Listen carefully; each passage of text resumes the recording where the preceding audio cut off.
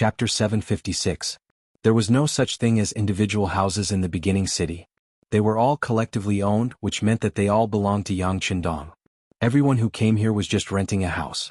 According to the rules, only those who had worked in the beginning city for more than 5 years were qualified to buy a house here. This caused the houses here to look the same from the outside. The so-called differences were only the various differences after entering the rooms. For example, the furnishings in the house, the decent items in the house, and so on. However, when Beta Persei followed Kikij into the house, he really did not see anything decent.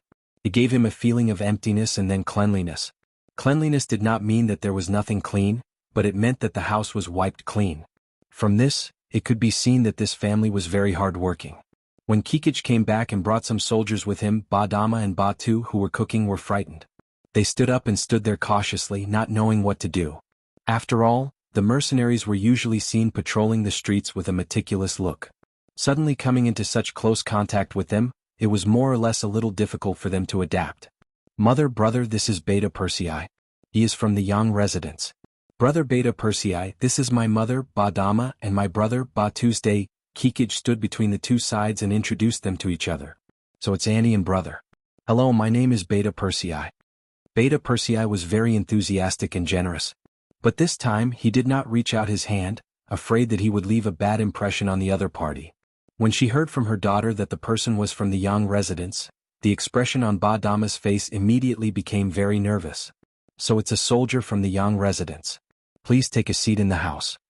Seeing Ba Dama's nervousness, Beta Persei chuckled again and said, Auntie, you can call me Beta Persei. You don't have to call me soldier. As he spoke, Beta Persei had already stepped into the house and saw a plate of mutton on the table. Although the portion was small, it looked crispy on the outside and tender on the inside. It seemed to be very delicious. This should be Kikij's lunch. Seeing Beta Persei staring at the mutton, Badama said with an unnatural expression, Kikij was chosen by the publicity team. Our family is preparing to celebrate for her. If you want to try it, you can try it. Batu, why don't you add another knife disc? After Batu agreed, he turned around and walked to the kitchen. However, Beta Persei reached out to stop him. Is this how you celebrate? There should be something delicious left, right? Bring it all up. Of course, Beta Persei was not craving mutton. In fact, after coming to the grasslands, he had eaten mutton the most. However, eating the same thing every day for a long time would make anyone sick of it. The reason why Beta Persei said this was because he saw that this plate of mutton should be the only dish for Kikij's celebration. When he first entered the house, he smelled some potatoes. If he guessed correctly, there should be potato cubes in the pot, which could be regarded as a staple food in the house. Wanting to see the other dishes in front of everyone put Badama in a difficult position. However, she was older after all and her skin was thicker. She shook her head and said, This is the celebratory dish we prepared for Kikij. This is the one I borrowed from the neighbor. When Kikij receives his monthly salary, he will have to return it. Since he had already said everything, there was nothing left to hide. Thus, Badama revealed everything to him. Hearing this, Beta Persei's face did not show any surprise. He just had mixed feelings in his heart. This was the life of the Mongolian people. Those Khans still wanted to fight for territory and fought every day. The lives of the people were so difficult. Who would care? This was also because he had been with Yang Qindong for a long time and learned to be compassionate. However, Beta Persei was not the sixth young master. He quickly returned to reality. First, he glanced at Kikij, then his gaze fell on the door and shouted, Badao Jiang, come in. As soon as his voice fell, the door opened. Badao Jiang, who was dressed in a military uniform, strode in. Brother Beta Persei, what can I do for you? Send someone to the nearest restaurant and get 6 dishes and some good wine. Remember, be quick. Beta Persei's voice carried an unquestionable air of command. Yes. 8 Dao Jiang Ili saluted and turned to carry out the orders. Kikij's family of 3 looked at him. In the end, Badao Ma said, No need, we're used to eating this. It's fine if we eat this normally, but today is a day to celebrate Kikij. How can we just do it casually? Just get 6 dishes to show that everything is going well. Beta Persei looked as if he had made up his mind. Then he did not dwell on this matter. Instead, his gaze fell on Ba Tuesday. I heard from your sister that your physical fitness is good, but you weren't selected because you're the only son? Batu was still upset about the fact that he didn't enlist in the army. Suddenly Yang Er asked him such a question, which made him see hope. He nodded and said, Yes, I passed the physical fitness test and the equestrian test. My results were good. But when it came to my family, they said that I was the only son in the family and persuaded me to leave. Speaking of this, Batu still had an aggrieved look on his face full of indignation. Yes. Beta Persei nodded. This was the same as what Kikij said. Seeing Beta Persei nod, Batu was full of hope. He thought that since this person was from the Yang residence and could order other soldiers at will, he should have some status. As long as he was willing to help, there should be no problem. While he was still thinking about this, Beta Persei had already spoken. The people in the recruitment office are right to do this. This is also the intention of the god of war. After all, people will die in war. He is actually thinking for you. Even Beta Persei said that this was the right thing to do. Batu, who had just seen hope, could not help but lower his head again. Didn't this mean that there was no hope for him to enlist in the army? Just when Batu lowered his head and Kikij and his mother's faces were also gloomy, Beta Persei suddenly spoke again. There are exceptions. If you really want to rely on enlisting in the army to protect the first city and want to use this to make a name for yourself, this feeling is understandable and can be satisfied. But there is one thing: people may die in war. Are you afraid of death? And auntie, if Batu dies gloriously on the battlefield, can you accept it? Things suddenly took a turn for the better, and Kikij's family of 3 could not help but feel their eyes light up. Next, Batu spoke first. I can accept it. People will always die in war. If I die in war, it means that my skills are not as good as others. There is nothing to regret. Okay. What do you think, Andy? Yang couldn't help but ask. Then she turned her gaze towards Badama. As a mother who would want to see her son get into trouble? Who would be willing to see her son die? However, Badama knew her son's ambition. She thought that people would die eventually, either vigorously or without life. She nodded heavily. Life and death are up to fate. I support my son. Then there's no problem. Hearing such an answer, Beta Persei said as if he was making a guarantee. There's no problem? Kikij, who was at the side, did not understand. What did this mean? Could it mean that Batu could enlist in the army? Not only Kikij, but Badama and Batu also looked at Beta Persei with a puzzled expression.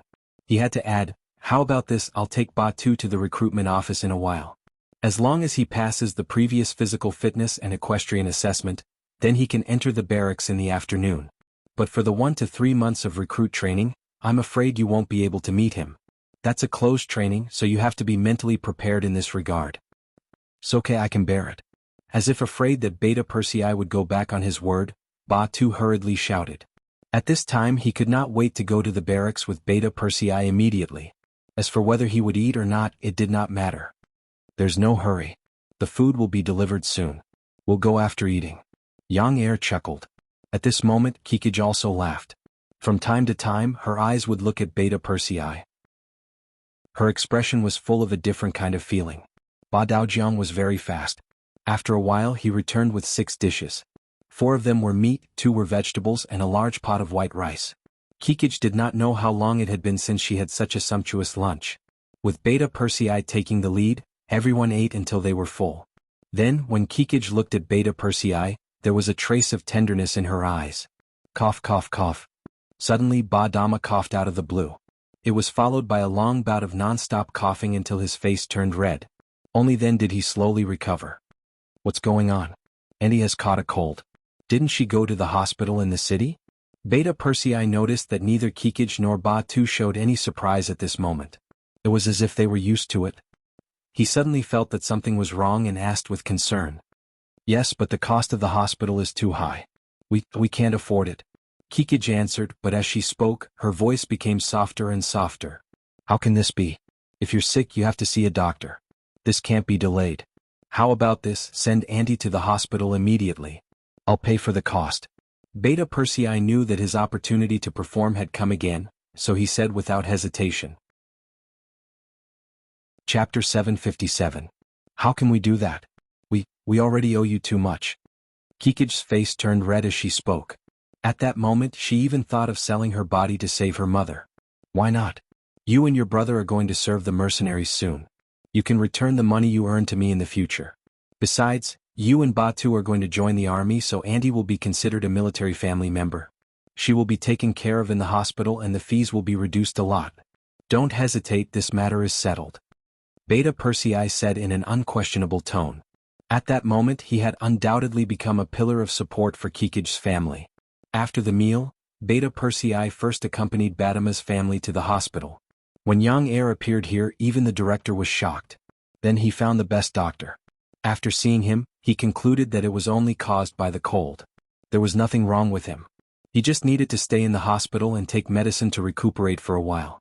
At that moment, Beta Persei asked for a room to be admitted to the hospital. Naturally, he was given the green light.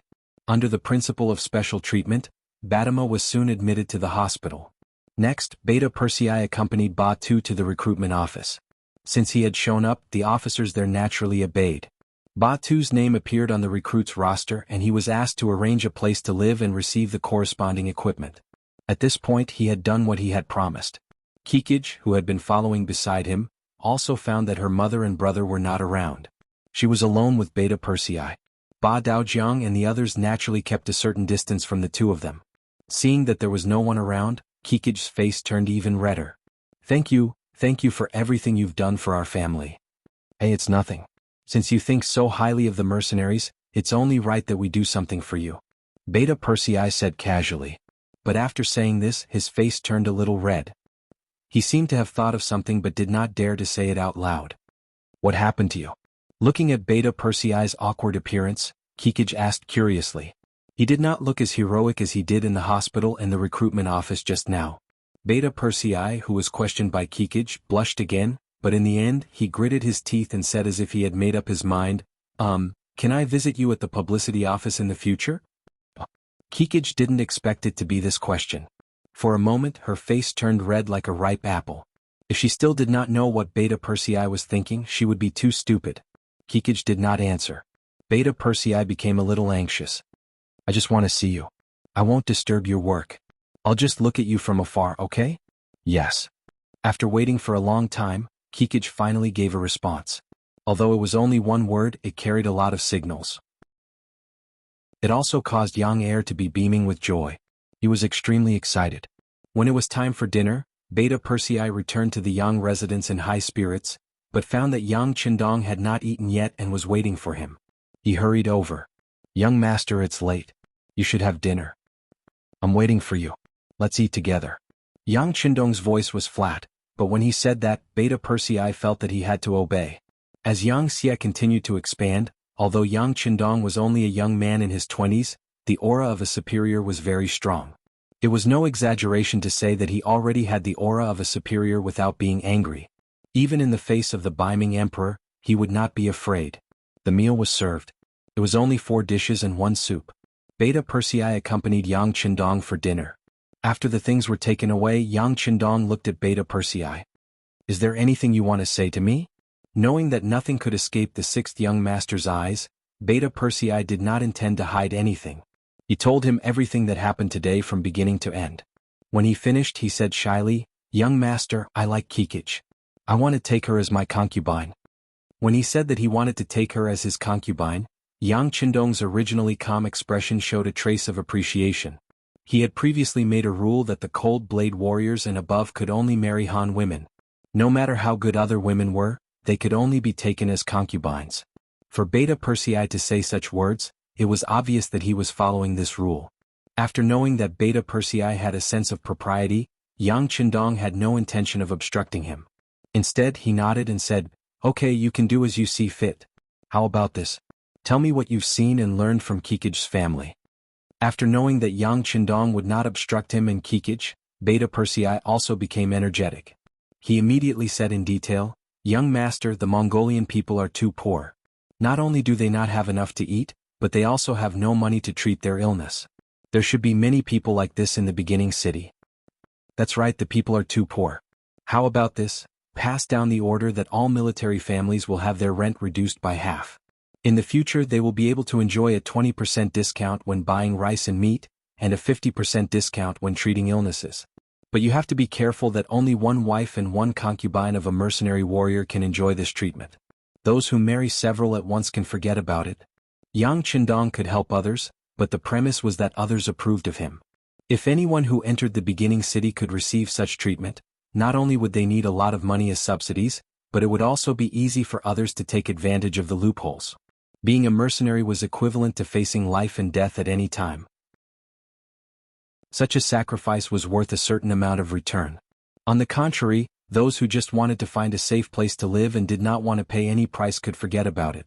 He was not a god who could guarantee that everyone would live a good life. Even if he was a savior, he would only save those who needed to be saved and those who worked hard and contributed. Hearing Yang Qindong's actions, Beta Persei solemnly saluted Yang Qindong. This was his gratitude to the sixth young master on behalf of the mercenary families. The next morning, Yang Qindong's new order was spread to the entire city. Instantly, the entire city was in an uproar. Regardless of whether it was those who signed up to join the army or those who wanted to join the publicity department, there were more and more people. After all, as a military family, they had such generous conditions, so it was impossible for them not to join the army even if they wanted to. This kind of spontaneous behavior quickly allowed the publicity department to find 200 good seedlings, filling up the 6,000 slots of the recruitment office. Even so, who knew how many people were still racking their brains to join the ranks of the military? However, rules were rules. In the end, Yu Mian stood up and said that if they wanted to join the army, they would have a chance in the future and would not accept them for the time being. If anyone gathered together and disturbed the order in the city, they would be arrested and disqualified from joining the army in the future.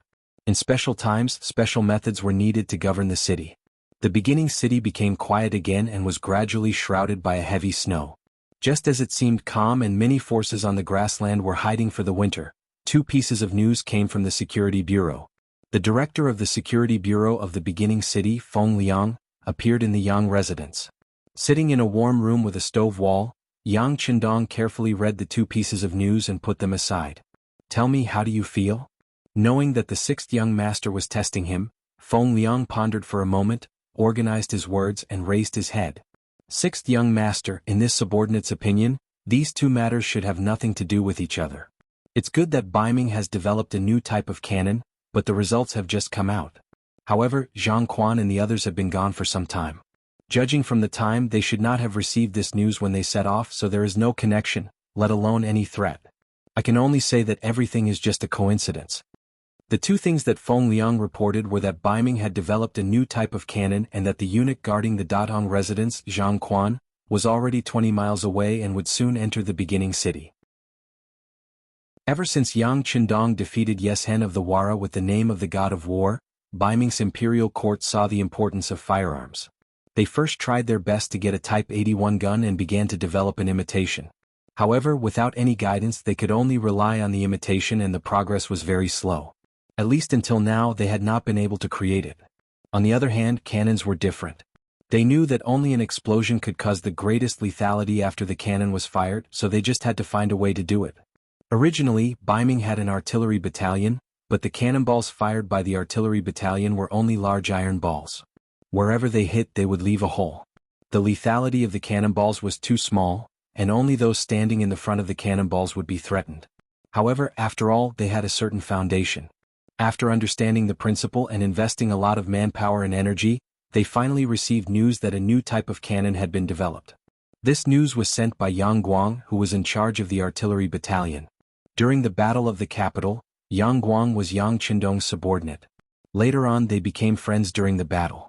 He also listened to Yang Qindong's arrangements and went to the artillery battalion. After more than 3 years, this move finally played its role and news came. The news came, but it was not completely clear what the new cannon looked like. This was also why Yang Qindong was somewhat distressed. It was also at this time that another piece of news came. Ming's Datong guard eunuch Zhang Quan was ordered by the emperor to come to Shi City and have a good talk with Yang Qindong. In summary, these two matters seemed to be related. It seemed that Ming had a new type of cannon and had enough confidence, so they decided to have a good talk with this loyal duke. However, only Yang Qindong himself knew that they weren't close to each other. It was just a coincidence. Chapter 758. We still need to send someone to inquire about the new cannon. What exactly is it like? What are its functions and power? We have to find a way to find out. Although it's difficult, we'll try our best to do it. Yang Qindong gave the Security Bureau a direction for the first piece of news. Next, he talked about the second piece of news. When Zhang Quan arrives, arrange for Yu Mian to meet with them and discuss with them. Let's see if there are any regulations to report to me. It was true that Yu Mian was Yu Qian's son, but at that time, Yu Qian had disappeared. Ming did not care about it. As his son, Yumian naturally did not need to work for Ming. Based on this point, even Zhang Quan could not say anything. If he insisted on using this matter as an excuse, it could only be said that this person's IQ was too low. Yang Qindong had just made arrangements. That night, 1,000 Ming guards arrived at the foot of the first city. They had already sent someone to report.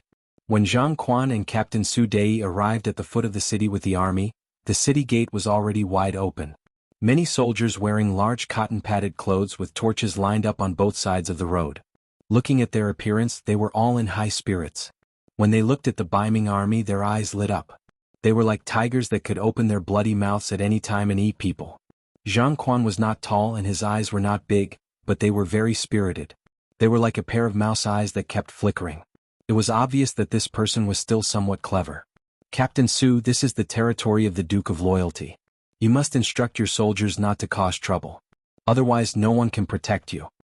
Looking at the formation at the city gate, Zhang Quan carefully said to Su Dei. At this moment he was frightened by the situation. His legs were trembling and trembling. A eunuch was a eunuch after all. He relied on pleasing the emperor to obtain power. He had never been through the battlefield. How could he not be afraid in the face of the murderous aura of the mercenaries? This is the original Alikomaki? I only heard that it was pitifully small, but it doesn't look like it. Zhang Quan was extremely flustered. Firstly, the appearance of the mercenaries had frightened him. Secondly, he was shocked by the majestic city in front of him. At this moment, Su Dei was looking at the mercenaries standing outside the city. As a Jianghu, especially a Jianghu at the forefront of the front line, he was more professional than ordinary soldiers.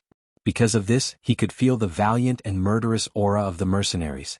Hearing Zhang Quan's words, Su Dei nodded and said, "This place used to be pitifully small and abandoned for a long time. It seems like the loyal duke really put in a lot of effort here." Su Dei was different from other people. He started off as a corporal and worked his way up bit by bit.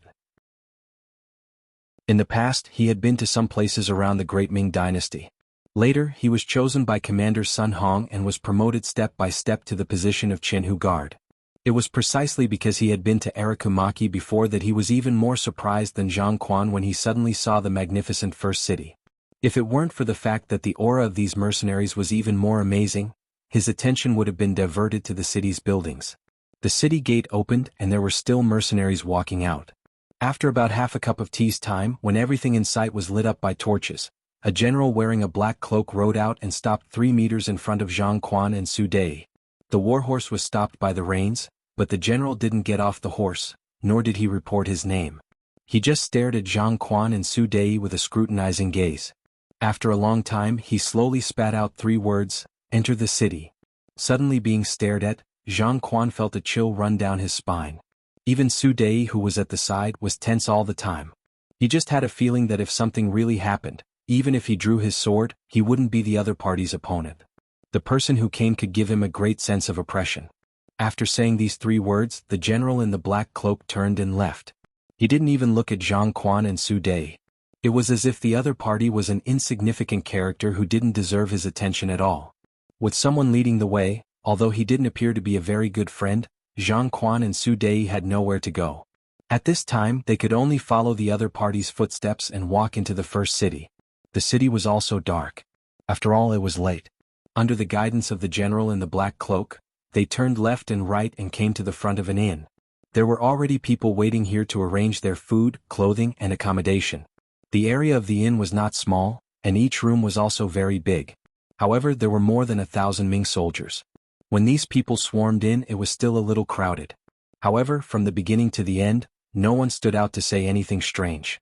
It was probably because they also knew that this was not their territory and talking nonsense was likely to bring about an unexpected disaster. These more than 1,000 people stayed in the designated inn. Until they went to bed, no one came to see them or sent anyone with status to receive them. Only the waiters in the inn were busy. They were just a few waiters. What could they find out from their mouths? At this time, Zhang Quan couldn't help but feel a little regretful. He didn't expect the people here in the first city to be so strong. It seemed that this trip to seek cooperation wouldn't be too smooth. If he had known this, he might not have chosen to come. Yang Qindong naturally couldn't guess what Zhang Quan was thinking. He heard Tiger's Mane report all kinds of things about Zhang Quan and the others in the Yang residence. He couldn't help but smile. Who arranged for Yi La to go out of the city to welcome them? It seemed that the general in the black cloak was the commander of the Nuzan cavalry regiment, Yi La. No wonder the murderous aura was so strong that even Su Dei was scared. Young master, this is the joint idea of City Lord Yumian and I. We thought that the other party would come from afar, so we have to show them our strength first.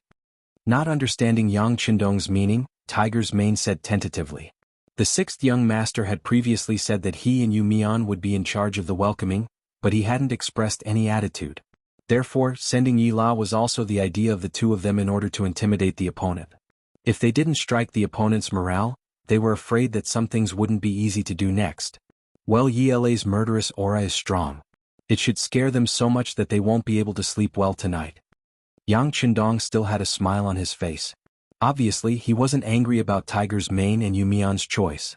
But in the end he still said, I'm afraid that just being a deterrent is not enough. How about this? Let them see the prosperity of the city tomorrow. One by one, is the way of civil and martial arts. Finally there was a clear instruction. Tiger's Mane nodded repeatedly and said, Yes, young master. I'll make the arrangements now. That night, whether it was Zhang Quan or Su Dei, they didn't sleep well. Looking at the situation in the beginning city, they really couldn't guarantee that their heads wouldn't be cut off when they fell asleep. As it turned out, this worry was unnecessary. The next morning they opened their eyes without any problems. At this time the inn was extremely lively. The food had already been prepared and served in front of them. There were 4 dishes and 1 soup, and it was a standard that was sufficient. Not only did Zhang Quan and Su Dei, but even the Biming soldiers below exclaim in surprise. What time is this? Where is this place? It was cold outside and this was an isolated city. It should be extremely difficult to transport supplies here. However, the food was still so good. Not only were there meat dishes like mutton and pork, but there were also vegetarian dishes like chives, spinach and celery. The green color on the plate was shocking. Behind the Dadong prefecture was the land of Biming. However, even in such a place, vegetables could only be seen for a few months in a year. In this season, most of the vegetables were potatoes, radishes, and cabbage.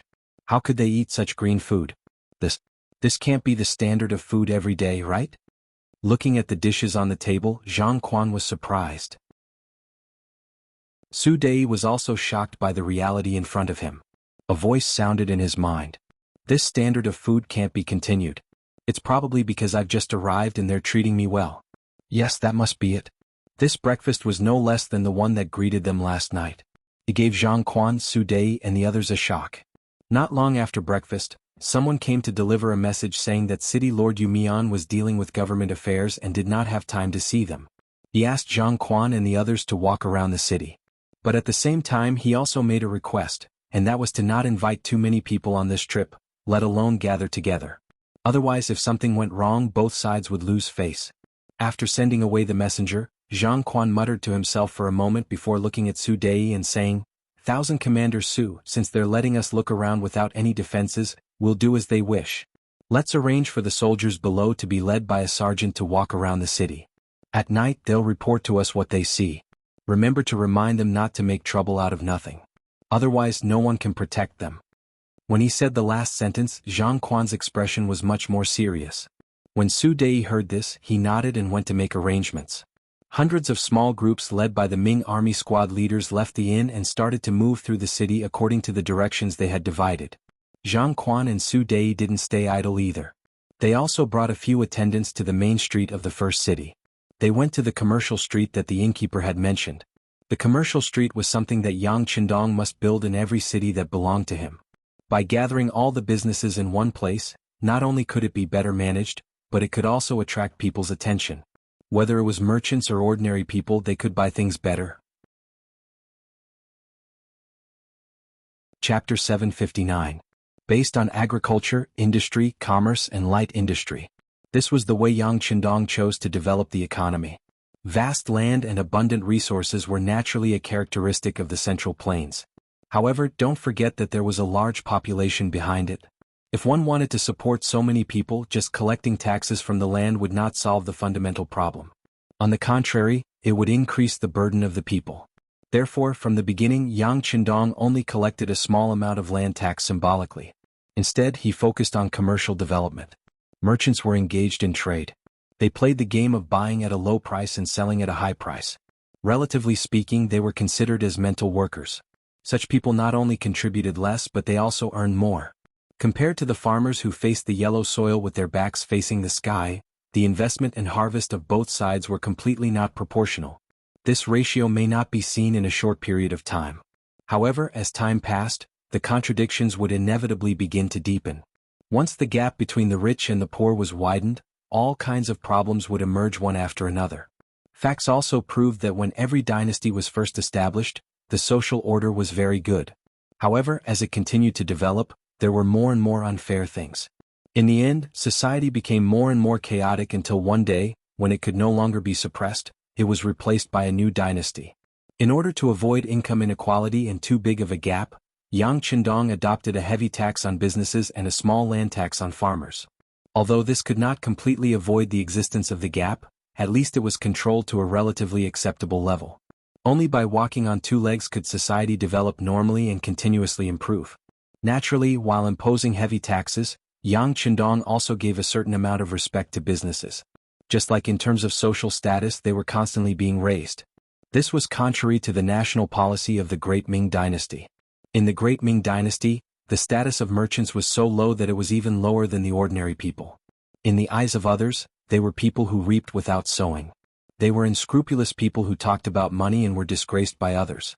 However, in the territory controlled by Wuxia, merchants were quite respected because they paid a heavy tax to society. This was equivalent to making a great contribution. With the rise in status, more and more businessmen were willing to come to Wuxia's territory to develop their businesses. As a matter of fact, they earned quite a bit. After all, the goods produced by Crimson City were so novel, high quality, and few in number. It could be said that the demand exceeded the supply.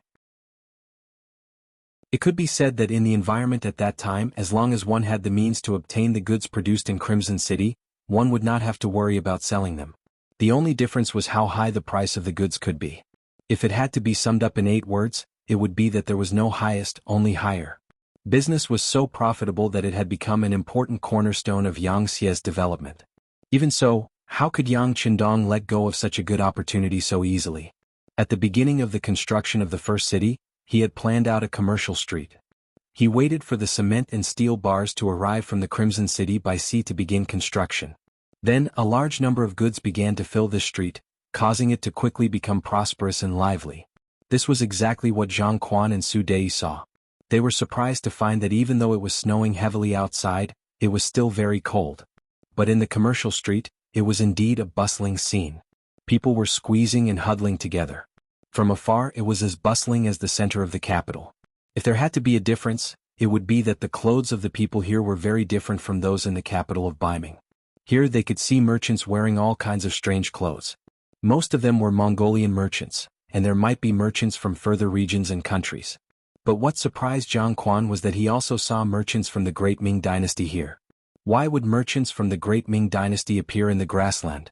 Could it be that they had secretly joined the Mongolian tribe? With such doubts, Zhang Quan personally walked up to a merchant who was wearing the same clothes as the people of the Great Ming Dynasty. They seemed to be chatting, but at the same time they seemed to be asking something. The merchant did not know Zhang Quan's true identity. He only felt that this person gave him a feminine feeling. But the other party spoke the language of the Great Ming Dynasty, and this could not be fake. Moreover, the other party's clothes were the same as his. Since they were both from the Great Ming Dynasty, the merchant had a natural sense of closeness. Under Zhang Quan's intention, the two sides quickly chatted, and the conversation was very congenial. After nearly half an hour, Zhang Quan returned to Su Dei's side, but his expression was somewhat ugly. "Eunuch Zhang, what's going on? Why is there a merchant from the Great Ming Dynasty here?" Su Dei had been curious for a long time and finally had the opportunity to ask. "He is indeed a merchant from the Great Ming Dynasty, and he is from our Baiming." Zhang Quan's status was naturally higher than Su Dei's, but considering that he still needed the other party to ensure his safety this time, he did not hide anything. He did not join the Mongolian tribe, nor did he join the Duke of Zhongdan. He is buying goods here because he wants to sell them back to our Baiming. Buying goods from the grassland and selling them back to Baiming? This can take more than 20 days? Hearing this answer, Su Dei was also shocked and said with a puzzled expression. "But our Baiming no longer has any goods. Or rather, we have goods, but they are controlled by those aristocratic families and important ministers in the imperial court. Small merchants like this have no share at all. They also heard about what happened in the beginning city, and they also heard that as long as they have money they can get the goods here. Moreover, as real Han people they can get a 5% discount when they get the goods. Driven by benefits they will come even if they are far away. Zhang Quan said this expressionlessly, but in fact his heart was bleeding. Speaking of which, Zhang Quan was able to become the eunuch guarding the Datong prefecture, and he also had a backer in the palace. Even his name was in the heart of the Daizongzhu Qiyu, and he could be considered to be in the privileged class. However, he was also in the privileged class and he still had to be divided into factions. He was very pessimistic about some of the influential people in the capital. Some people only relied on the power in their hands to do some things that took advantage of others. Once there was a problem they might not have the ability to solve the problem. Even so, these people who did not have much ability and only knew how to play tricks had a prosperous career. Some of them even received the favor of the emperor, which made Zhang Quan even more furious. With this understanding and now hearing this merchant's words, it was no wonder that his expression became very bad. Zhang Quan saw something deeper, which was the decay and decline of the great Ming dynasty. Although it was a small matter, it did give him a different feeling. Here all he saw was prosperity, youthfulness and hope. Su Dei was only a Jianghu. Perhaps he could not think of so many things, but he also knew that in the long run, the influence of the beginning city would grow bigger and bigger. One day it would have the power to replace the great Ming dynasty. While the two of them were still lamenting in their hearts, a mercenary soldier in military green suddenly came. "My lords, our city lord invites you." Was he finally going to see the city lord? Zhang Quan nodded to Su Dei and then said, "Please lead the way." This journey was very far and they were 5 miles away from the city. Fortunately, horses had been prepared here, and the road had been completely cleared to ensure that they could travel unimpeded. Even so, after driving for nearly half an hour, they arrived at their destination. They came to a vegetable greenhouse area covered with plastic films. The soldier who led the way took out a special token that emitted a silver light from his body. No one stopped them all the way. When they finally arrived in front of a large shed area, he got off his horse, pointed to a large shed area and said, "My lords, our city lord is inside. Please." Zhang Quan and Su Dei got off their horses and did not bring any entourage. In fact, not everyone could enter this shed. The two of them followed the soldier into the shed, and the first feeling they had was warmth. Compared to the cold weather outside, not only was the air here fresher, but the climate was also very pleasant, giving people the feeling that the 4 seasons were like spring. What greeted their eyes was not a white expanse, but was completely replaced by green. At this moment, Yu Mian, who was in front of a cucumber rack, turned his head with a smile on his face. He greeted them warmly, "Eunuch Zhang Chenhu Su, you're here." Before they came, they knew that the city lord of the beginning city was called Yu Mian. He was the eldest son of Yu Qin, the assistant minister of the Ministry of War. For this matter, the embroidered uniform guards and the East faction guards had also made a report to the imperial court. The general idea was that they suspected that Yu Qian's disappearance had a lot to do with the mercenaries. However, everything was just a guess. Without any evidence, this matter was still unknown in the end. Now that he finally saw Yu Mian, the first thing Zhang Quan said was, "How is City Lord Yu? But I wonder if Assistant Minister Yu is doing well?" In the face of this obvious test, Yu Mian chuckled and replied politely, "My father is doing well. Thank you for your concern, Eunuch Zhang. Alright, it's your first time here. How do you feel about our shed area?" He did not say much about Yu Qian's matter. This was also the result of Yu Mian asking Yang Qindong for advice. He knew that since Ming had sent people here this time, they would definitely be interested in his identity. Naturally, they would not be able to avoid his father. When he asked about Yang Qindong, the answer he received was, half hidden, half revealed. After fully understanding this sentence, Yu Mian knew that even if he wanted to say that his father was still alive, he could not tell them what he had done. Thus he came up with this answer. Yu Mian took the initiative to change the topic and Zhang Quan sighed in his heart. He knew that this question would end here. Not to mention whether it would cause trouble for him if he asked, he was afraid that the other party would not answer him even if he asked. Chapter 760. Fortunately, Zhang Quan was a smart person. He knew what could be said more and what could not be said at all. Therefore he went along with the flow and said that the greenhouse was very good. It was really a cheerful thing to be able to see these fresh vegetables in the cold winter. After a round of praises, Zhang Quan asked casually, "City Lord Yu, May I know how much space these greenhouses will take up? Not much, only 2,000 mu. Yu Mian stroked his beard that had not grown long ago and sighed. To be honest, 2,000 mu was not considered small. This was even because of Yang Qindong's suggestion. When he first heard that they were going to grow vegetables in winter, Yu Mian only thought of 100 mu. That way, even if there were any accidents, there would not be any problems. In the end, it was Yang Qindong who spoke. Considering that the shed tubes and plastic films transported from Qian City could only make 2,000 mu, he decided on this number. Now it seemed that they had planted too little. If they had known that there would be such a good result, they would not have found it too much even if they doubled it. Just like now, these vegetables had matured. Whether it was transported to the military camp or sold in the market, they were all very popular items. The high price had already allowed them to recover their initial investment. If they sold all of them, just this alone would bring a lot of benefits and income to the first city. Especially when Yang Qindong made a move again and came up with such a good thing like a vacuum bag. Once the vegetables were placed in it, it could guarantee that the quality of the vegetables would not be damaged for a certain period of time. This could allow them to be transported to further places. Of course, after being equipped with a vacuum bag, the price of the vegetables was not ordinary. Often, only the leaders of some nearby Mongolian tribes could afford to eat them. However, at that time, this was already considered a miracle. After all, although the vacuum bag was not valuable, it was indeed something that no one else could produce except for the factories in Qian City. When Zhang Quan heard that one of them was 2,000 mu, he could not help but sigh. The Duke of Loyal and Bold is really generous. Haha, come on. Since we're here, I'll show you around. Then you'll personally pick the ripe vegetables. We'll choose to have lunch here. Yu Mian seemed to be in a good mood and greeted them warmly. Zhang Quan and Su Dei each had a basket of vegetables in their hands. Although the two of them didn't have high positions, they hadn't personally picked vegetables for a long time. It was a fresh experience for them, and the greenhouse was filled with cheers and laughter. At noon, the vegetables they picked were placed on the table. With the chef's help, some pork was added. In the end, the three of them ate until they were full. During the meal, the guests and the host enjoyed themselves to the fullest, but after the meal, the atmosphere quickly cooled down. Because they all knew that it was time for negotiation, and it was time for them to state their conditions.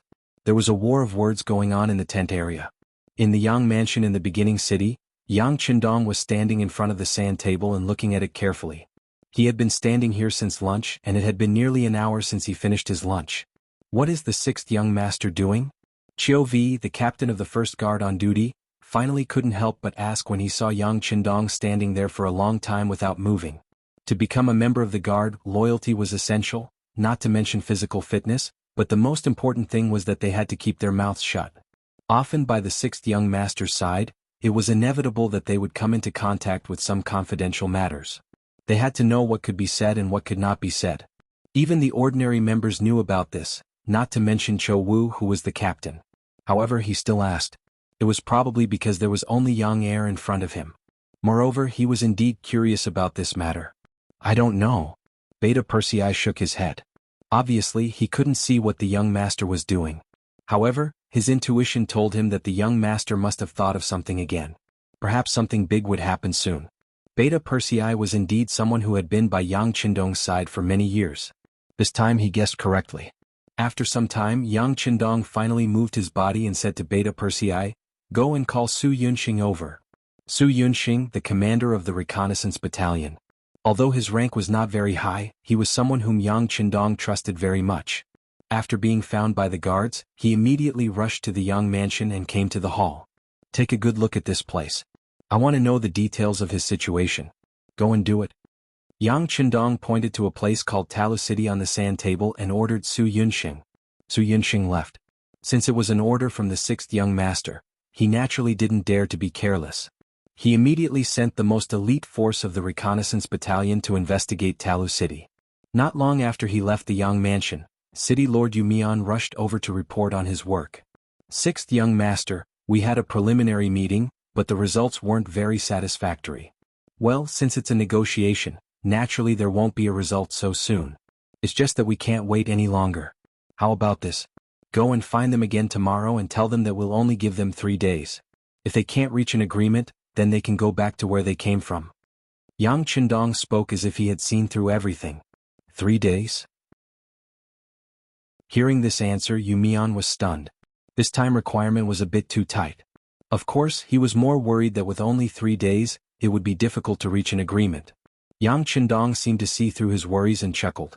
Don't worry, go and talk. They should have a change tonight. In the inn it was already dark. All the Ming soldiers began to return to their teams. Then all kinds of reports were continuously reported. The Ming soldiers were not like the cold front warriors. All of them were capable in both civil and military matters. Many of them were illiterate. The so-called reports were mostly verbal reports. Zhang Quan and Su Dei listened to them talk about what they had seen in the city in the largest room in the inn. However, after only meeting a dozen decarches, Zhang Quan waved his hand in annoyance. All right, tell them that there's no need to report anymore. I think they've seen the same thing. Zhang Quan was annoyed because all the Ming soldiers who came to report were talking about the benefits of the beginning city. For example, the prosperity of this place. For example, the treatment of the soldiers here was good, the food was good, and the equipment was complete. For example, the people here were full of vitality. The people here didn't scold the army and only praised them. According to what these soldiers said, the beginning city was close to becoming a perfect city. Those who could live in this city, whether it was the soldiers or the people, were the happiest people in the world. In that case, what was the Dadong mansion? What was the Ming mansion? What was the Ming capital? It was no wonder that Zhang Quan was so angry that he sent all of them away. Although he had long seen that the beginning city was extraordinary, now that everyone said this, it was still a little beyond his expectations. He was even wondering if it was right to let them out during the day. If this continued, the morale of the army would be affected.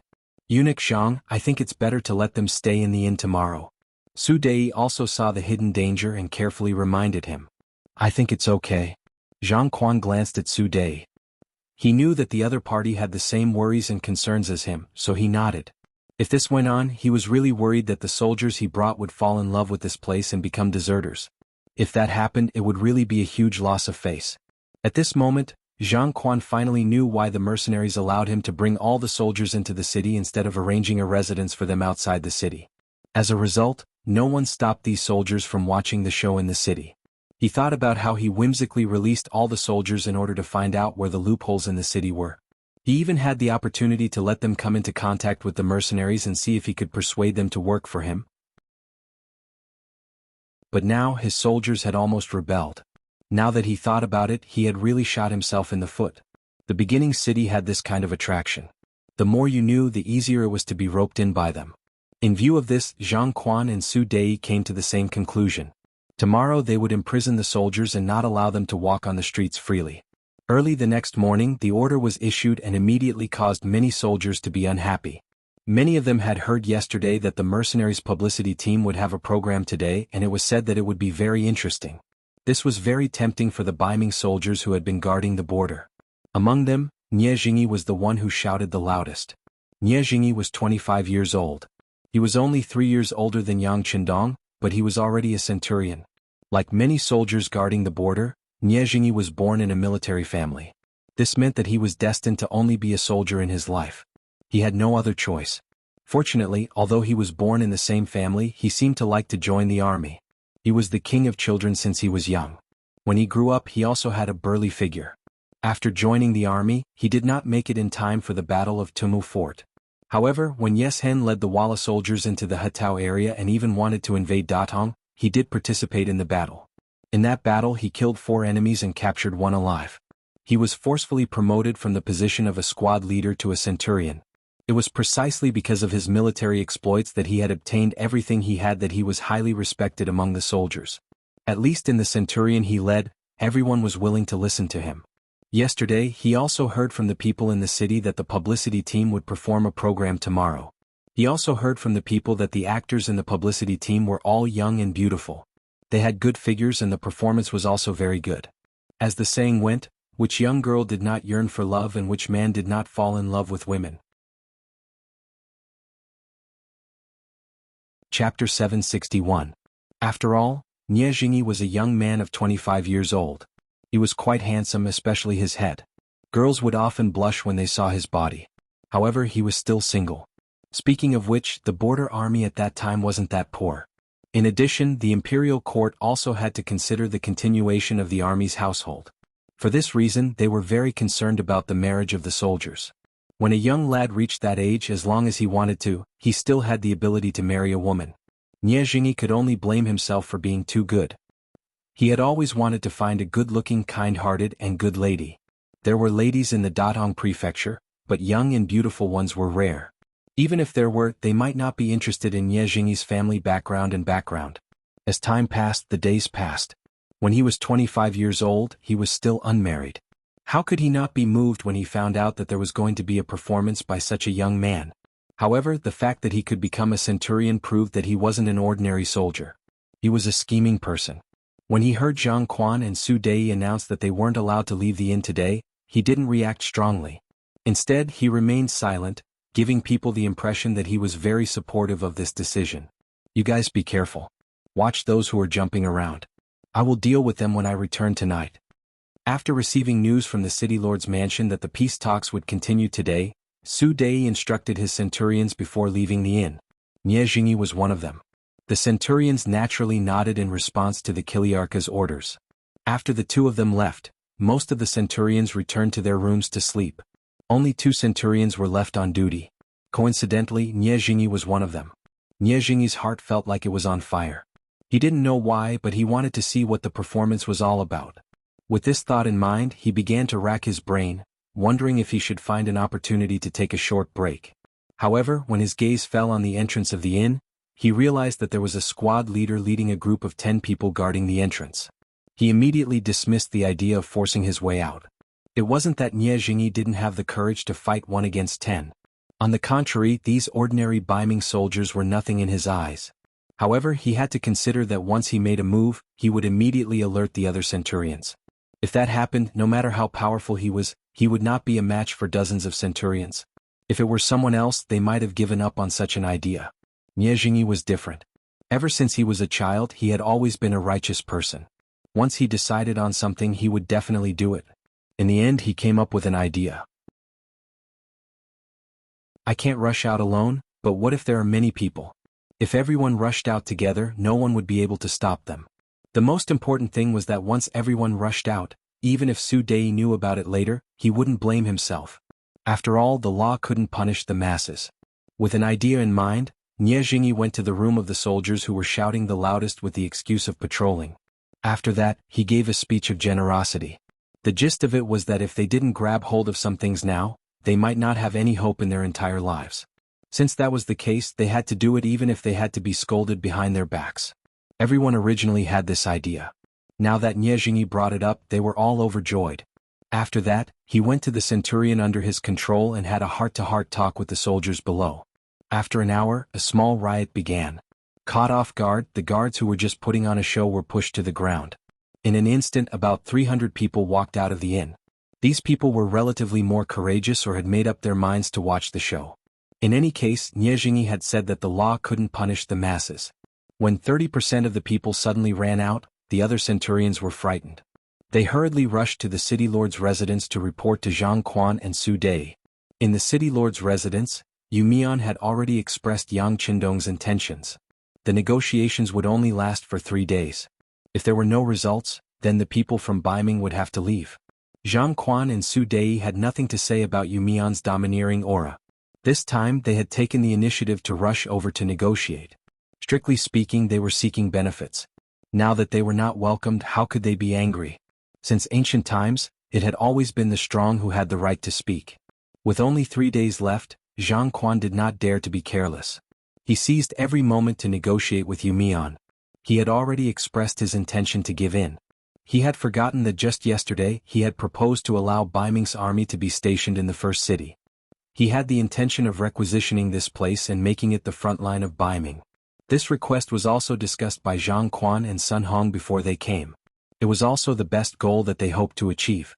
However, it was a pity that Yu Mian directly rejected it. He only replied with 3 words: impossible.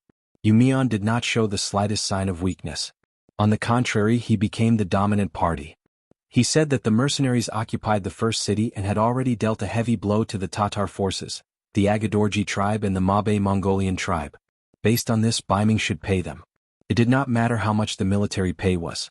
Yang Qindong wanted to discuss the other party. Besides, if Ming gave the first city 1 tael of silver, then the army would have 1 tael of silver less. This was a matter of decreasing one's losses and increasing one's gains. No matter how much they did, it would never be too much. Zhang Quan naturally expressed a clear rejection of Yu Mian's request. In his words, most of the money from Bai Ming's imperial court was used to develop firearms and train the new army. Even the Datong city's military pay could not be truthfully spent. How could there be any money left to give to the first city? All in all, the first negotiation between the two sides was like a lion opening its mouth. At the same time, it was also testing the other party's bottom line. Relatively speaking, today's negotiation was much more pragmatic. Especially after knowing that the negotiation time was only 3 days, Zhang Quan put down his arrogance. He did not mention those impossible requests to stimulate the two sides. Instead, he put forward some practical requests and conditions for the two sides to be allies. The negotiation began to enter the normal track. When the attitude of both sides began to become gentle, suddenly, a soldier outside the door reported that 2 centurions from the Bai Ming army had come. They said that they had important matters to discuss with Zhang Quan and Su Dai. The negotiation had to be terminated because of this. Young Mansion. The 4-man post at the door became an 8-man post. At the same time, the number of patrolling soldiers on the streets of the first city began to increase. Even the divisions and regiments that were training in the ice and snow outside the city also gathered and returned to the city. All kinds of signs indicated that something big must have happened in the city. Yang Qindong was in the warm study room. Beta Persei, who was standing beside him, was reporting the situation to him. Young master, I heard that 300 people escaped from the Bai Ming army. They suddenly disappeared. As soon as he received the news, Lord Yu increased the speed and strength of the patrols in the city. Our young mansion has also made sufficient preparations. The troops that were training outside the city are also returning to the city. Director Feng of the Security Bureau is dispatching people to secretly search for them. After reporting all the information he knew in one breath, Beta Persei took a breath and then waited for Yang Qindong's instructions. 300 people escaped? What's going on? Yang Qindong's expression became serious at this moment. If this was Bai Ming's plan, these 300 people were likely to cause chaos in the city. Of course, it was only 300 people. In a city with a population of more than 50,000 people and an army of more than 30,000 people, it was not a big deal. According to the security bureau in the inn, it was because many Bai Ming soldiers were very interested in the show performed by our publicity team.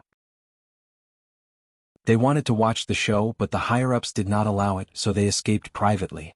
Beta Persei scratched his head and said a reason that was not a reason. What? At this moment, even Yang Qindong was confused by these words. Just to watch a performance, 300 people had disappeared.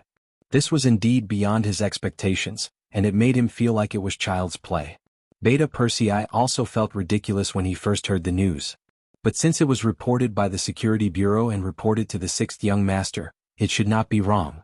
Who would dare to joke about such a big thing? This was a very serious problem. Yes, that's what was reported. Young master, what do you think? Beta Persei carefully asked Yang Qindong how to deal with it. He did not answer immediately. Instead, he fell into deep thought for a while. After a while, Yang Qindong seemed to have made up his mind and said, Beta Persei, go and see where the publicity team is performing today. Find those people and arrest them all. Okay. Beta Persei became excited when he heard that there was a chance to make a move. By the way, young master, how many people can I bring? Take 10 guards with you, then ask Tiger Mang for a battalion of soldiers. That should be enough. Isn't it just 300 Bai Ming soldiers? By the way, don't make too much noise when you arrest them. Bring them back when you find them. Yang Qindong chuckled. He obviously had a general idea in his mind. Since Bai Ming himself had such a loophole, he would certainly take advantage of it. He wanted to know something from these soldiers. Beta Persei did not know the specific thoughts in Yang Qindong's mind, but since it was an order from the 6th young master, he just had to execute it to the letter. He nodded and agreed. After a while, he turned around and left the inner court. Chapter 762. Brother Beta Persei, what are you doing in such a hurry? Did something good happen? Seeing Beta Persei's anxious look, Ba Daojiang and Peng Yu, who were not on duty, saw it. The relationship between the two of them had always been good and they were always inseparable. Seeing the two of them, Beta Persei's eyes lit up. The 6th young master gave me a task and I'm going to complete it. How about this, both of you and 8 brothers will come together. Fuyun Restaurant was one of the top 5 restaurants in the beginning city. It covered an area of more than 10,000 square meters and had more than 200 tables. In particular, there was a large open space in the middle of the restaurant with a cement floor. It was perfect for performing some large-scale programs. As early as a month ago, Fuyun Restaurant had contacted the publicity department and wanted to invite them to perform in the restaurant. Today was the official day. Since the morning, all the tables in the restaurant had been occupied. Even so, there were still many people who wanted to buy a place to stand with silver. For a moment, the restaurant owner was so happy that he could not close his mouth. At about 9 o'clock in the morning, the staff of the publicity department who were ready at the back of the restaurant had already made all the preparations. As the director, Shui Qing kept walking in front of the girls of the publicity department, repeatedly telling them not to be nervous. When the performance started, they just had to perform according to the usual rehearsal. A group of very beautiful girls, each of them wearing the military uniform of the Cold Front, with beautiful berets on their heads, looked valiant and heroic. Today they were going to perform the scene where the god of war commanded the army to defeat Agadorji of the Tartar tribe. Of course they could not perform the entire scene. They only chose the moment when the entire army charged. In order to achieve a sufficient stage effect, Shui Qing mobilized a total of 220 girls of the publicity department. In other words, not only were all the 200 students recruited later on, but also some of the cultural backbone staff from Crimson City. This was to create a magnificent scene with many soldiers and generals. Since everyone had to go on stage, Kikij was naturally one of them. Not only did she have to go on stage, but she also had to appear as a character with status and lines. Kikij had a heavy responsibility on her shoulders. The reason why she was able to stand out so quickly was inseparable from her usual hard work, and naturally, it was inseparable from her current identity. As for Beta Persei, after he fell in love with Kikij, he told everything to the sixth young master. After getting his consent, he asked for advice on what to do. Perhaps in his eyes, the sixth young master was omnipotent. The answer given by Yang Qindong was simple: chase after her. To put it bluntly, he had to be thick-skinned, show more concern and interact more. After a round of pestering, his chances of success would increase by a lot. This was the reason why a good girl was afraid of a pestering man. Beta Persei naturally carried out Yang Qindong's orders to the letter. Whenever he had time, he would come to the publicity office. At the very beginning, it was under the pretext of inspecting work, but after a long time, even Shui Qing knew that this favorite of the sixth young master liked the little girl Kikij. Naturally, he gave the green light. When everyone knew about this matter, Kikij's identity and status also stood out. Even director Shui Qing was polite to her, because everyone knew how powerful Pillow Talk was. Fifth brother Yang had a high position and power in Crimson City, not to mention brother Beta Persei, who was in a higher position than him. With Shui Qing's care, coupled with her dancing foundation, her figure was very good, and her appearance was very decent. It was impossible for Kikij not to stand out. This time, she was entrusted with a heavy responsibility and arranged to play a very good role. This was not the first time Kikij had gone on stage. A week ago she had performed for a while in the largest immortal abode restaurant in the first city, and her performance at that time was very good. But this did not prevent her from being nervous this time. Before going on stage, she was still constantly taking deep breaths, forcing herself to calm down. The backstage was nervously and orderly preparing. The hall of the Fuyun building was even more crowded. Nie Jingyi and the others, who were mixed in the crowd, were anxiously waiting. They rushed out of the inn and then came to the Fuyun building at the fastest speed. At the door they paid a certain amount of silver. It could be said that after taking out all the silver they had the opportunity to squeeze in. Speaking of which, he was lucky to have some silver on him. Compared to some of the other Baiming soldiers who had escaped, most of them were blocked outside the restaurant because they did not have enough silver. If they were in the Dadong prefecture, perhaps those soldiers would find ways to cause trouble to express their dissatisfaction. But when they saw the mercenary warriors standing in front of the Fuyun building, they did not have any thoughts of causing trouble. This was other people's territory, and they were facing the legendary elite mercenary warriors. They really did not have the courage to test the law. Finally, it was 9 o'clock in the morning and the performance began. On the 300 square meter concrete stage, a loud horn sounded, and 60 to 70 warriors, with excellent figures, rushed from the backstage to the performance platform. One flag after another was waved in their hands. Just this appearance alone attracted waves of cheers from the people below the stage. Perhaps it was because of the tall and straight figures of the female soldiers, or perhaps it was because the heroic spirit on their faces was not much inferior to the men, or perhaps it was because of their good looks, but they received a full house of applause as soon as they went on stage. Among the people who cheered were Nie Jingyi and some of his companions. Amidst the cheers, the female soldiers with lines began their performance. Through their mouths, they explained the matter of the Tatar army besieging the city with nearly 50,000 soldiers. Then they showed that the mercenary warriors were not afraid of difficulties, were not afraid of life and death, and were brave enough to fight. After all, it was a performance. Due to the influence of the venue and the surrounding environment, it was impossible to perfectly show every battle. It was just a description of some special battles. But even so, it still made the audience below the stage very excited. Cheers came one after another, and it didn't stop from the beginning. Fuyun restaurant was very lively. Outside the restaurant, Beta Persei arrived with 10 guards and a battalion of 400 soldiers from the independent regiment. Since Beta Persei was personally mobilizing the troops, Deputy Regiment Commander Xan Honghai naturally had to cooperate. He personally led a battalion of soldiers to express his sincerity. When they arrived outside the restaurant, they saw more than 200 soldiers wearing the Ming army uniform outside the door. Arrest them all, kill those who resist. Beta Persei only glanced at them for a moment before issuing the military order. Immediately, the soldiers led by him rushed towards the Ming soldiers who were still stretching their necks, trying to make a move in the restaurant. Before they could figure out what was going on, these soldiers had become prisoners. Some of the brave Ming soldiers did not resist when they saw that the mercenary warriors were arresting them. They only shouted, "Why are you arresting us? We followed the Ming messengers to your place. You can't treat us like this." Their reply was to gag them and then take them away on the street. They were all tied up and had black cloth gagged over their mouths. More than 200 people did not resist and quickly disappeared outside the restaurant. Beta Persei did not even look at these people. He only stared at the inside of Fuyun restaurant and asked the company commander in charge of the security of the propaganda department, "How many Ming soldiers entered the restaurant?" "About 60 or 70 people. They are very easy to recognize. They are all wearing the Ming uniform." The company commander stood at attention, saluted and replied respectfully, "Good, you guys guard outside. If you find any Ming soldiers who have escaped, take them down immediately. If there is any resistance, you can take measures." Hearing that so many people had entered the restaurant, Beta Persei's eyes darkened, and a murderous aura emanated from his body. This time there was Kikij in the performance. Last night, she had someone send a message to him, hoping that he could come and watch her performance. Just from this point alone, the progress of their relationship was still very smooth. However, Beta Persei did not immediately agree. Following by Yang Qindong's side was a heavy responsibility, and he could not even grasp his own free time. But now, 60 or 70 Ming soldiers were in the restaurant. If they had the intention of destroying this performance, wouldn't Kikij be in danger? He thought that if someone really did that, he would not mind starting a massacre.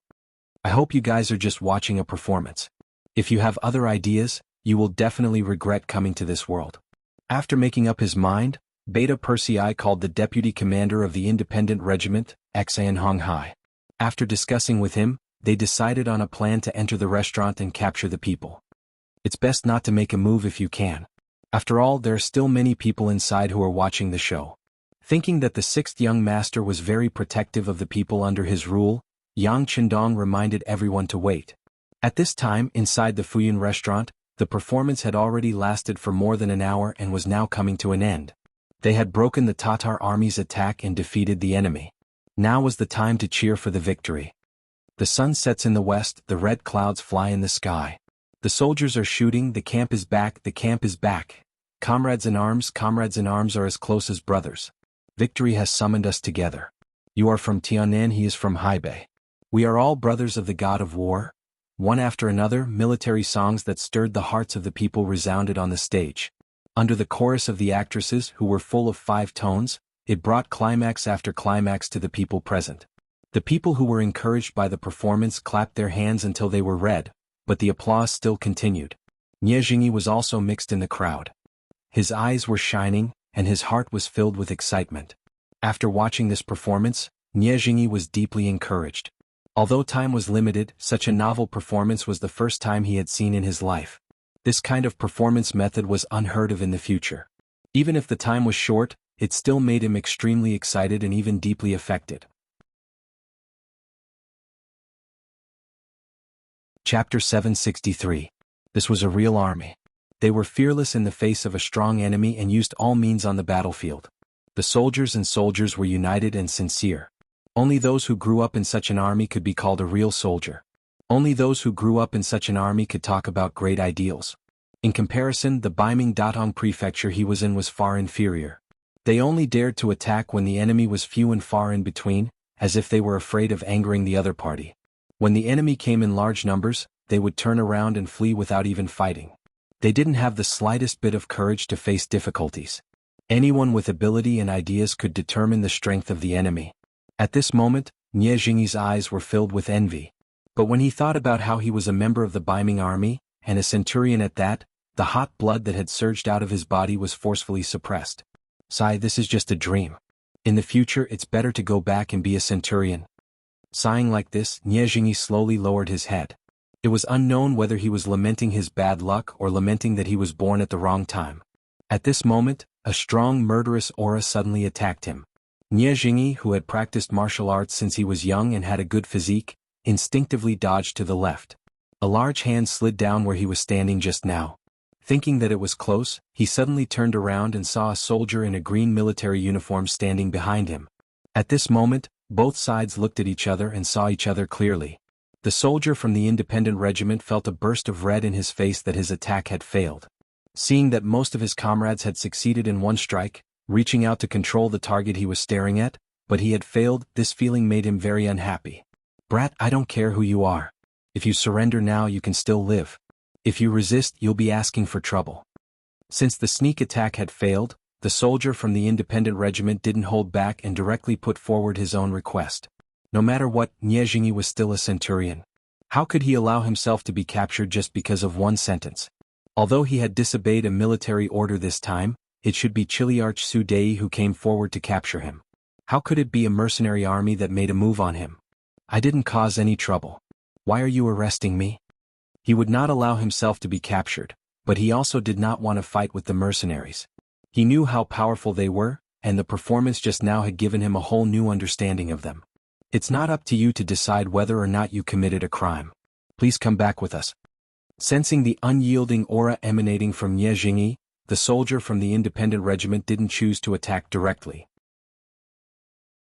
Instead, he wanted to use words to make Nie Jingyi surrender. "That's impossible. I'm a centurion of Baiming. I can't go back with you." Nie Jingyi shook his head. He didn't know what they meant. However, he knew that once he was caught, he would be a captive and would lose his freedom. This was not what he wanted. "Then don't blame me." Seeing that Nie Jingyi wasn't listening to them, the soldiers of the independent regiment could only shake their heads. They didn't care that there were still some commoners around them who didn't know what was going on and directly grabbed Nie Jingyi. At this time the performance was coming to an end. A group of female soldiers from the publicity department were lining up on the stage to take their curtain call. The audience below the stage was enthusiastically applauding, affirming the other party's wonderful performance this time. However, it was at this time that the sound of fighting came from below the stage, attracting everyone's attention for a moment. There were nearly 70 Baiming soldiers in the crowd watching the performance. About 60 of them were locked down and subdued at the first moment. After all, the Baiming army uniforms they were wearing were too eye-catching. However, there were still 9 people who were resisting and they all had some strength. Among them, Nie Jingyi's fight was the fiercest and the fastest to end. Bang! A fist collided with a fist, and the soldier from the independent regiment was knocked back 2 steps. Then a long leg kicked him in the chest, causing him to stumble back again. If it weren't for the fact that there were still many commoners standing behind him, he would have fallen to the ground. After repelling the soldiers of the independent regiment, Nie Jingyi instinctively wanted to escape. However, he quickly shook his head helplessly because he didn't know when, but he realized that there were already 4 mercenary soldiers standing beside him. They were staring at him covetously. Suddenly, the sound of fighting came from the crowd. Waves of screams could not be stopped from coming from the Fuyun building. Even on the stage, some of the female soldiers were trembling all over. It was one thing for them to fight and kill on the show, but it was another thing for them to fight in real life. Restlessness began to appear, but it was quickly suppressed. The commoners had already noticed that many mercenary soldiers had appeared on the scene. They were all tall and sturdy and their eyes were fierce. The appearance of these people gave everyone a sense of relief. Some people were extremely excited. When they watched the performance just now, everything was rehearsed. How could it be as exciting as a real fight between dragons and tigers? Some of the bolder ones even found a good seat and sat down, as if this was the real show they were going to watch today. On the stage, Beta Persei appeared with 10 of his guards. As soon as he appeared, the publicity director Shui Qing hurriedly walked over. "Brother Beta Persei, what's going on?" "It's fine, it's just a small matter." Beta Persei's face revealed a confident expression. He first nodded at Shui Qing, then at Kikij, who was looking at him affectionately. Then he shouted at the top of his lungs, "Everyone pay attention. I'm Beta Persei from the Yang residence. This place has been controlled by the mercenaries. Everyone don't panic and there's no need to be crowded. This matter will be over soon. Everyone just treat it as a free show." Beta Persei's voice was already loud to begin with, and this shout from his dantian was even louder. Sure enough, with this shout the crowd quieted down a lot. Although most people didn't know Beta Persei, he said that he was from the Yang residence. Wasn't that someone by the god of war's side? Even the god of war had sent someone, what else did they have to worry about? After Beta Persei revealed his identity, the hot-tempered commoners quickly quieted down. Then they all looked at the fighting scene with the mentality of watching a show. In the resistance of the 9 people, 4 of them were quickly subdued. Only 5 people, including Nie Jingyi, were still fighting with the independent regiment. Nie Jingyi was fighting 1 against 4 and was already at a disadvantage. With his ability, the soldiers of the independent regiment wouldn't be able to gain any advantage in a one-on-one fight, but it was hard to say if it was 1 against 4. He was having a hard time holding on and felt that the world was unfair. Seeing that everyone's eyes were on him, he thought of a plan and shouted, "What's wrong? Aren't the mercenaries very powerful? Why are you playing the trick of winning with numbers? Don't you dare to have a fair one-on-one fight with me?" Logically speaking, it was unreasonable to shout like that. On the battlefield, the most important thing was to kill and defeat the enemy. Who cared how many people you had? If you had fewer people, it only proved that you were not capable enough. But this wasn't a battlefield and there were so many commoners watching. Nie Jingyi's shout attracted a lot of discussion and actually gained the support of some people. Deputy Commander Xan Honghai, who was commanding the soldiers, was startled when he heard this. He didn't think that there would be such a smart person among the Biming soldiers who knew how to take advantage of the situation. He couldn't help but look at Nie Jingyi and think about what to say. But before Xan Honghai could say anything, Beta Persei, who was standing on the performance stage, had already spoken. "On the battlefield, only life and death matters. No one will talk to me about fairness. But since you want a one-on-one fight, I'll fulfill your wish. Ba Daojiang, go test his ability. Be careful, don't kill him. This person has some ability and should be someone with a position." "Yes, brother Beta Persei." Hearing that there was a chance to show off his skills, Ba Daojiang immediately grinned and nodded excitedly. He took the task and strode towards the fighting field. With Beta Persei's shout, the 4 independent soldiers who were attacking at the same time stopped. Their faces were all red. They felt that it was a humiliation that they couldn't take down their opponent after such a long time. But since Brother Beta Persei had given the order, they had no choice but to obey. Beta Persei's shout attracted everyone's attention and they fell on Ba Daojiang, who was walking down the performance stage step by step. Ba Daojiang came from the underworld and his boxing skills were unparalleled. Later, he joined Yang Xie and became a guard by the 6th young master's side. He even had the opportunity to receive guidance from Yang Qindong. His strength was no longer the same as before. Now that he had a chance to show off in front of everyone, he would definitely grab hold of this opportunity.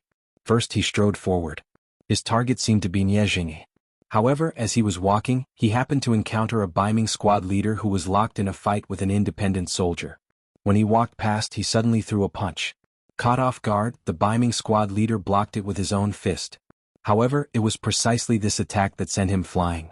His body landed 3 to 4 meters behind him before he could land. His face was contorted in pain and a trace of blood seeped out from the corner of his mouth. It was obvious that this punch had caused him serious internal injuries. Taking advantage of this opportunity, the independent soldier who was fighting with him stepped forward and subdued him. With just one punch, he had defeated a Biming squad leader who had the ability to fight for a long time. This blow first caused the audience to fall silent. Then there was a round of applause, expressing everyone's admiration for Ba Daojiang. Ba Daojiang cupped his fists at the audience with a smile on his face. After that, he continued to move forward. Another Biming squad leader was sent flying with a punch. This forced the other two Ming soldiers who were still fighting to stop and let themselves be restrained. They had already seen how powerful Ba Daojiang was and knew that they were no match for him. There was no point in asking for trouble.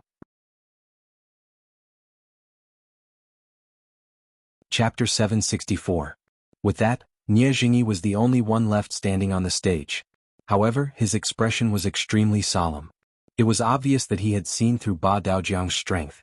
In just a short while, Ba Daojiang had already appeared in front of Nie Jingyi. He then asked in a disdainful tone, "Kid, do you want to take a punch or surrender?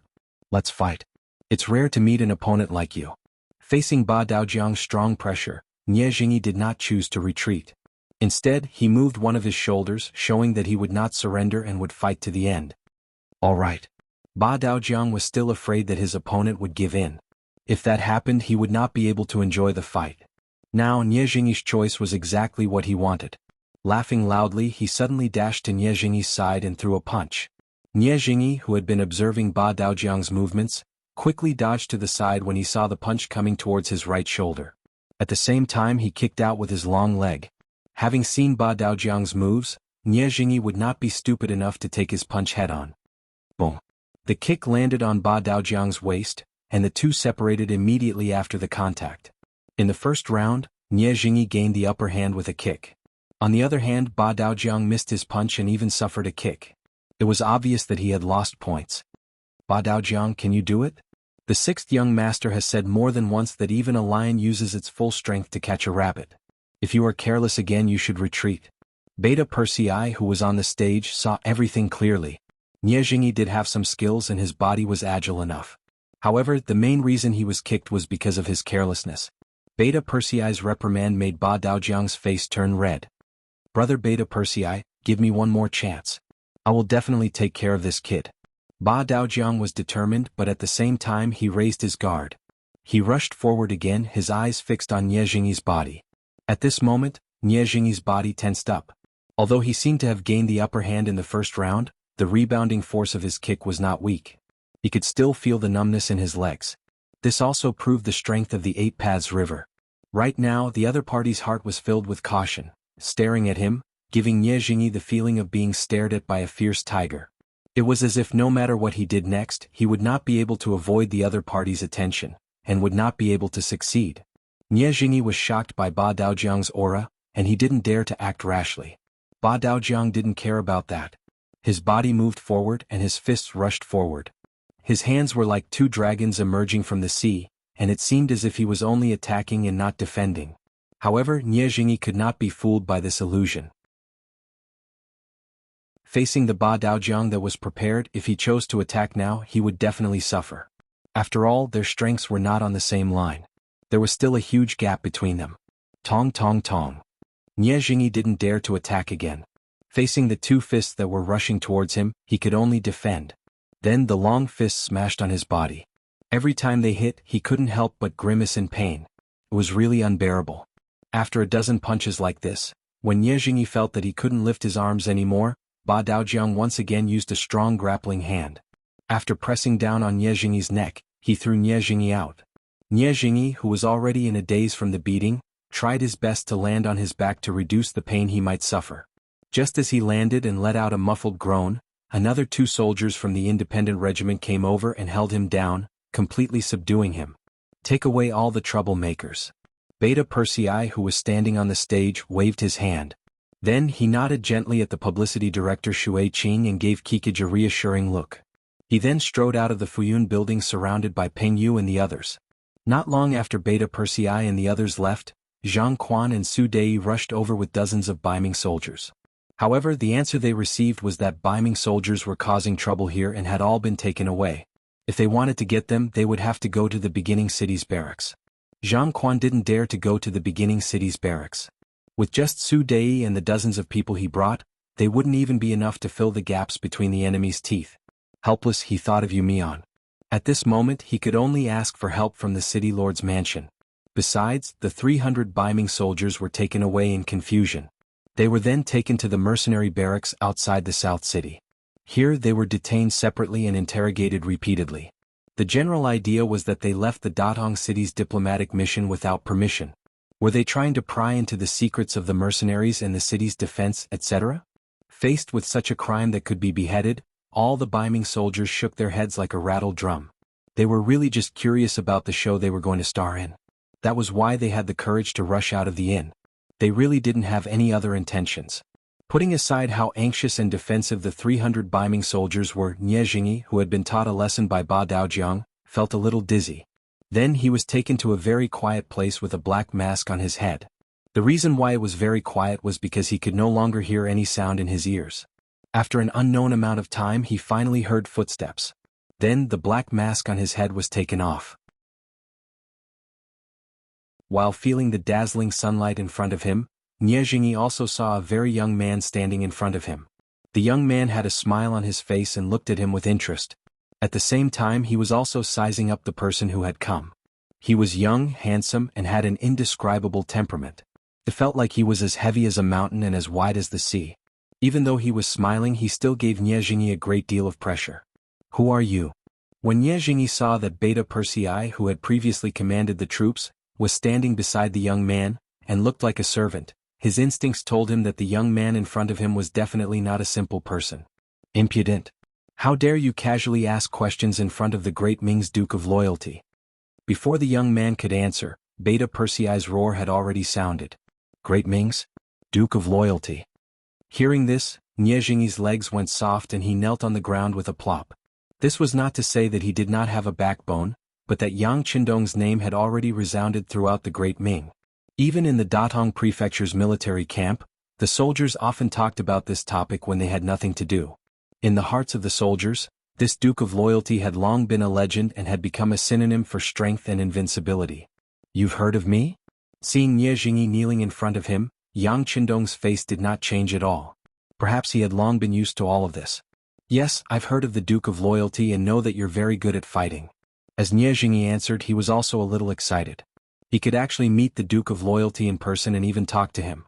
This was something he had never dared to dream of before. At this moment, Nie Jingyi was like a 7th-ranked county magistrate who had been summoned by the emperor. His heart was only filled with excitement and excitement. My level of fighting is just average. It's mainly because the soldiers under me put their lives on the line that I'm able to achieve glory time and time again. Yang Qindong said with a modest face. Nie Jingyi did not seem to agree with this point of view. Perhaps it was because he had understood some things in the city yesterday, but he could not help but say, "That's also the ability of the Duke of Loyalty. Furthermore, you love your soldiers like your children. To be able to become your subordinate is a matter of happiness and pride. How could they not put their lives on the line?" These words, which seemed to be a bit of bootlicking, caused Yang Qindong to burst into laughter. "Yes, I know you. You're called Nie Jingyi, right? I didn't expect you to be so good with words. In that case, if you were given a chance, would you want to join the mercenary army?" The Duke of Loyalty actually knew him and even took the initiative to recruit him. This honor immediately made Nie Jingyi extremely excited. However, in his mind he suddenly thought of his mother in the Datong Prefecture. Although his father had died in the battle with the Walla a few years ago, and although he had not married a wife because of his pride, he still had a mother who lived in the Datong Prefecture. If he joined the mercenary army now, what would his mother do? Once the Ming army and the embroidered uniform guards found out, his mother would most likely be doomed. Nie Jingyi's expression constantly changed. Yang Qindong only sized him up and did not have any intention of urging him. After a few breaths of time, Nie Jingyi raised his head and said very seriously, "Duke, although I really envy the treatment of the mercenary army and admire your courage in defeating the enemies of the grassland, I still cannot join the mercenary army." "Is it because of your mother?" Yang Qindong waited for Nie Jingyi to finish speaking before asking with a smile. "You know this too?" Nie Jingyi's face revealed a surprised expression. How could he have known that not long after they left Datong Prefecture, the intelligence personnel of the Security Bureau received the news? They reported the situation to the higher-ups of the Security Bureau and informed the First City. At the same time they also began to investigate the entourage. And Nie Jingyi was the main target of the research, so his situation was naturally investigated very clearly. Of course I know. I also know that you were born in the military, I know that you are very filial, and I also know that you have very high standards. This year you are 25 years old and still haven't married. This is not because you can't afford to marry, but because you haven't met the right one. How about it? After watching the performance of our female soldiers today, They all have good figures and good looks. Is there anyone you like?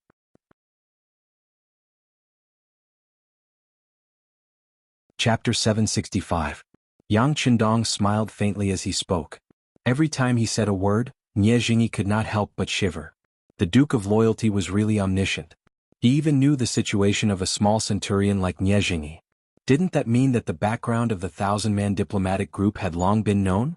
Nie Jingyi was still in shock, but when he heard Yang Qindong's next words, he was so shocked that his mouth opened so wide that an egg could be stuffed in. What if I told you that even if you joined the mercenary army, your mother would still be fine, and I would allow you to choose an unmarried female soldier as your wife? What would you choose? Is there such a good thing? Nie Jingyi was indeed shocked and could not help but ask. Haha, I don't think I need to lie to you with my status.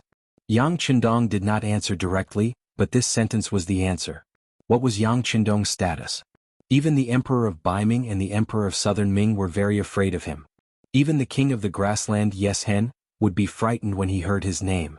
How could such a person casually joke with a small centurion like Nie Jingyi? As soon as he asked this question, Nie Jingyi knew that he was overthinking. Since there was such a good thing, there was no reason for him to refuse. He immediately knelt on the ground and kowtowed 3 times to Yang Qindong and said, "Your subordinate, Nie Jingyi, is willing to join the mercenary group and serve the Duke for life." Ah, good. Nie Jingyi finally made his choice. Yang Qindong was overjoyed and walked forward to help him up. Then he looked at him and said, "Not bad. Looking at your pure eyes, you must be a man of your words. Since that's the case, I will accept you." Nie Jingyi was convinced by Yang Qindong, but he didn't stay in the beginning city. Instead, he was released along with the 300 Ming soldiers and returned to the inn. In other words, Nie Jingyi was loyal to Yang Qindong, but the nature of his work was different. He had become a chess piece buried in the Datong prefecture. Normally, he would pass on important military information, but at critical times he could play a decisive role. Yang Qindong treated Nie Jingyi quite well. He directly proposed that after returning to the Datong prefecture, there would be a specialized person in charge of his affairs. There would also be a specialized person who would contact him. This way they could do their best to prevent his identity from being exposed and putting him in danger. At the same time, he also prepared a lot of money for Nie Jingyi. Yang Qindong only had one request, and that was to bribe his superiors as soon as possible, and then continue to be promoted. The position of a mere centurion was still too light. What Yang Qindong wanted was a general who held real power and could come into contact with more secrets. Nie Jingyi also guaranteed this. He did not doubt his own ability. He was still so young and was already a centurion. This was enough to explain everything. If he had gold and silver to clear the way, he was very confident that he would be able to charge up in a short period of time and obtain a higher position. Zhang Quan went to the city lord's mansion, and not long after, Yu Mian personally went to the barracks to communicate. He took back the 300 captured Ming soldiers. What Zhang Quan and Su Dei did not expect was that none of the 300 Ming soldiers returned with injuries. In other words, they were only interrogated when they went to the mercenary barracks, and were not interrogated. On this point, Su Dei was very emotional. He felt that the mercenaries were indeed an army that followed the rules, and only this kind of army would be able to fight against the Mongol cavalry and win every battle. Humph! They are just ordinary soldiers. How could they be valued by the mercenaries? Zhang Quan had a different opinion. He felt that it was because the captured soldiers were too low level that they did not attract the interest of the mercenaries. This was the end of the farce. According to Nie Jingyi's previous thoughts, neither Zhang Quan nor Su Dei punished the 300 soldiers, and only gave them a warning. It was very reasonable that the law could not punish the masses. After the farce, Zhang Quan and Su Dei went to the city lord's mansion again. They had wasted another day for nothing, and the negotiations still had to continue. In the Yang mansion, Yang Qindong was deep in thought with his eyes closed. Beta Persei stood at the side, not daring to say a word. Only when there was movement outside the door and Tiger's Mane's figure appeared did Beta Persei leave the house with light steps. What's going on? What happened? Tiger's Mane heard from the guards that the 6th young master did not even have dinner after returning from a trip. He hurriedly rushed over from the barracks. At this moment, he was naturally asking Beta Persei, who had been staying by the 6th young master's side. This is hard to say. Beta Persei shook his head, not knowing how to answer. What do you mean by hard to say? Just say what you have to say. Tiger's Mane glared at Beta Persei as if he was questioning him. Tiger's Mane's loyalty to Yang Qindong was naturally unquestionable. If there was only one person in the army who did not betray Yang Qindong, it must be Tiger's Mane. Because of this, Beta Persei also trusted him very much. He immediately told him about how the sixth young master left the mansion and privately went to the barracks to meet Nie Jingyi. Tiger's Mane. As soon as the young master appeared, Nie Jingyi was subdued, but at the same time, he also said some things about the Datong mansion. According to him, the upper echelons of Ming have been saying bad things about the young master in the army. They have always said that the young master is a traitor and have been on guard against him. And I heard that many soldiers in the Ming army believe this. Beta Persei's answer finally made Tiger's Mane understand what had happened. Before he didn't know, so he wasn't worried. But now that he knew, he smiled and said, "I thought it was something big. Don't worry, young master is very broad-minded. He definitely won't worry about such a small matter." Yes, the young master will not worry about such a small matter, but not long ago, the Security Bureau sent a report about the Ming Imperial Court. I heard that many people there have put forward a proposal, saying that they want to order the Nuergan Sea to cut off our supply route from the sea. What, they really dare? Hearing this, even Tiger's Mane's expression changed, and then he glared at Beta Persei. "Why don't you say it all at once? You have to say it one by one." After saying this, Tiger's Mane strode into the house. As soon as he entered the room, he came in front of Yang Qindong and said, "Young master, don't worry, I'll immediately take the independent regiment to the Nuergan Sea. Didn't they want to cut off our supply route? Then we'll flatten them first." Yang Qindong, who had been sitting on the chair with his eyes closed, opened his eyes at this moment. The independent regiment has such a strong combat power that they can destroy the entire Ming army in the Nuergan Sea with their strength alone? They can also control every city and ensure the safety of our supply route? We can't do it. Even though Tiger's Mane was so confident, he could not help but say with a bitter face at this moment. The intelligence of the Security Bureau had long recorded that there were many Ming guards in the Nuergan Sea area. Their military strength was about hundreds of thousands of people, and they were very widely distributed. The furthest two guards were thousands of miles apart. With such a large territory, how could an independent regiment occupy it so easily? Not to mention the independent regiment, even if the army in the beginning city was sent over now, they might be able to defeat the Ming guards, but it was impossible to occupy that place and maintain the stability there. That place was too big and there were too many guards. Unless they had enough military strength, they would not be able to control it. Not to mention Yang Qindong was not ready to fall out with Ming. According to him, whether it was Ming or Southern Ming, they were all made up of Han people. In the future, if he wanted to lead the Han people to the top of the world, a strong population base was essential. Unless it was necessary, he did not want to make things difficult for the Han people, and he did not want to be enemies with the Han army. Otherwise, this was equivalent to digging his own foundation. In a situation where he did not want to fight, if the Ming Imperial Court really ordered to block the supply route, Yang Qindong would really suffer. After all, the ability of the beginning city to self-produce was too low.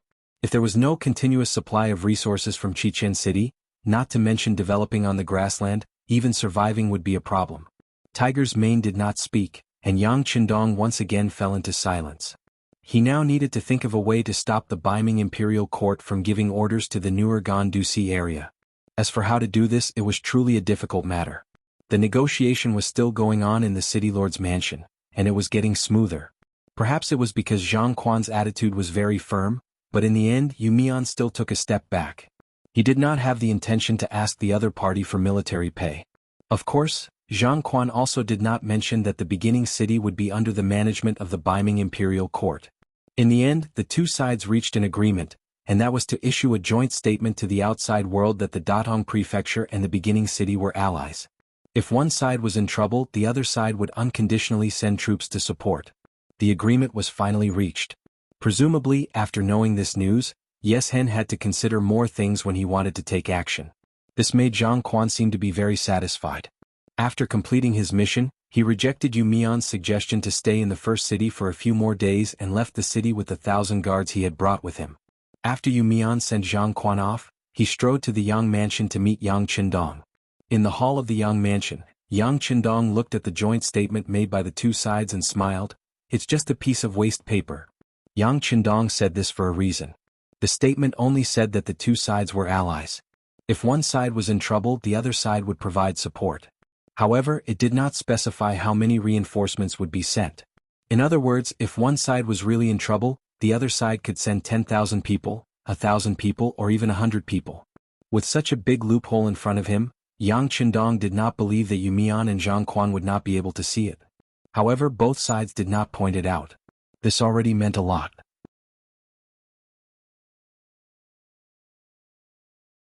Chapter 766. Ignoring such a big loophole and pretending not to see it, this already showed that both sides were just putting on a show. They just wanted to use the tiger's skin to scare the other side.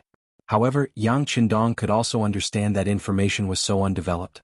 Even if one side was attacked, by the time the news reached the other side's ears, it would be too late. What was the point of sending reinforcements? Yu Mian naturally understood this logic. He also understood that Zhang Quan only wanted righteousness. He wanted to use the first city to deter some of the Mongolian troops who wanted to attack the Dadong prefecture. As for sending reinforcements, it was better to forget about it. In the past few days, he had heard more than once that the mercenaries' food was so good that it was not much worse than that of a eunuch like him. Just the food alone was something that the Datong prefecture could not afford. In any case, the negotiation finally came to an end. Yu Mian could be considered to have completed a political task. While he relaxed, he also focused his attention on another matter. He looked at Yang Qindong and asked, "Sixth young master, have you really made up your mind to take over Tulu City?" "Yes, I have to take over that place. Previously, I sent people from the Security Bureau to investigate the situation there. The information has been reported back. There are only 10,000 Tatar troops that belong to Tuachuobuhua. 5,000 of them are infantry. In front of the mercenaries, it is not worth mentioning." Yang Qindong admitted with a smile. Since he could say this, it was obvious that he had made up his mind. Although Yu Mian was the governor, his power was much lower than Yang Qindong's. There were some things that he only had the right to suggest but not the right to make decisions. Now that he heard that Yang Qindong seemed to have made up his mind, he carefully said, "Sixth young master, Tulu City is a barrier to the northwest of Baiming. It is also a buffer zone between us. Once we break through there, there will be no obstacles between us. We can see swords and spears at any time." "Yes. What I want is to see swords and spears at any time. Let me tell you this. I have received news that the Baiming Imperial Court is considering giving an order to New Urgan Dusi to cut off our logistical supply route. If this is the case, what about the army's provisions? What about the security of the first city? They forced me to do this." Yang Qindong said this with a helpless look. After he finished speaking, he said something that shocked Yu Mian. "This time, not only do I want to break through Tulu City, but I also want to personally go to Baiming's capital. There are some people that I want to meet." No. Yu Mian was really frightened this time. He said with a panicked expression, "Sixth young master, a gentleman does not stand under a dangerous wall. If the Baiming Imperial Court really wants to deal with you, if something happens in their territory, the entire Yangxia Empire will be in chaos." Seeing that Yu Mian was so anxious, Yang Qindong was very gratified. At least this meant that the other party was really looking out for him. He said confidently, "Don't worry. As long as we occupy Tulu City, it is equivalent to opening the door to the northwest of Baiming's capital. Unless the other party has made the decision to fight to the death with the mercenaries, they will not dare to touch me casually. Besides, I've already given orders to the Security Bureau and Crimson City. Some elite Cold Vanguard soldiers will enter the capital as soon as possible. A regiment of elite Cold Vanguard soldiers should be enough to intimidate the enemy." Yang Qindong waved his hand nonchalantly. To others, entering Baiming's capital at this time might be extremely dangerous. However, to Datsong, Yang Qindong was really nothing. Unless the other party could kill him in an instant, as long as he was given a little time to react, no one would be able to kill him. Yang Qindong was so confident that he made a decision. Yu Mian knew that there was nothing he could say. The only thing he could do was to take care of the city during the time when the sixth young master was not in the first city. Let this city develop quickly and not let people worry about it would be a great merit. And just 3 days after Yu Mian and Yang Qindong met, there was a big movement in the first city's military camp. The 3 divisions of the Cold Front and the fully replenished Jurchen Cavalry Regiment finally set off. This time they would leave the first city and go all the way north, straight to the Siberia area controlled by the Golden Horde. They would fight the so-called Golden Family head-on. And for this expedition, Yang Qindong had provided 200 carriages of military supplies. In the Yang residence, in front of Yang Qindong stood the commander of the 3 divisions, Wu Xing, the political commissar Qinbo, the 3rd Regiment Changyang, and the commander of the Jurchen Cavalry Regiment. Yila. Yang Qindong looked at Wu Sheng and the other 3 and asked in a deep voice, "This expedition is of great significance. I believe that all the grassland tribes will pay attention to you. My request is also very simple. You have to show the power of the mercenaries. You have to beat the enemy until they can't eat or sleep when they hear your name. Do you have the confidence to complete this mission?" "Yes." Naturally, Wu Sheng and the other 3 replied in unison. "Good, I also have confidence in you. But I still want to tell you that along the way to the north, you can attack while occupying some important military positions. If necessary, you are allowed to expand your troops. I ask you to fight steadily. 200 carriages of logistic supplies won't last long for the army. You must have a safe supply route behind you. This is also the foundation of your survival. Do you understand?" Yang Qindong knew that war was about money and logistics. In modern warfare, a cannonball could cost tens of millions of dollars or even more. Even a gun could cost $1 or more. This was also why countries often negotiated with each other when they encountered problems. Unless it was absolutely necessary, they would not easily use force. But at this time, although the army did not have heavy firearms to consume, the soldiers still needed money to eat, drink, and defecate. Without sufficient rations as a foundation, it was easy for the morale of the army to become unstable and problems would arise. Fight steadily and step by step. This is what we ask of you. I will also be here waiting for the battle report of your victory." At the end of the meeting, after Yang Qindong said these words, the 3 divisions and the Nuzhen Cavalry Regiment, a total of about 10,000 people, left the first city and headed north. At this time it was still snowing heavily outside. Logically speaking, such weather was not suitable for mobilizing troops. Even the escorting of food supplies had brought great difficulties. However, Yang Qindong did not want to wait any longer. A person's life was limited. If he wanted to achieve his life goal, he had to seize every minute. As for the heavy snow, he would have to experience it eventually. Instead of slowly adapting to it in the future, it was better to start now. "Young master, it's snowing heavily everywhere. Some places don't even have roads. It's really troublesome for the army to move." Tiger's Mane stood beside Yang Qindong on the tower of the first city. He looked at the back of the army that was gradually disappearing and said with some emotion, "Yes, it's a little troublesome. However, a truly strong army will not stop because of the bad weather. We mercenaries want to create miracles and make everything impossible possible." Yang Qindong first nodded in agreement, then said in a very heroic tone. After saying this, he looked at the surrounding generals. "Let's go. Since everyone is here, let's have a meeting to discuss the matter of attacking Talu City." Talu City was also known as Talu City. It was west of the bordered white banner of Inner Mongolia. Ming Yuzi's record of the northern expedition. Yongle 8th year, 1410, Judi's northern expedition. Jin River moraine is more than 10 miles away. There is an ancient city near the road. The instructions said, "This is Talu City. I have hunted here." The southeast area of Talu City would be the future Jianghu. That place was already in Hebei. From there, it would be much closer to the capital of Ming. In other words, once they occupied this place, it was equivalent to setting up a Damocles sword in the northwest of Ming. It could fall at any time and act as a deterrent. The meeting was held in the newly built war room in the city lord's manor. In front of a huge sand table, Yang Qindong divided the work among his subordinates. "City Lord Yu Mian, you will remain in the city for this battle. You will be in charge of the law and order of the city. There is also the matter of the army's rations. It won't be long before the new batch of resources from Crimson City arrives. You will also need to register them. Commander Suhi, this time your Tatar cavalry will be the vanguard. I know that Amu Gulong, who is guarding Talu City, is your old friend. If possible, it would be best if you could take down the city without fighting. On the other hand, if the other side is stubborn, then don't blame us for taking action. At that time, blood will flow like rivers. You must be prepared for this.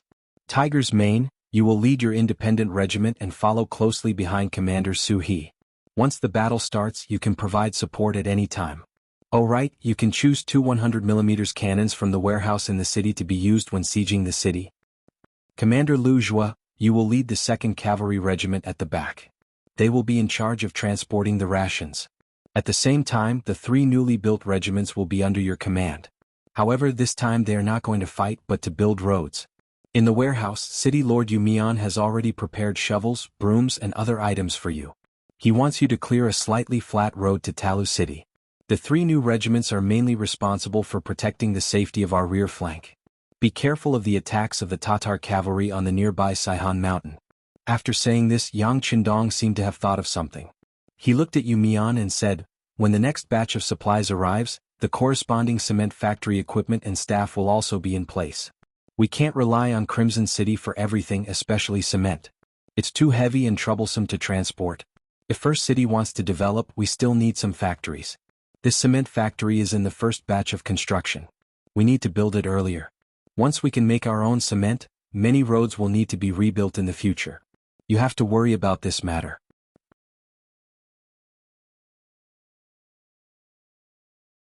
Chapter 767. Yes, 6th young master, I will remember it. Yumian nodded heavily. Finally, Yang Qindong's gaze fell on Zhui Feng, the leader of the 1st Cavalry Regiment. You don't have to participate in this battle. You are mainly responsible for the safety of the origin city. If there are any small people who want to make a move, it will depend on your performance. In addition, your regiment is also responsible for receiving supplies. If there is a need, there are still 7,000 captives in the logistics regiment. Although they are usually coolies, some of them used to be cavalry and can play a role on the battlefield. If there is any danger, they can be used. Is there any problem? Reporting to the 6th young master, there is no problem. But the next time there is a battle, can you not let our regiment stay at home? Zhui Feng's face had a hint of pleading. The army was mobilized and only their regiment was left. This made it very difficult for him to explain to his brothers and officers. Okay, I will agree to your request. Yang Qindong's face was full of smiles.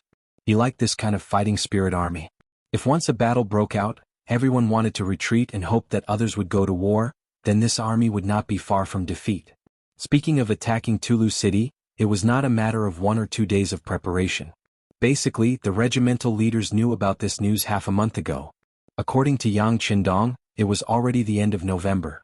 He was still preparing to celebrate the new year in the capital of Ming, so this matter could not be delayed. Although the new year of 1453 was at the beginning of February, it was still very tense with only 2 months. Once the battle meeting started, the regimental leaders went back to make preparations. And the most excited were the 3 new regiments that had just joined the mercenary army. A regiment had 5 battalions, and a battalion had 4 companies and 400 people. A total of 6,000 soldiers of the new regiment had only trained for less than 2 months. Suddenly, a great battle was about to break out. The soldiers who wanted to contribute were all very excited. At noon, the regiment gave the order to set off early tomorrow morning. Every soldier had half a day off and could go back to accompany their families. Batu left the barracks excitedly and returned to his home in the beginning city. As soon as he entered the house, he saw his mother Batama and sister Kikij waiting for him. In addition, Beta Persei, who would soon become his brother-in-law, was also there. Batu, are you afraid?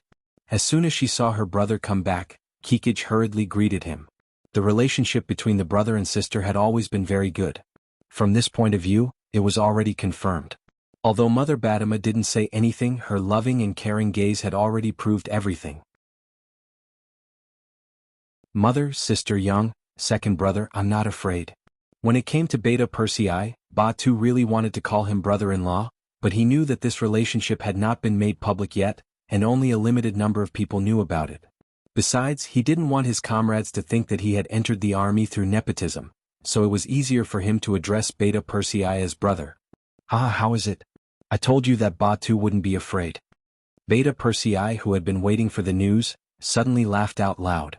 This laughter caused Kikij to be a little dissatisfied. She glared at Beta Persei coquettishly. Do you think everyone is like you, only excited when talking about war? This is the first time our Batu is going to the battlefield. Sai, it's okay if it's the first time. There's always a first time for everything. Besides, the new regiment is only responsible for repairing the road at the back. There won't be any danger. This time, the 6th young master wants them to feel the atmosphere of war. Beta Persei waved his hand indifferently. He really didn't think that the new regiment was going to war, so naturally there was nothing to worry about. At this time, Batama finally spoke. Beta Persei is right. Batu is going to feel the atmosphere of the battlefield this time. They haven't been training for long. I'm afraid that even if they want to go to the front line, the god of war won't agree. Sai, that's right. Beta Persei chuckled. In exchange, Kikij rolled her eyes. Similar things happened in other families as well.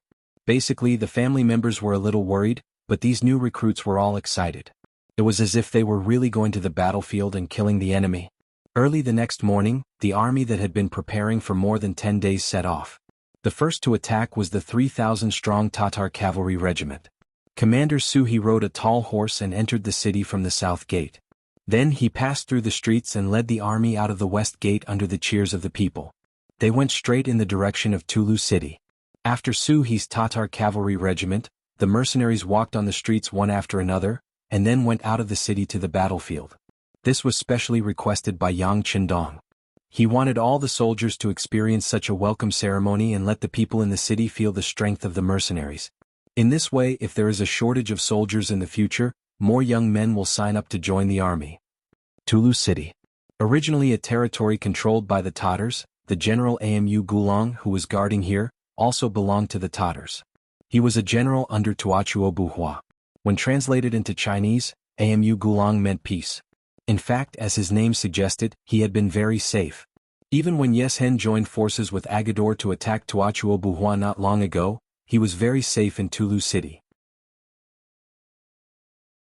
So much so that even after such a long time had passed, no one had come to cause trouble for him. All of this naturally could not be attributed to a name, but because of Tulu City's special geographical location. From here to the southeast was Baiming's territory, and it would not be too far before reaching the capital of Baiming. It could be said that this was a dividing line, completely separating Baiming from the Mongol tribes. In such an environment, it was like being roasted on a fire, and they could be attacked by the Baiming army at any time. Because of this, it was the safest place. Even Agadorji didn't have any ideas about it. Baiming was fully developing their military and opened up their commerce. It was said that they also wanted to open up a navy and build a defense line. Before they were fully prepared, they would definitely not recklessly start a war with the Mongol tribes of the Central Plains. Not to mention, the Hatao region not far from Datong was already occupied by Yeshen's Warawara. Baiming was afraid that someone would attack them from Tulu City. Who would be so blind to find trouble with them? In such an environment, Amu Gulong was very comfortable and in a good mood. When the heavy snow danced in the sky, his hanging heart was even more relieved. In such weather, no army would be willing to move. This was also the safest time of the year. However, during this period, which was regarded as the safest, there was suddenly news that the beginning city's army was moving in the direction of Tulu City. They had already passed by Saihan Mountain, and the front army was only 100 miles away. As soon as the news came out, Amu Gulong, who was resting in his residence, was shocked. He quickly called his deputy general Shibei to discuss how to deal with it. Amu Gulong was not tall and could only be said to have an ordinary figure. In comparison, Deputy General Shibei was burly and looked like a fierce general. When the two of them met and listened to the report from the scouts in the room, their expressions became grave and deep at the same time. Amu Gulong's brows were tightly knitted together. What was going on in the beginning city? The reports from the scouts had already made it very clear. For this reason, he had even sent scouts into the city to investigate. Facing the beginning city, which had opened 4 gates and looked like it was not defended at all, they did not seem to be worried about any scouts coming to inquire about the news. Therefore the scouts went and returned quickly. A series of titles such as the Duke of Loyalty, the God of War, the Messenger of Tingri, and a series of things that had happened recently poured into Amu Gulong's ears. It was precisely because he understood more that he felt more afraid of the beginning city. Even Agar Dorji's 50,000 cavalrymen were wiped out. With the 5,000 cavalrymen and 5,000 infantrymen in the city, could they really defend the city and block the attack of the God of War's army? Amu Gulong's heart was not confident. After hesitating for a moment, he asked tentatively, "General Shibei, what do you think?" "We can't defend it." After hesitating for a while, Shibei gave his answer. "Yes, we can't defend it, but we can only defend it. I have received great Khan Tuachuo's kindness. At this time, there's no reason for me to give up the city. If they have the ability, they can just kill me." Amu Gulong gritted his teeth and made his final decision. Seeing that the commander was determined to die, Shibei hurriedly comforted him. "General, a real man knows when to yield and when to stand tall. I believe that even if the great Khan knows, he won't blame you." "It's not the same. Let's not talk about whether the great Khan will blame me or not. If I surrender, my conscience will be uneasy for the rest of my life. A person living in this world has to hold on to something. Alright, there's no need to say any more. I've made up my mind. I will lead 5,000 cavalrymen to fight to the death with the enemy.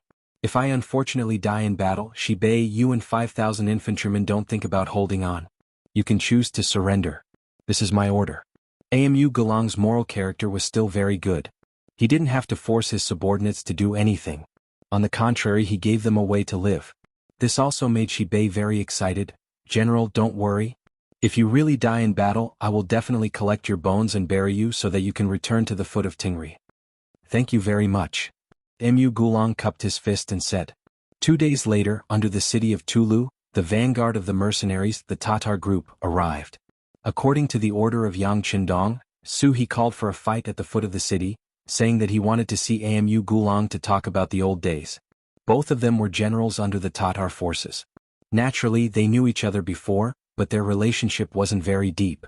This time, when the two sides met at the beginning, Amu Gulong said to He with a look of contempt. So it's General Su. Aha, I didn't expect you to still be alive. What's wrong? When your master Agadorji escaped, didn't he order you to cover the retreat? Did you defeat the mercenaries?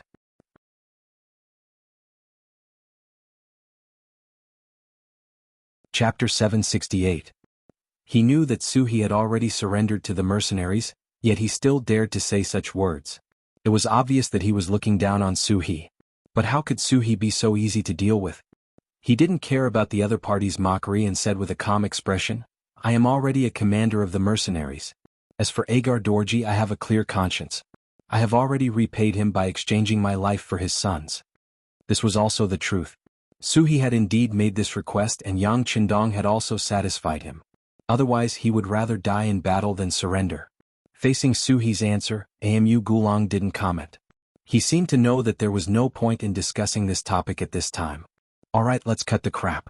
It's impossible to give up Talu City. Since the Great Khan has arranged for me to guard this place, unless I die, no one can occupy this place. Bring it on if you have the ability. After saying that, Amu Gulong waved the long sword in his hand, looking like he was about to block an army of 10,000. Facing Amu Gulong's desperate look, He shook her head, reined the horse and turned back. Suddenly, she led the 3,000 cavalrymen of the Tatar cavalry regiment back, leaving the 5,000 cavalrymen of the other side who had already set up the battle formation there. The mercenaries retreated just like that, leaving Amu Gulong puzzled. But the other party had already retreated, and it was a very orderly retreat. At this time, even if he rushed forward, he wouldn't be able to gain any advantage. So, he could only lead the 5,000 Tatar cavalry back to the city. Congratulations, General. Seeing Amu Gulong leading the army back to the city in one piece, the deputy general led his men to welcome him. He spoke with a happy face as soon as he saw Amu Gulong. Sigh. On the other hand, Amu Gulong didn't seem very happy. He just shook his head and said, they won't give up on this place. There will be a big battle in the end.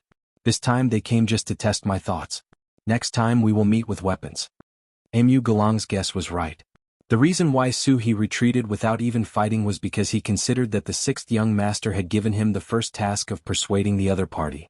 Since it was obvious that he couldn't persuade them, he naturally had to send the news back first and then prepare for battle. Yang Qindong was in the rear of the army, following Tiger's Man and the independent regiment to Talu City. When the scouts at the front rushed back and reported that the generals of both sides had met but parted on bad terms, Tiger's Man immediately shouted, then let's fight. Do they really think that they are the best in the world just because they are guarding a broken city? If they provoke this daddy, I will blast their city gate with one shot. Let's see what they can be proud of. After obtaining the 100mm mortar, Tiger's Man's courage increased. A small Talu city with only 10,000 soldiers was really not in his eyes. Of course, shouting was one thing. Tiger's Man knew very well that in the end, it was still up to the sixth young master to make the decision. Therefore, after venting the emotions in his heart with a loud roar, he still looked at Yang Qindong with an expression of waiting for orders. Go, do as you think. Yang Qindong nodded lightly. Although he was not a murderous person, he had never been lenient towards his opponents. If you are not convinced, then I will beat you until you are. If you are still not convinced, then I will send you on your way. After receiving the order, Tiger's Man immediately stood at attention. Young master, don't worry. Leave this battle to me. I will definitely not let you down. Ah. Tiger's man had been by Yang Qindong's side since he was young. He had witnessed every scene of the young master growing from a weak scholar to a god of war. Although he did not understand why the young master changed his temperament and suddenly became so powerful and unfathomable, he still liked the current young master very much. Yang Qindong created the Yangxia regiment, which was why Tiger's man had the power and influence. He knew that all of this was given to him by the young master, so he was absolutely loyal to Yang Qindong. He was the kind of existence that could block a bullet and die for him at any time. The sixth young master had the most important position in his heart. Next, it would depend on his performance in the army. Although the independent regiment was in the limelight recently, there were not many opportunities to perform. Now that the opportunity had come, how could he give it up? After receiving the order, he put on a white cloak and walked out of the temporary military tent. He called the deputy commander Xan Honghai and said, "Leave 2 battalions to protect the 6th young master's safety. The rest of you follow me and speed up. Let's try to reach Tulu City by nightfall today." It was only a distance of 30 miles from where they were to the city. If it was summer, it would take less than 2 hours and a rapid march would be enough. But now there was snow everywhere and most of the roads under their feet had just been cleared. Marching in such an environment, it was naturally impossible to go fast even if they wanted to. After receiving the order, the independent regiment sped up their march, leaving 2 battalions behind to protect Yang Qindong's safety. The other 14 battalions were all rushing forward. When they saw the troops flashing past them one after another, leaving behind a trail of shadows that disappeared in front of them, Beta Persei, who was standing beside Yang Qindong, asked with some confusion, "Young master, don't we have to go with them?" "There's no need for that. Just let them do whatever they want. No matter how strong a person is, he can't rule the world. What we need to do is to wait for the good news from the front." Yang Qindong smiled with a very relieved look. This time, the number of mercenaries was not less than the other side, and they were accompanied by heavy weapons. If they still couldn't conquer the small Tulu city, it could only prove that Tiger's man and Su He were not suitable to lead troops and could retire from active service immediately. Yang Qindong believed in Tiger's man and Su He, and the 2 of them also believed in the soldiers under them. Speaking of which, during this period of time, they had not been idle in the beginning city. They only rested for 1 day every 7 days to tidy up their internal affairs and wash up. The other 6 days were spent crawling until midnight to train. Often, when the soldiers were sleeping soundly, an emergency assembly whistle would wake everyone up from their warm beds and run to the field to start training. At first, everyone did not understand this kind of training. They thought that if they did not have a good night's sleep, how could they have the energy to train? However, when every meal was filled with delicious fish and meat, they had nothing to worry about. Their nutrition could keep up, and they realized that this kind of training was not unbearable. On the contrary, everyone put in all their effort. With the idea of sweating more during training and bleeding less during battle, their strength increased day by day. When the individual strength of each soldier took a big step forward, the combat effectiveness of the entire army was a little terrifying. As the saying goes, soldiers are trained for 1,000 days to be used in a single moment. Now it was finally time to perform well. It was finally time to fight for military merits. No one was willing to fall behind. Everyone wanted to have a better performance and fight for more advantages and benefits for their future. Yang Qindong had always been willing to spend money. In the army, there were already rules that stated how many military merits could be obtained by killing a person. Under such stimulation, everyone only hated that there was no war to fight. How could they be afraid of war? After the military order was given, the horn of war was blown. The 14 battalions of the independent regiment rushed forward, giving people the feeling that they were afraid that if they were a step slower, they would not be able to make it in time for the great battle ahead and miss out on countless military merits. Under such an excited mood, supported by such strong confidence, more than 5,000 soldiers galloped forward on horseback. Once the snow was too heavy and their path was blocked, they would dismount and walk. In short, they had to reach the designated location as soon as possible and prepare for tomorrow's battle. Under Tulu City it slowly became lively. The number of military tents under the city also began to increase one by one. Battalions of the independent regiment arrived and set up their tents. They lined up horizontally and vertically in an extremely orderly manner. There were also some people who began to cook. Smoke rose in spirals. Everything was so orderly that Amu Gulong, who was standing on the city gate tower, shook his head. The enemy is not panicking at all. Looks like we have to give up on the idea of taking advantage of the fact that they haven't stabilized their footing yet. That's right. Look at how their tents are arranged neatly like a line. One can imagine the battle prowess of such an army. She said from the side, her eyes filled with envy. Even a general would want to lead a strong army.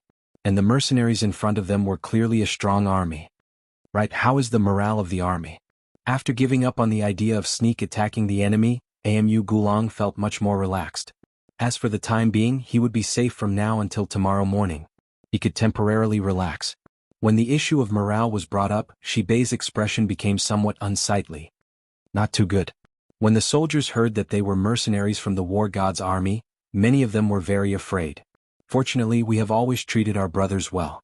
Until now, there have been no signs of desertion. But if the enemy besieges the city, it will be hard to say as time goes on. Shibei was also an extremely capable general. It was just that as the deputy general of the city, he rarely had the opportunity to display his abilities. But he usually treated his brothers very well. It was precisely because of this that when a great battle came, his subordinates were still very obedient. Even when facing the legendary war god's army, there was no one who fled without a fight. It could be said that his prestige played a significant role in all of this. But prestige might be useful in the short term. Once the battle dragged on and the enemy besieged the city, the psychological pressure would become greater and greater. It was hard to say what would happen in the end. They won't besiege the city. If I'm not wrong, I'm afraid they will choose to attack the city tomorrow. Amu Gulong understood. With such heavy snow, if they didn't have a city to rely on and just camped in the wilderness like this for a long time, no one could guarantee that there wouldn't be any problems. Since the war god was so good at fighting, there was no way he wouldn't understand this.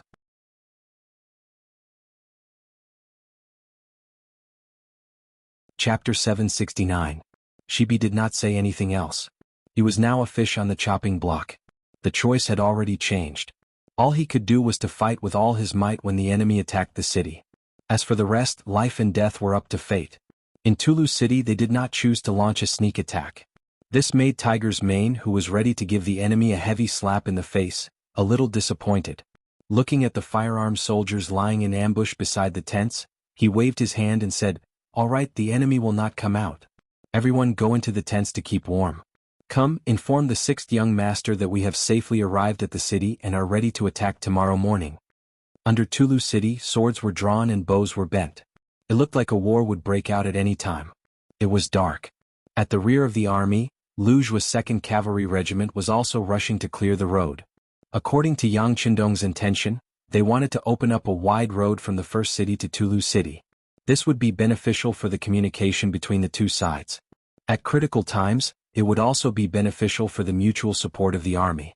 At this time, the road that the army was clearing had already reached the area controlled by Saihan Mountain.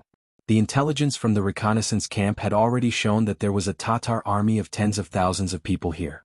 Previously, they were the ones who pulled water from Alahomiki City, which was not the first city yet. Because of this, they were tricked by the mercenaries. But for some reason, since the establishment of the first city, they had not made any military movements.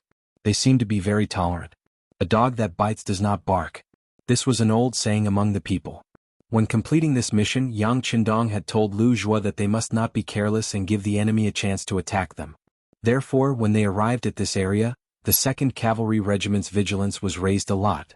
The original sentries were also spread out for 2 miles to ensure that no matter if the enemy approached, they would be able to detect them early and make timely preparations.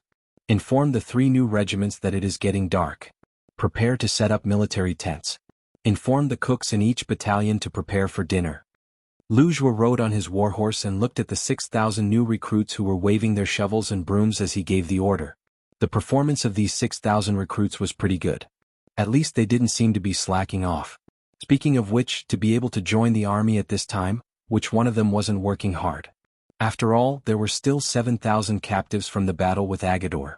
In terms of combat power, they were much stronger than the new recruits.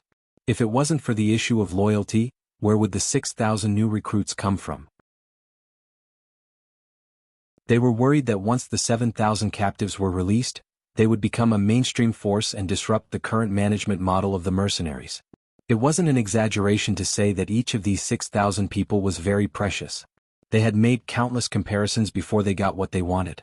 Such a rare opportunity, of course, everyone wanted to grasp it well. This was also their first mission. Although they appeared as coolies, every new recruit still worked hard to perform, hoping to leave a good impression on their superiors. The sky was getting dark and some work couldn't be done.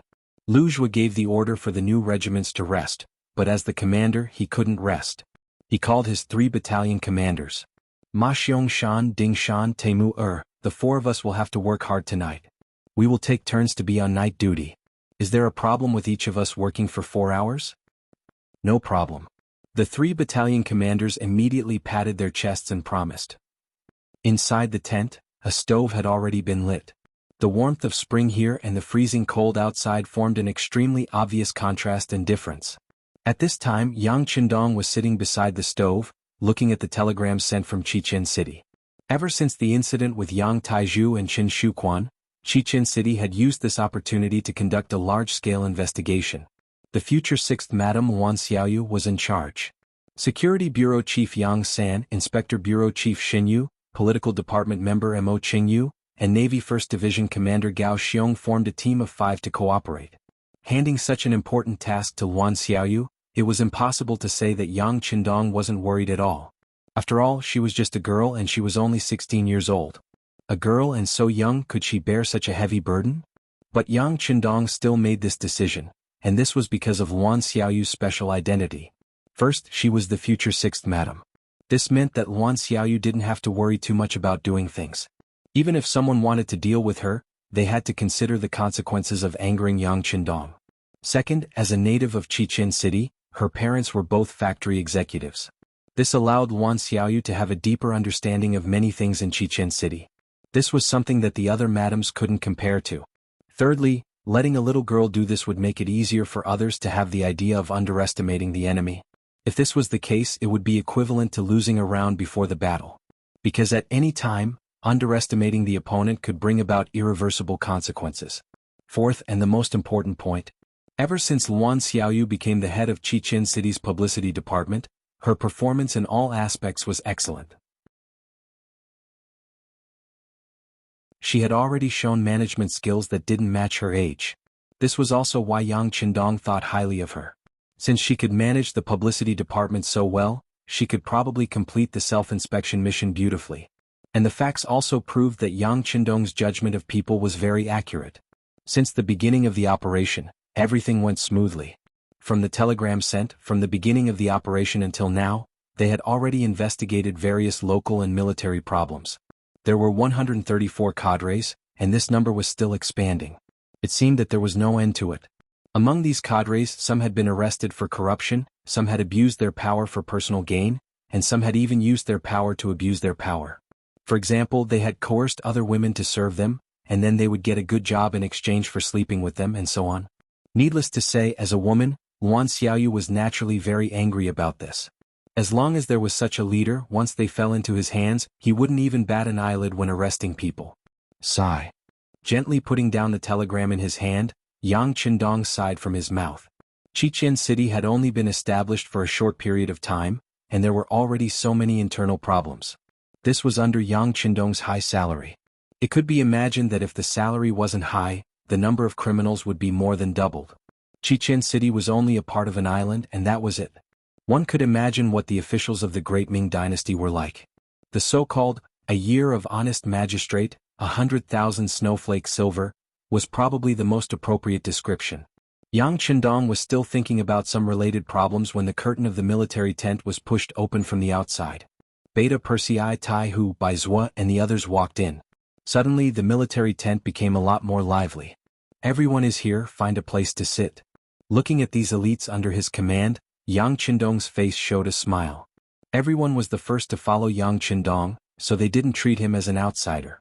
They each found a place near the stove and sat down. Then they looked at the sixth young master with an expectant look.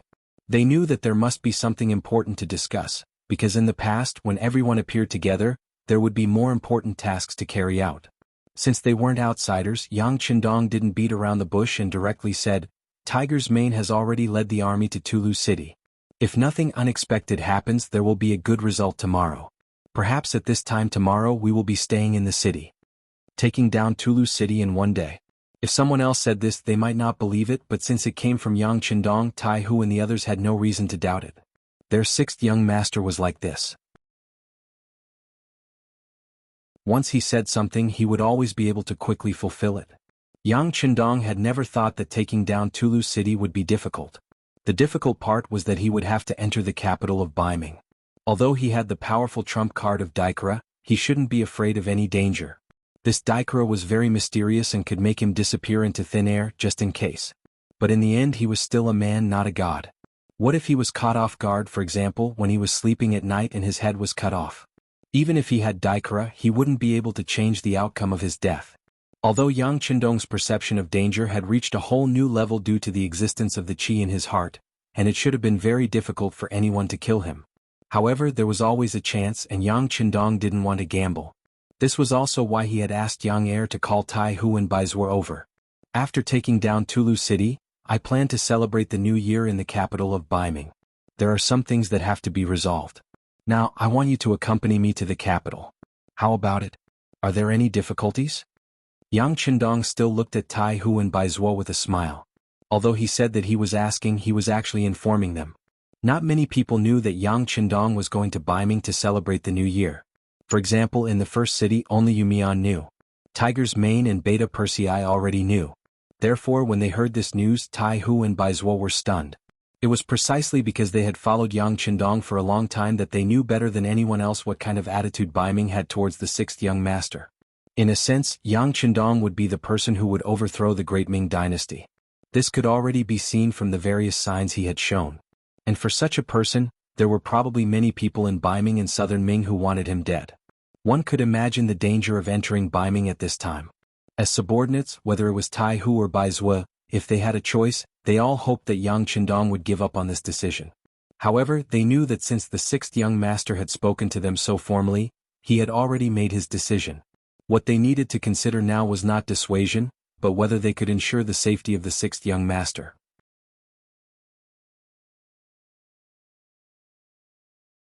Chapter 770. No one knew what the current state of the Ming imperial court was and what their attitude towards Yang Qindong was. Tai Hu and Baizhuo could not influence those people at all. All they could do was try their best to protect the sixth young master's safety. After about 7 or 8 seconds of silence, Tai Hu and Baizhuo stood up and gave a very standard military salute to Yang Qindong. Sixth young master, we will do our best. Unless we die, we will not let anyone threaten your safety. Good. I understand what you mean. Yang Qindong's smile became wider. This was the result he wanted.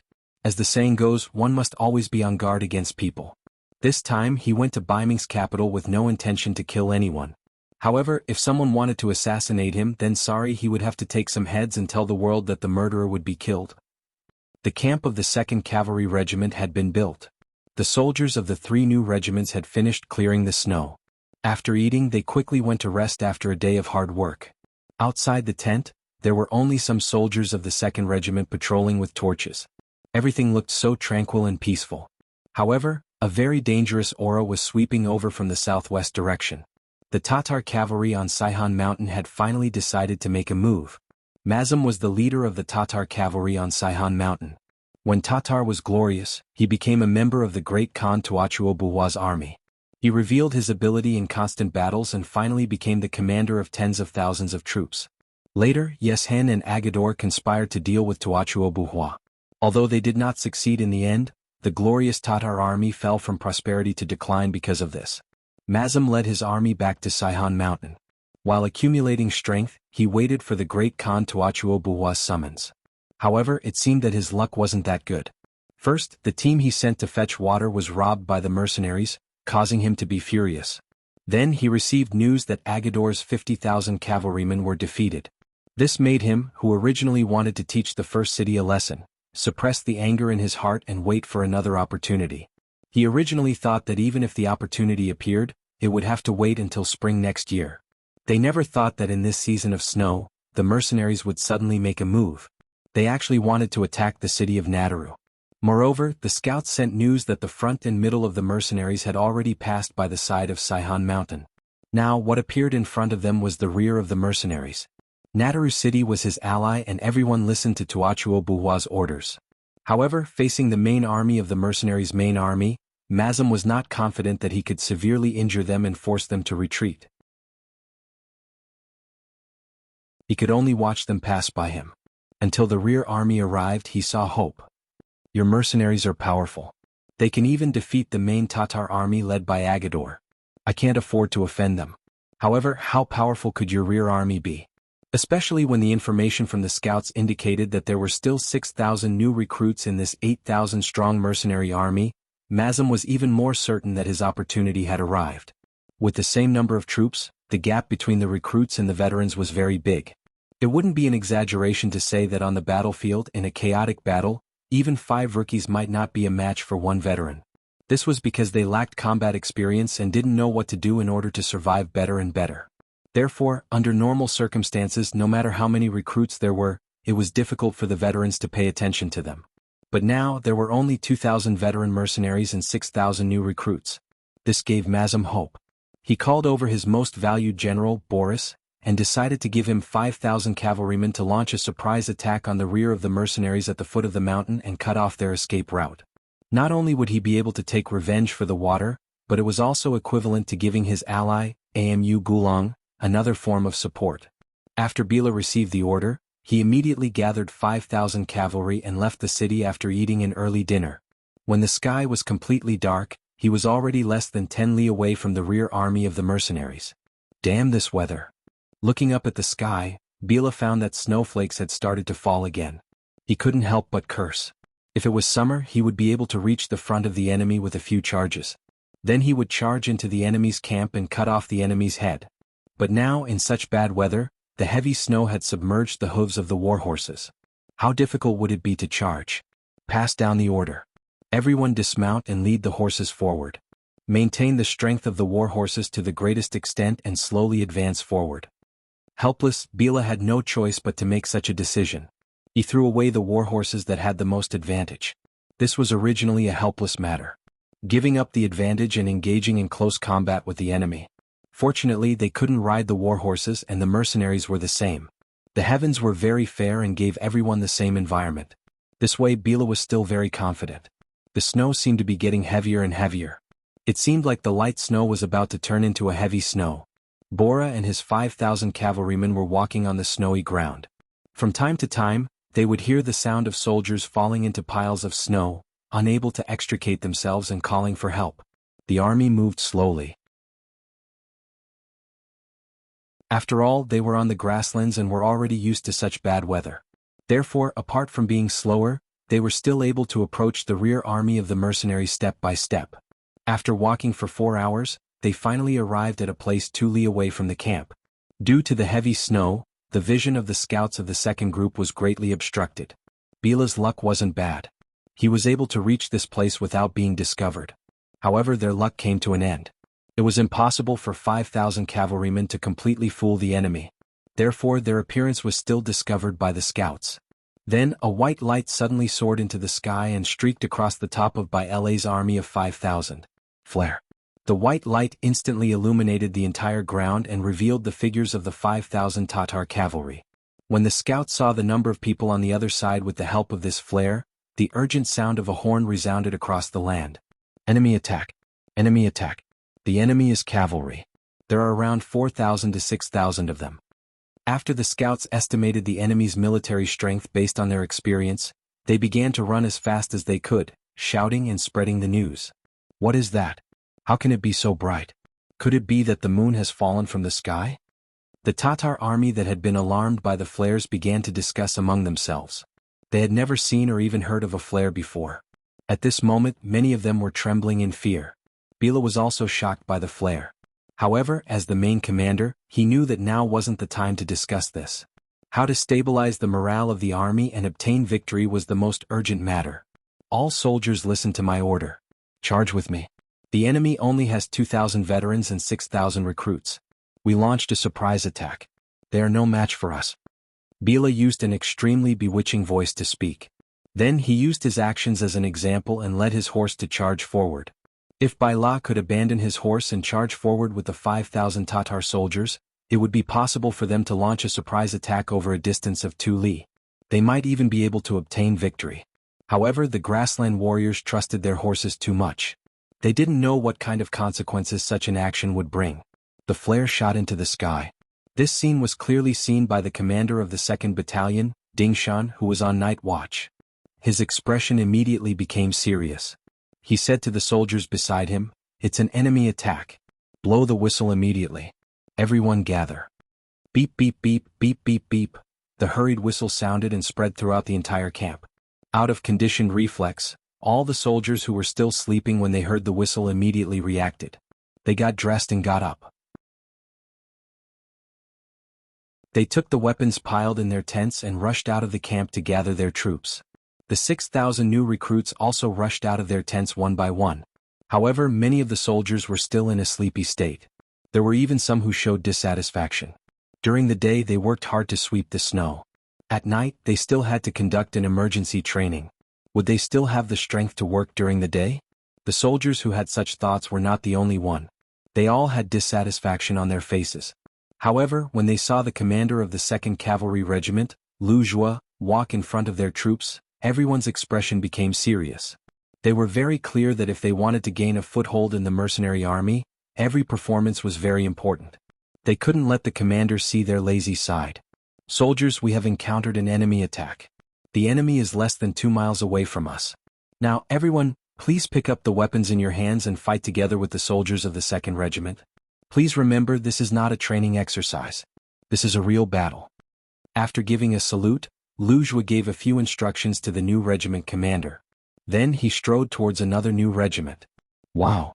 At this moment, the entire new regiment was like a boiling pot. They thought that it would be like the previous training. They didn't expect that everything was real. Were they going to participate in the battle? When they thought of their families and brothers and sisters who had been waiting for them to make military contributions in the beginning city, all the soldiers' eyes lit up. Batu was also in this new regiment. Originally, he was also a part of the people who had complaints in his heart. However, now he didn't have any complaints. There were only sparkling eyes and some were eager to give it a try.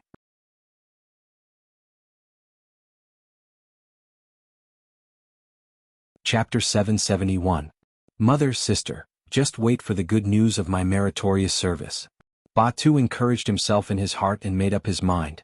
Then his right hand gripped his saber even tighter. Very quickly, the recruits of the 3 regiments knew that this was not a drill but a real battle. The 6,000 soldiers suppressed the excitement in their hearts and turned it into motivation. Each and every one of them widened their eyes and clenched their fists. They couldn't wait for the enemy to appear in front of them and let them kill to their heart's content. "Recruit 1st Regiment, come with me to get your bows and arrows. Starting from the 1st Company of the 1st Battalion, come with me." The commander's voice sounded in the silent night. Squads of soldiers followed the voice and followed the shadow to the carriage behind them. They were in charge of escorting the supplies. Not only did they have all the necessities like bows and arrows, but they also had a lot of them. The 3 new regiments began to move. Lu Zhua also walked to the side of his 3 battalion commanders. "You guys go and prepare. We have already cleared a piece of the snow nearby and it's just enough for the cavalry to spread out. In a while, when the enemy is suppressed by the bows and arrows, you guys have to rush out when you hear the call to charge. Remember, the 6,000 recruits are watching you. Don't smear the reputation of our reinforced 2nd Regiment." Hearing Lu Zhua's instructions, the 3 battalion commanders said in unison, "Commander, don't worry. Just wait and see our performance." From the moment they received the news of the enemy's attack to the time they prepared for battle, Lu Zhua and his 3 battalion commanders didn't show any signs of panic. Everything was just as Yang Chendong had said. They had to maintain a fighting spirit at all times. Only then could they face the battle calmly and without panic. The mercenary camp was ready to face the enemy. Not far away, after a quarter of an hour, Bai La finally appeared with his 5,000 cavalrymen. If they had abandoned their horses, they would have saved more than half of the time. This way the mercenaries wouldn't have time to gather and prepare. Unfortunately, Bai La missed the golden opportunity to attack. Now that he appeared, he had already become a live target. The reinforced 2nd Cavalry Regiment didn't have any firearms and couldn't kill enemies from a distance.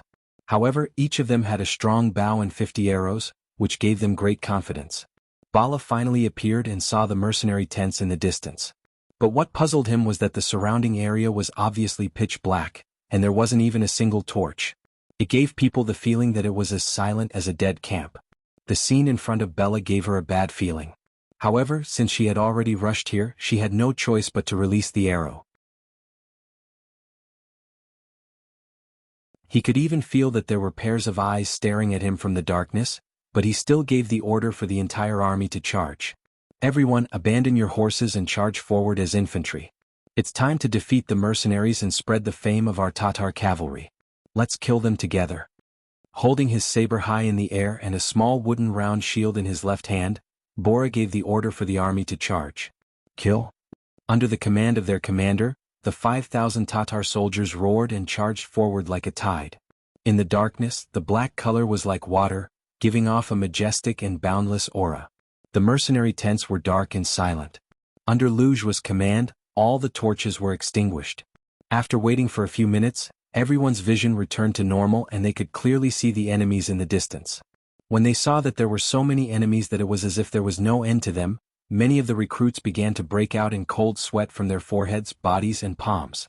Although their usual training was based on actual combat, and in the short 2 months of recruit training, they had carried out several military exercises, but exercises were still exercises and couldn't be treated as real.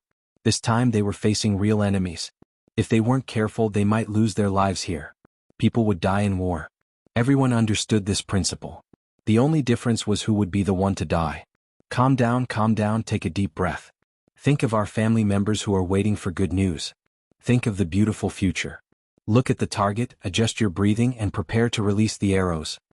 Mixed in with the recruits, there were many veteran squad leaders and vice squad leaders. They felt the changes in the recruits and constantly spoke words of encouragement.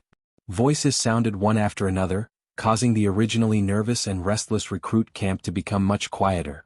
At this time, the Tatar soldiers had already rushed to a position 80 meters in front of the camp. They had already entered the range of the bows and arrows. Release the arrows. A loud shout suddenly sounded. It was the voice of the 1st Regiment leader of the recruits. The 2nd Regiment leader and the 3rd Regiment leader of the recruits responded in unison. Out of instinct, as soon as the voice fell, countless arrows broke through the air and shot towards the Tatar soldiers. Ding ding dang dang, dang dang ding ding. The sound of arrows breaking through the air, falling to the ground and colliding with shields and weapons rang out one after another. It was very lively. A wave of 6,000 arrows was shot out and collided with the Tatar soldiers. For a moment, countless black figures fell to the ground. At least 300 people suffered different degrees of arrow injuries. The effect is not bad. Again, release the arrows. Seeing that 6,000 arrows were shot out, but only 300 of them were killed or injured. The new recruit commander couldn't help but sigh in his heart. Recruits were still recruits after all. They were still too nervous, so much so that most of them didn't perform to their full potential. Voices of encouragement rang out. Compared to before, some of the recruits had already begun to adapt. When they took out their bows from their quivers, their hands were no longer trembling like before. Their gazes had also become much calmer at this moment. "Ah, did you see that? Recruits are still recruits. Even this can't hurt us. What are you afraid of? Let's kill together." Bai La was protected by a group of bodyguards. When the arrows came from afar, if it wasn't a shield in front of him, then it was a meat shield. After a wave of arrows, not only was he not injured, but even the bodyguards protecting him were not injured. This result naturally made him overjoyed. In an instant, his self-confidence exploded. He shouted loudly to encourage the soldiers below. At the same time, he increased the pace and speed of the charge. It was true that the opponents were recruits, and most of them hadn't gone to the battlefield. However, don't forget that they had trained in the mercenary camp for 2 months. Originally, they were selected from more than 10,000 young adults. Originally, they had a good foundation. In addition to the hard training, their strength had undergone a qualitative change in a very short period of time. The first wave of arrows didn't perform well because it was the first time and they were too nervous. However, when they let go of their nervousness and picked up their bows, many of the soldiers had already entered a state of mind. They had one eye open and the other closed as they aimed at the target. After adjusting their breathing, the arrows were released and flew out like meteors. Once they entered a state of mind, the advantage of the arrows began to show. Even if only 1/6 of the 6,000 soldiers hit the target, the result was still very frightening. When the arrows fell into the Tatar army, the result was that more and more soldiers were hit by the arrows and fell on the path of the charge. Good shot. Seeing the enemy falling to the ground one by one and only less than 6 out of 10 were able to reach the front, the commander Lujua laughed loudly. Come, blow the horn of charge. It's time for us to counterattack. Toot toot toot toot toot toot toot toot toot toot. The loud and clear horn of charge had been blown. Along with this exciting sound, thousands of warhorses suddenly rushed out from the left and right sides of the battlefield. The warhorses galloped at high speed in the heavy snow, bringing up white snowflakes one after another. Correspondingly, there was dark red blood mixed with the white snow. The snow around the camp had already been cleared. The heavy snow had just covered the ground and it couldn't stop the warhorses from galloping wildly in this area. Under the high-speed charge of the warhorses, when the sabers fell from the sky, countless heads flew up from the ground, and countless blood splattered across the ground. The accuracy of the arrows had increased, and there was also the fierce attack of the warhorses. At this moment the Tatar army had a feeling of being beaten silly. How did the arrows that were just for show become so accurate? Why did the frequency of the arrows become faster and faster? Why could the enemy cavalry gallop freely on the ground covered in heavy snow? Why? There were too many whys, but no one would answer them now. There were only the screams and cries of their companions for help. General, let's retreat. We have already lost 40% of our combat strength. If we don't retreat now, I'm afraid we won't be able to retreat. Seeing more and more of his companions being killed on the ground and the number of soldiers around him decreasing, a Chiliarch ran to Baila's side and complained tearfully. Baila still had a trace of unwillingness. He hadn't really fought with the enemy's recruits yet. He believed that if they could engage in close combat, their advantage would be obvious. This was also the main reason why he dared to bring 5,000 soldiers to fight against the 8,000 mercenaries. However, the situation on the battlefield didn't allow him to do so. Because if the battle continued, he was afraid that it would be like what the Chiliarch said. He would have no chance of escaping. At that time, even if he severely injured the mercenaries, what could he do? Clenching his teeth, his face was filled with unwillingness. After changing his mind several times, Baila finally gritted his teeth and gave the order, retreat. Retreat as you fight. If the enemy dares to charge over, counterattack with all your strength when the snow is thick.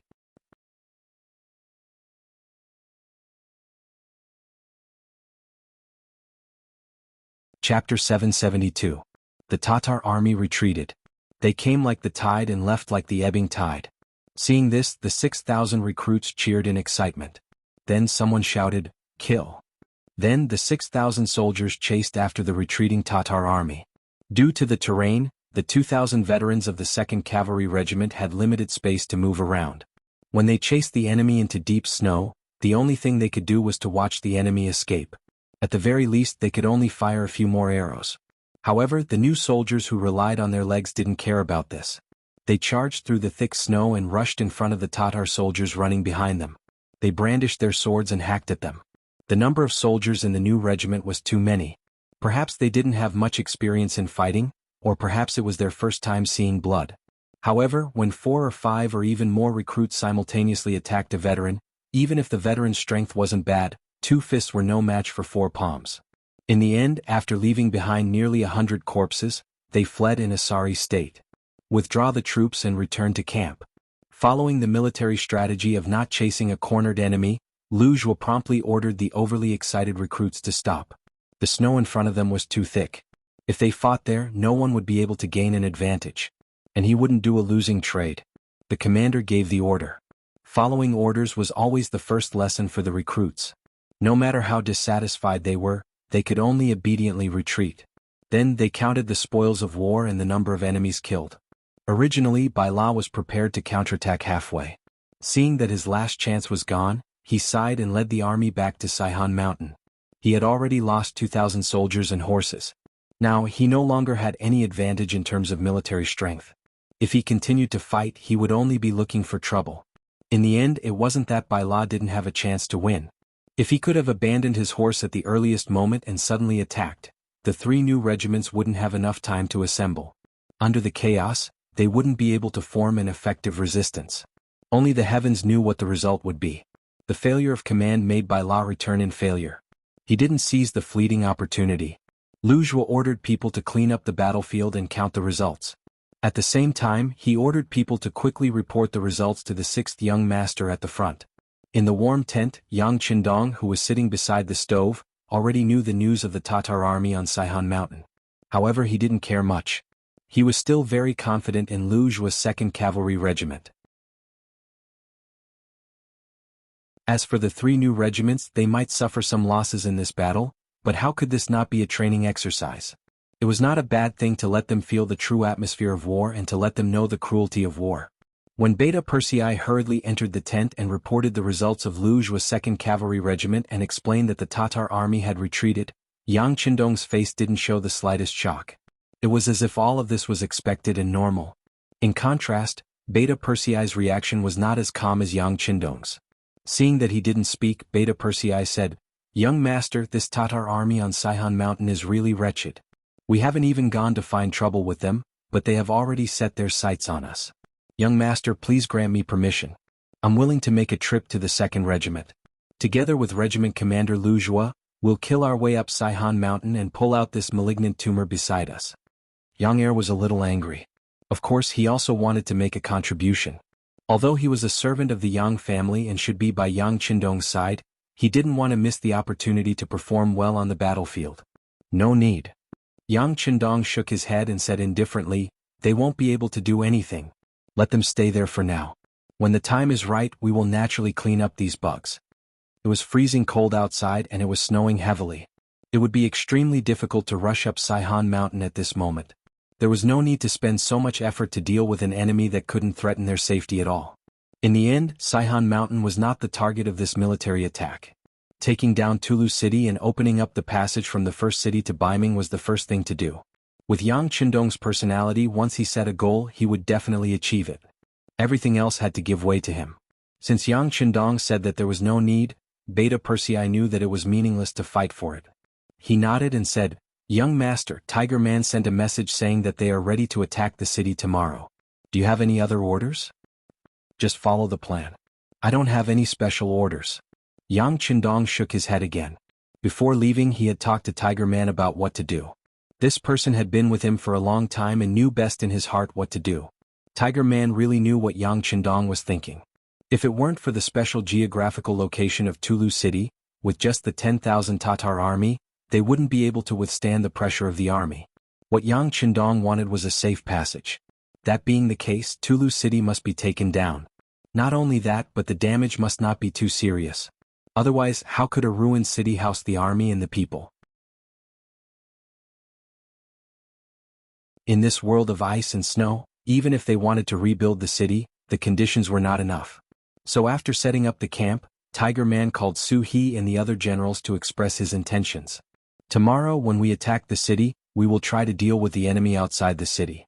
Even if we kill our way into the city, as long as they are not rebels, don't kill them easily. We have to try our best to maintain the good nature of Tulu City. What we need is a city where people can live and garrison. This is the 6th young master's intention. Does everyone understand?" When they heard that it was Yang Qindong's intention, the expressions of the officers, who had not taken it seriously, immediately became serious.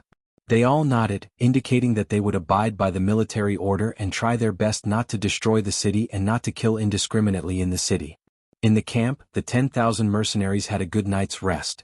When the sun rose the next morning, smoke rose in spirals. From afar it looked like fog, like a paradise on earth. On the walls of Tulu City, Amu Gulong looked at all this and sighed. "What will come will come. Since that's the case, let me go out of the city and see how powerful they are." "General, be careful." Deputy General Shibi wanted to persuade him to defend the city with him, but when he thought about how cavalry could only be effective on the open ground, he suppressed the words in his heart. It's fine. People will die eventually. For a general, dying on the battlefield is a blessing, isn't it? Laughing, Amu Gulong put on the armor that his personal guards had given him, mounted his warhorse and led his 5,000 men out of the city. Below Tulu, both sides had already gotten into formation. From a distance they looked neat and orderly, their warhorses standing straight. They were like two colossi standing in the middle of the world. The snow had stopped falling in the early morning. For this battle, both sides had sent out soldiers to clean up the ground to ensure that the cavalry could exert their greatest advantage. The cleared ground in the middle of the battlefield was undoubtedly going to be the final battleground for both sides. Tiger's man, Su He, and the others were also mounted on their horses. They looked at the 5,000 Tatar cavalrymen opposite them, and an aura of death seemed to wash over them. This Amu Gulong is also an expert in commanding an army. It's a pity that such a person would become an enemy. Tiger's man looked at all this and said with emotion. Suhi understood Tiger's man's meaning and also saw that he wanted to accept this good general. Because of this, he shook his head and said, "It's useless, Tiger's man. This Amu Gulang is deeply indebted to the great Khan of Tuachuobuhua. He will never surrender. Yes, if he doesn't surrender, then he can only die." Tiger's man also knew that in the face of Suhi's persuasion, the other side had no intention of talking at all. This was enough to explain everything. If that was the case, then they would just fight. If they couldn't be friends, then they could only be enemies. At this time, Amu Gulang was also sweeping his eyes over the mercenaries opposite him. When he saw that the other side's army was also neat and orderly, and when he looked at them from afar, a wave of austere aura rushed over. He couldn't help but sigh. Mercenaries were indeed mercenaries. Just from the formation alone, many grassland cavalrymen could only achieve this much. Good formation and strong aura doesn't mean that you have powerful battle strength. Come, everyone, get ready. Today we will break the myth of the invincible war god. Everyone listen to my orders, follow this general, charge. Amu Gulang was still holding a 2-meter-long sword in his hand. With a loud shout, he waved his sword forward. The warhorse under him seemed to understand his words and was the first to leave the group and charge forward. The Tatar cavalrymen moved like thunder. Under the city walls of Tulu, they formed a fan and charged towards the mercenaries. As if they knew that the mercenaries had firearms, the 5,000 Tatar cavalrymen were not too concentrated. Instead, they were very scattered.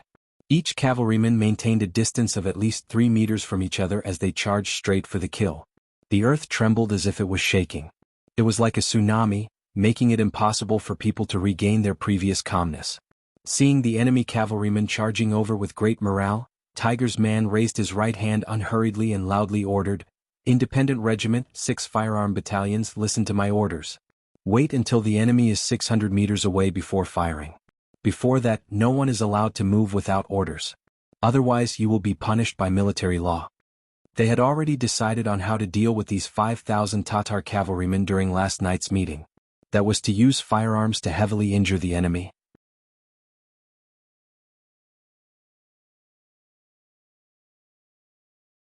Chapter 773. Although it wasn't difficult for the Independent Regiment and the Tatar Cavalry Regiment to deal with 5,000 Tatar cavalry, Tiger's man still made the decision to use firearms to defeat the enemy.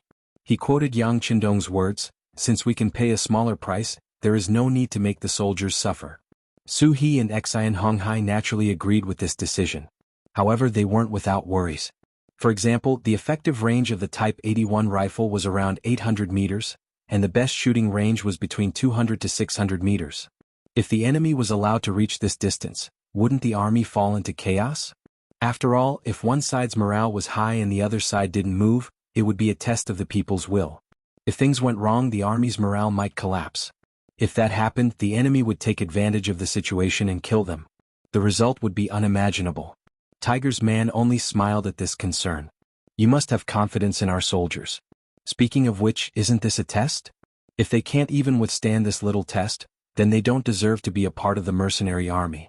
They can't be called elites." Tiger's man made the final decision under his insistence. Now that the enemy was getting closer and closer, whether it was Su He or Xian Honghai, they all showed a trace of worry on their faces.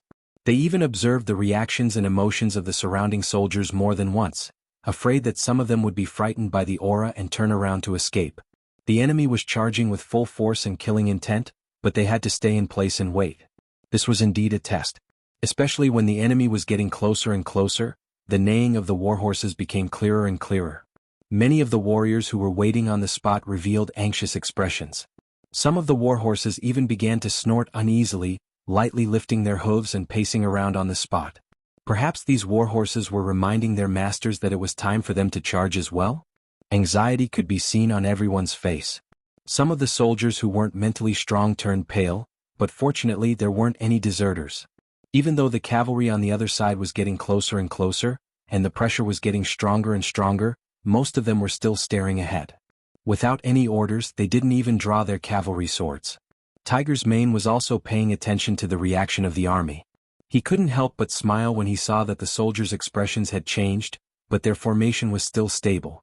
It was said that the battlefield was the best place to test and train a warrior. It seemed that this was indeed the case. Of course, Hu Mang still had a sense of propriety when doing things. He knew that going too far was bad. Seeing that the pressure on the soldiers had reached a peak, he finally gave the order. Everyone listen up. Draw your swords. As soon as he shouted, the trumpeter beside him immediately blew a very short bugle call. This was one of the characteristics of mercenaries.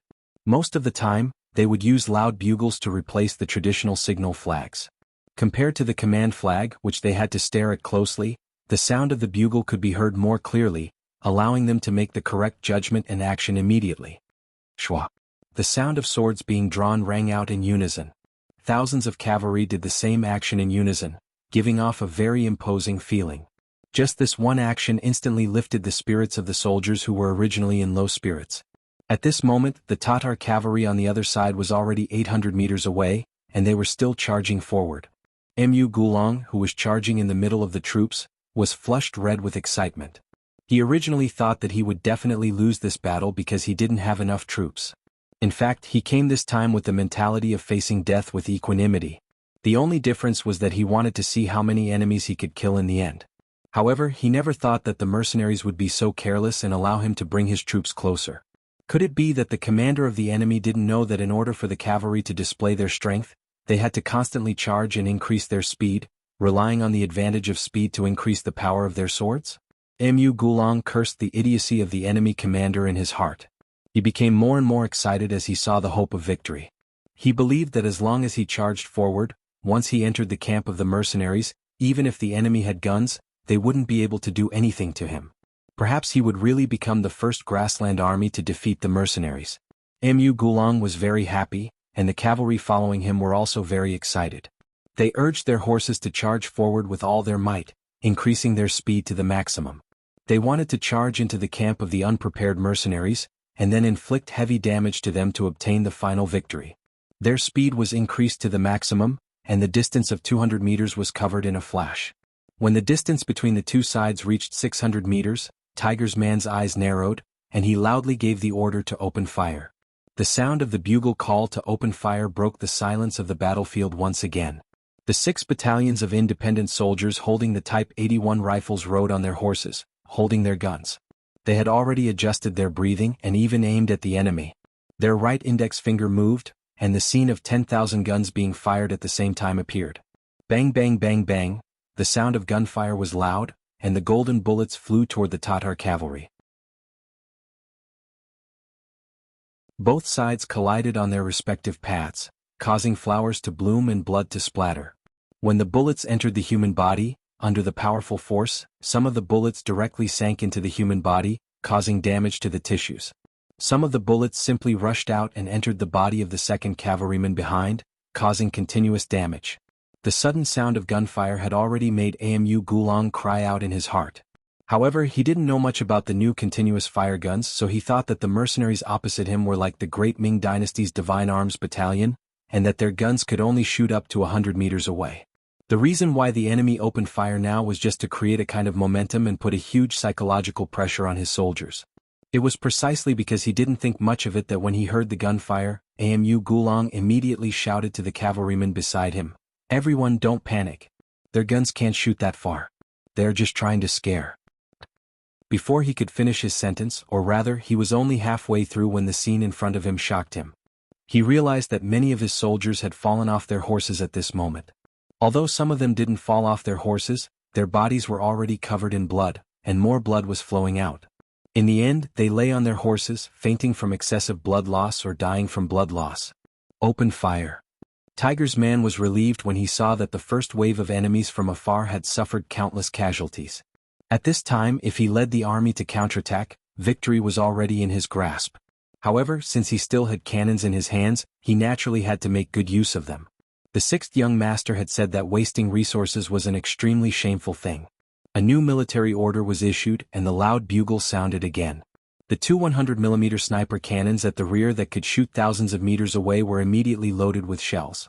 2 seconds later, they flew out of the barrels and landed at the coordinates that had been adjusted long ago. Boom, boom.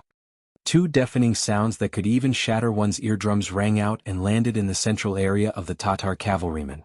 Caught off guard, the cavalrymen in that area were blown off their horses, and they were dizzy from the bombardment.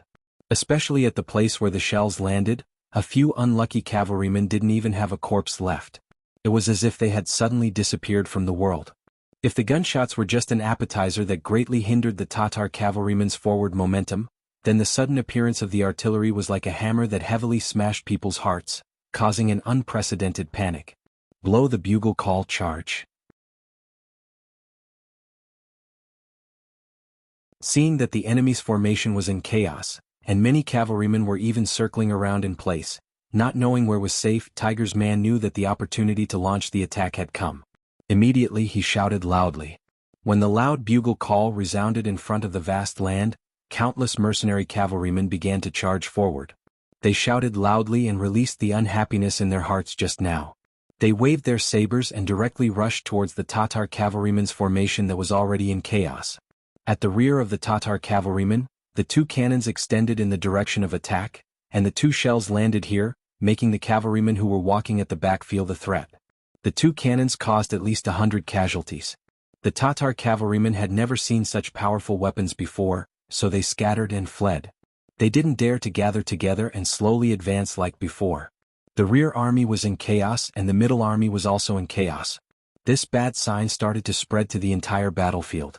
Without the support of the middle army and the rear army, Amu Gulong, who was in the front army, seemed to have become a lone army.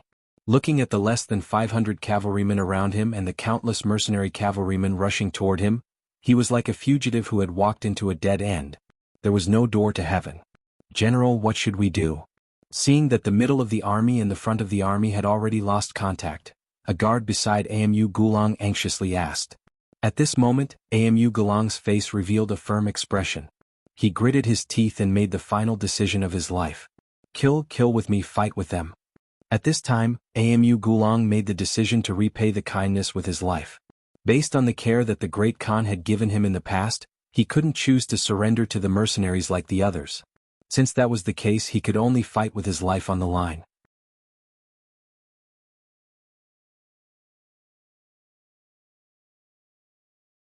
Chapter 774. Kill. After making his decision, Amu Gulong was the first to whip his horse and charge towards the countless mercenaries. Beside him, the 500 Tatar cavalrymen seemed to have been influenced by him and charged forward with a loud roar. General Suhi, I'll leave this place to your Tatar cavalry. Soldiers of the independent regiment, follow me and charge from both sides. Tiger's mane saw through Amu Gulong's intentions with a single glance. Since the other party wanted to die for a righteous cause, then he would fulfill his wish. How could Tiger's mane pay too much attention to an enemy general who wouldn't surrender? After shouting at Suhi, he and Vice Commander XN Honghai led their troops from the left and right, leaping over Amu Gulong's 500 cavalrymen and charging forward. Amu Gulong also didn't have any thoughts of stopping Tiger's mane. He had already seen Suhi coming from the front and knew that this was his opponent. He immediately brandished his long sword and charged forward. Both sides didn't have any intention of retreating. Like two high-speed mad bulls, they collided with each other in the next moment. Then the cavalrymen intertwined with each other and the sound of weapons clashing could be heard. Clanking sounds could be heard as the cavalrymen fell from their horses one after another and died on the battlefield. After a charge, when both sides turned their horses around, they saw the corpses of more than 200 cavalrymen on the battlefield. 90% of these corpses belonged to Amu Gulong's men. 500 against 3,000, there was a great disparity in military strength. In addition, the sabers in the hands of the Tatar cavalry were very sharp. Once Amu Gulong's men clashed with them, the sabers would often break after 5 or 6 strikes.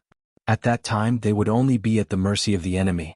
In just one clash they had lost more than 200 soldiers. Nearly half of their forces had been lost. Aghast could be seen in Amu Gulong's eyes. But then his face turned red and he shouted again, "Follow me and kill." The second clash began. Sabers were waved, shouting, and war horses neighed. There were 3,000 people on one side and 200 on the other. Once again they clashed. Amu Gulong brandished his 3-meter-long blade, continuously slashing about. He had exchanged blows with at least 7 mercenaries, killing 2 of them on their horses. However, he was also tired to the point where he was gasping for breath. When he turned around to look at his horse again, he saw another 200 or so corpses on the battlefield. Most of them were still his subordinates. "General, I'm afraid we can't hold on any longer." It was still the same bodyguard. He seemed to be quite lucky to have held on until now. However, the others were not so lucky. There were originally 500 cavalrymen, but now there were only about 50 left. Not only that, but most of them were also injured. Even without the soldier's reminder, Amu Gulong could see that the situation was very unfavorable. However, for Amu Gulong, who had long been prepared to die, this was just a matter of asking for mercy. How many of them did we kill? You've seen it clearly. Although he knew that he was about to die, Aga Gulong was still concerned about the number of enemies he had killed.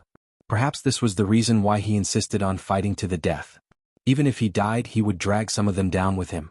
This, maybe less than 30 people. The soldier's eyesight was not bad, but because of this he saw a little too clearly and said some hurtful words. Less than 30 people? Hearing this answer, Amu Gulong's face flashed with a very awkward expression. Of course, this was because his military strength was not as good as the enemy's. However, more than 400 people died, and less than 30 of the enemy's men were killed. This result was still unacceptable to him. He was very sad. Could it be that this was the price he had to pay in exchange for his blood? Were the mercenaries really so powerful? Amu Gulong could be considered a general. At least, his will to fight to the death was not something that some people could compare to. The Tatar cavalry he led could also be considered to be good at fighting. However, when faced with the valiant mercenaries, they were at an absolute disadvantage in terms of numbers and weapons. The outcome of this battle was already set in stone. Suhi originally had the talent of a general. Otherwise, Yang Qindong would not have spent so much effort to recruit him. In addition, the Tatar cavalry he led were the most elite forces in Aga Dorji's hands. Recently they were equipped with the new sabers. It could be said that they were like a tiger that had grown wings. Moreover, during this period of time they ate well, and the intensity of their training was several times stronger than before. Their strength was also many times stronger than before. Under such conditions, how could they be defeated? Even if nearly 30 people were killed or injured, this was because Amu Gulong and his soldiers were good at martial arts. Otherwise, the price of nearly 30 people would not have been paid. Amu Gulong's heart was sad, but he did not have time to think too much. On the opposite side, Suhi had once again led the army to kill them. As if he knew that Amu Gulong was not willing to die, he did not even have the intention to persuade him. Kill? Although there were only 50 brothers left, Amu Gulong still did not have the intention to retreat. After a loud shout, he once again waved the 3-meter-long saber and rushed forward. This time his target was Suhi. Generals against generals, this was a kind of challenge but also a kind of determination.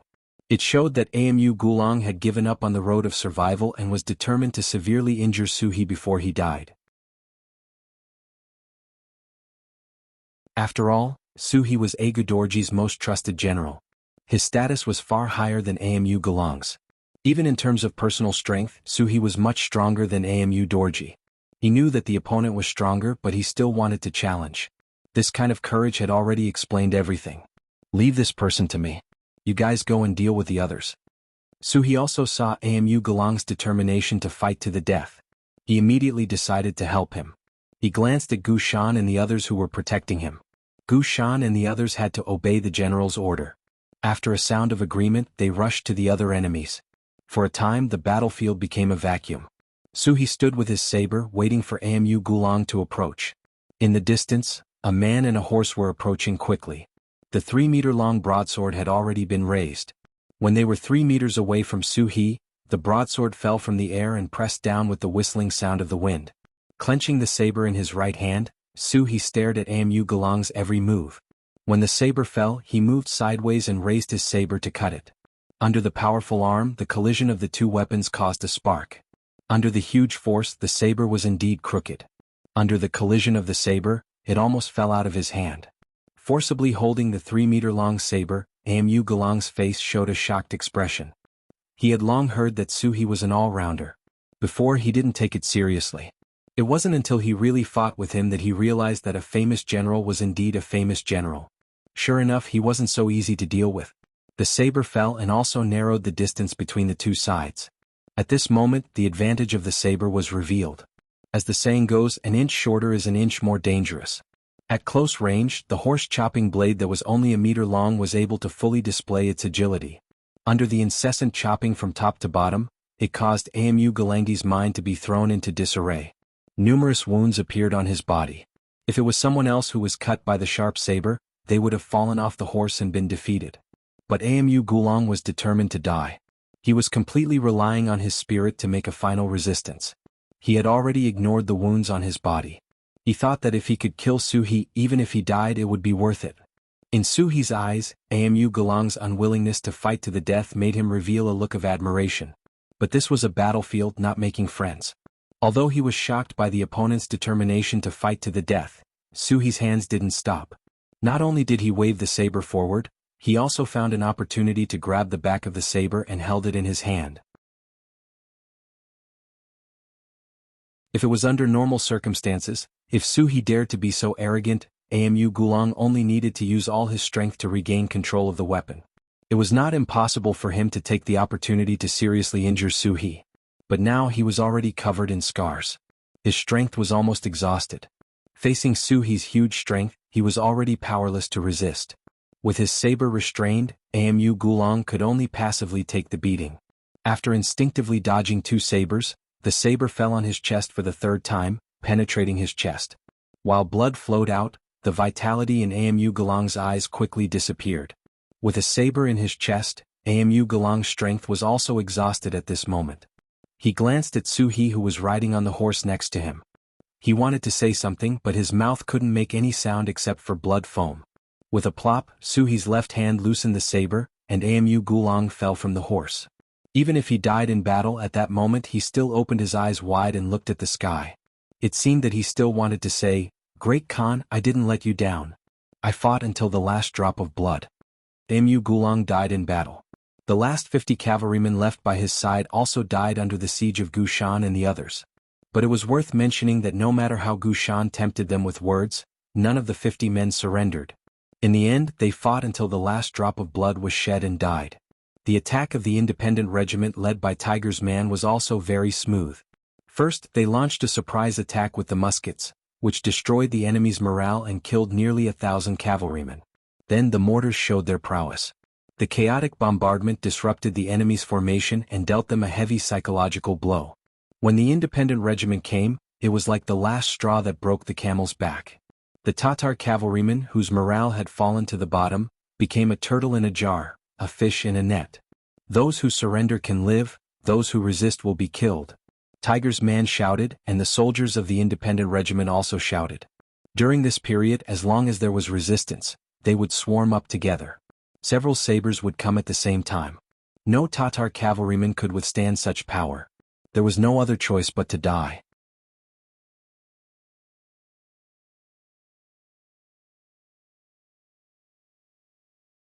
Chapter 775. I surrender. Seeing that the general situation was about to change, not even knowing whether the main general Amu Gulang was alive or dead, facing the impressive momentum of the independent regiment, the Tatar cavalry finally threw down the weapons in their hands, jumped off their war horses and knelt on the ground. Under the pressure, more and more people chose to surrender. They weren't like Amu Gulang, who had received favors from the Great Khan. They joined the army just to make a living. Besides, didn't they see that there were also Tatar cavalry among the mercenaries? Didn't they also surrender? Since there was a precedent when it came to surrendering, no one seemed to be so resistant. Of the 5,000 Tatar cavalry, 2,000 were killed and 3,000 surrendered. Tiger's man Suhi's troops only lost less than 150 people, not even a tenth of the enemy's. This was definitely a great victory. Come, take the captives away. Watch them carefully but don't abuse them. Everyone else, push the cannons up and prepare to attack the city. After dealing with the 5,000 enemy cavalry, Tiger's man's gaze fell on the city of Tulu. He had given the young master a military order yesterday, saying that he would definitely take down the city today. He couldn't go back on his word. For others, it was undoubtedly difficult to take down a city in one day or even impossible. However, for Tiger's man who had cannons and muskets, this was nothing. Below the city walls of Tulu, Shibi saw everything that happened below. Especially when he saw Amu Gulang die on the battlefield, his eyes quickly became moist. Speaking of which, Shibi was a chess piece that the Great Khan had placed beside Amu Gulang to monitor him. In other words, from a certain point of view, they weren't trusted. It was just that he could see that Amu Gulang didn't want to believe it. In the end, it was the so-called art of balance, which was why the relationship between the two wasn't very good. But no matter what, they had worked together for a while.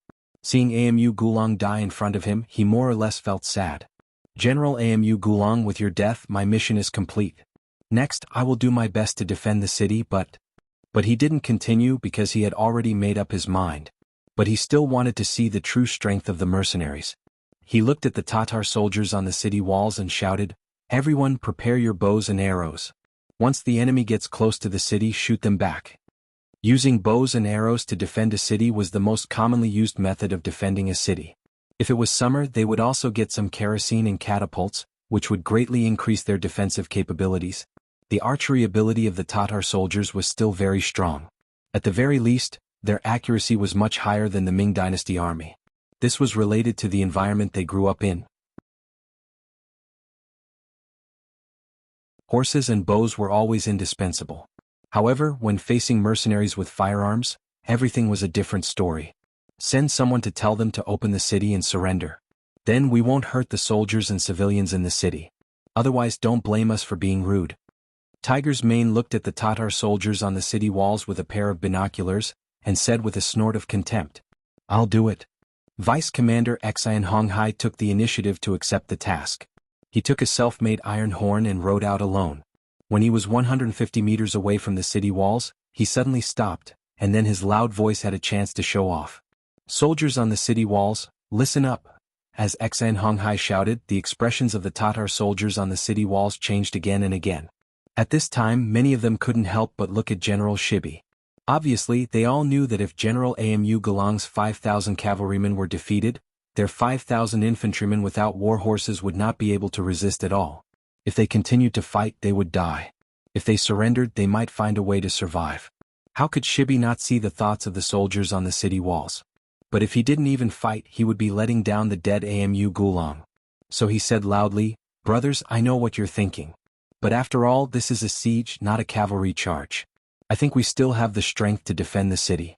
If we can't win, it's not too late to surrender. I think you all still like the feeling of freedom."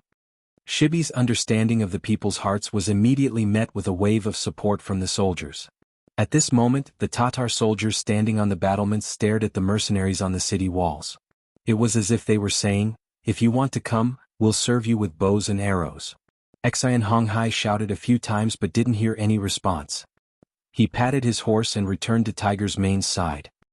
He spread out his hands and said, "Tiger's Mane, they won't surrender.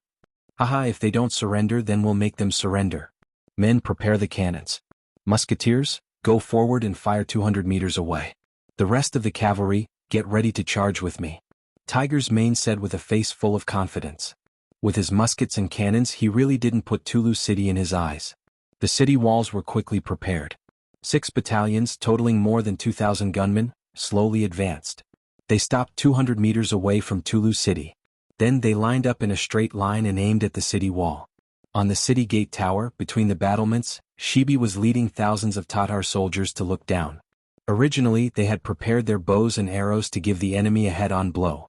But when they saw the enemy stop 200 meters away, they all looked down curiously. They didn't know what the mercenaries were going to do next. They couldn't be blamed. Their understanding of muskets was completely based on the impression the Ming dynasty gave them. At that time, muskets could only fire up to a distance of 100 meters. It wasn't much different from bows and arrows. The only difference was that it seemed to be more lethal.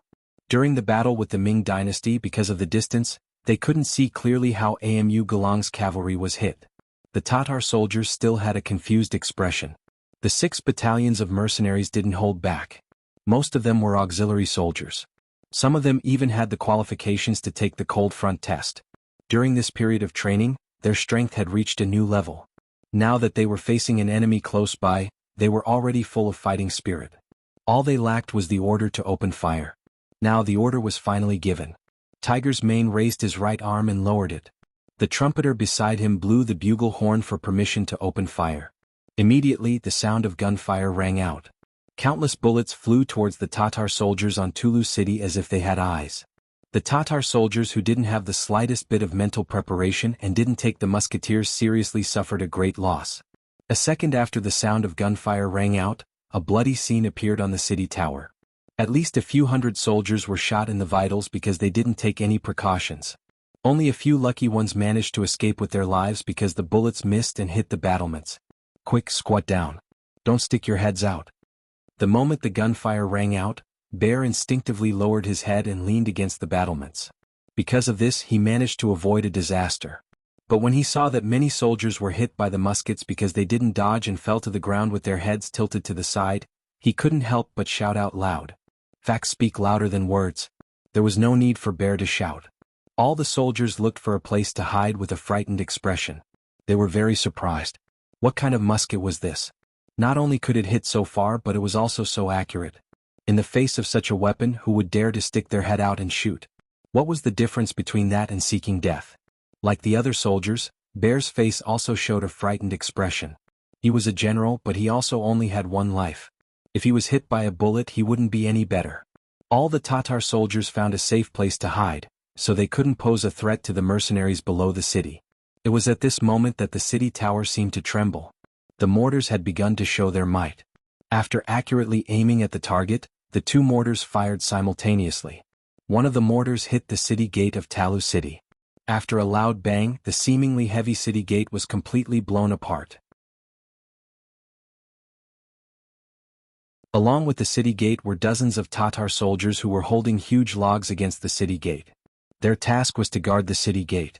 The enemy was cavalry, so they shouldn't be good at sieges. With one side defending and one side attacking, the situation should be in their favor. They didn't expect that the mercenaries wouldn't be polite at all. With just a blast from the two cannons, the city gate was blown apart. They didn't even have the slightest intention of drawing out the distance. When the city gate was opened, the vice commander Xan Honghai on horseback roared and took the lead to charge into Tulu City. Behind him were 5 battalions of 2,000 independent soldiers. Xan Honghai launched an all-out charge. The commander of the Tatar cavalry regiment, Su He, also didn't want to be outdone. With a shout, he also led his troops to follow. While charging, he suppressed the shock in his heart. Heavens! The power of the mercenaries' cannons was too great. With such heavy weapons, what kind of city couldn't they take down? What kind of enemy could stop them? The general on the city tower was even more shocked. From the tremor, he could feel that the mercenaries should have opened the city gate. Now that he heard the sound of iron hooves, he was afraid that they were now rushing into the city. Once they entered the city with the advantage of cavalry over infantry, how could he resist? At this moment he suddenly felt powerless. He knew that Tulu City had changed hands.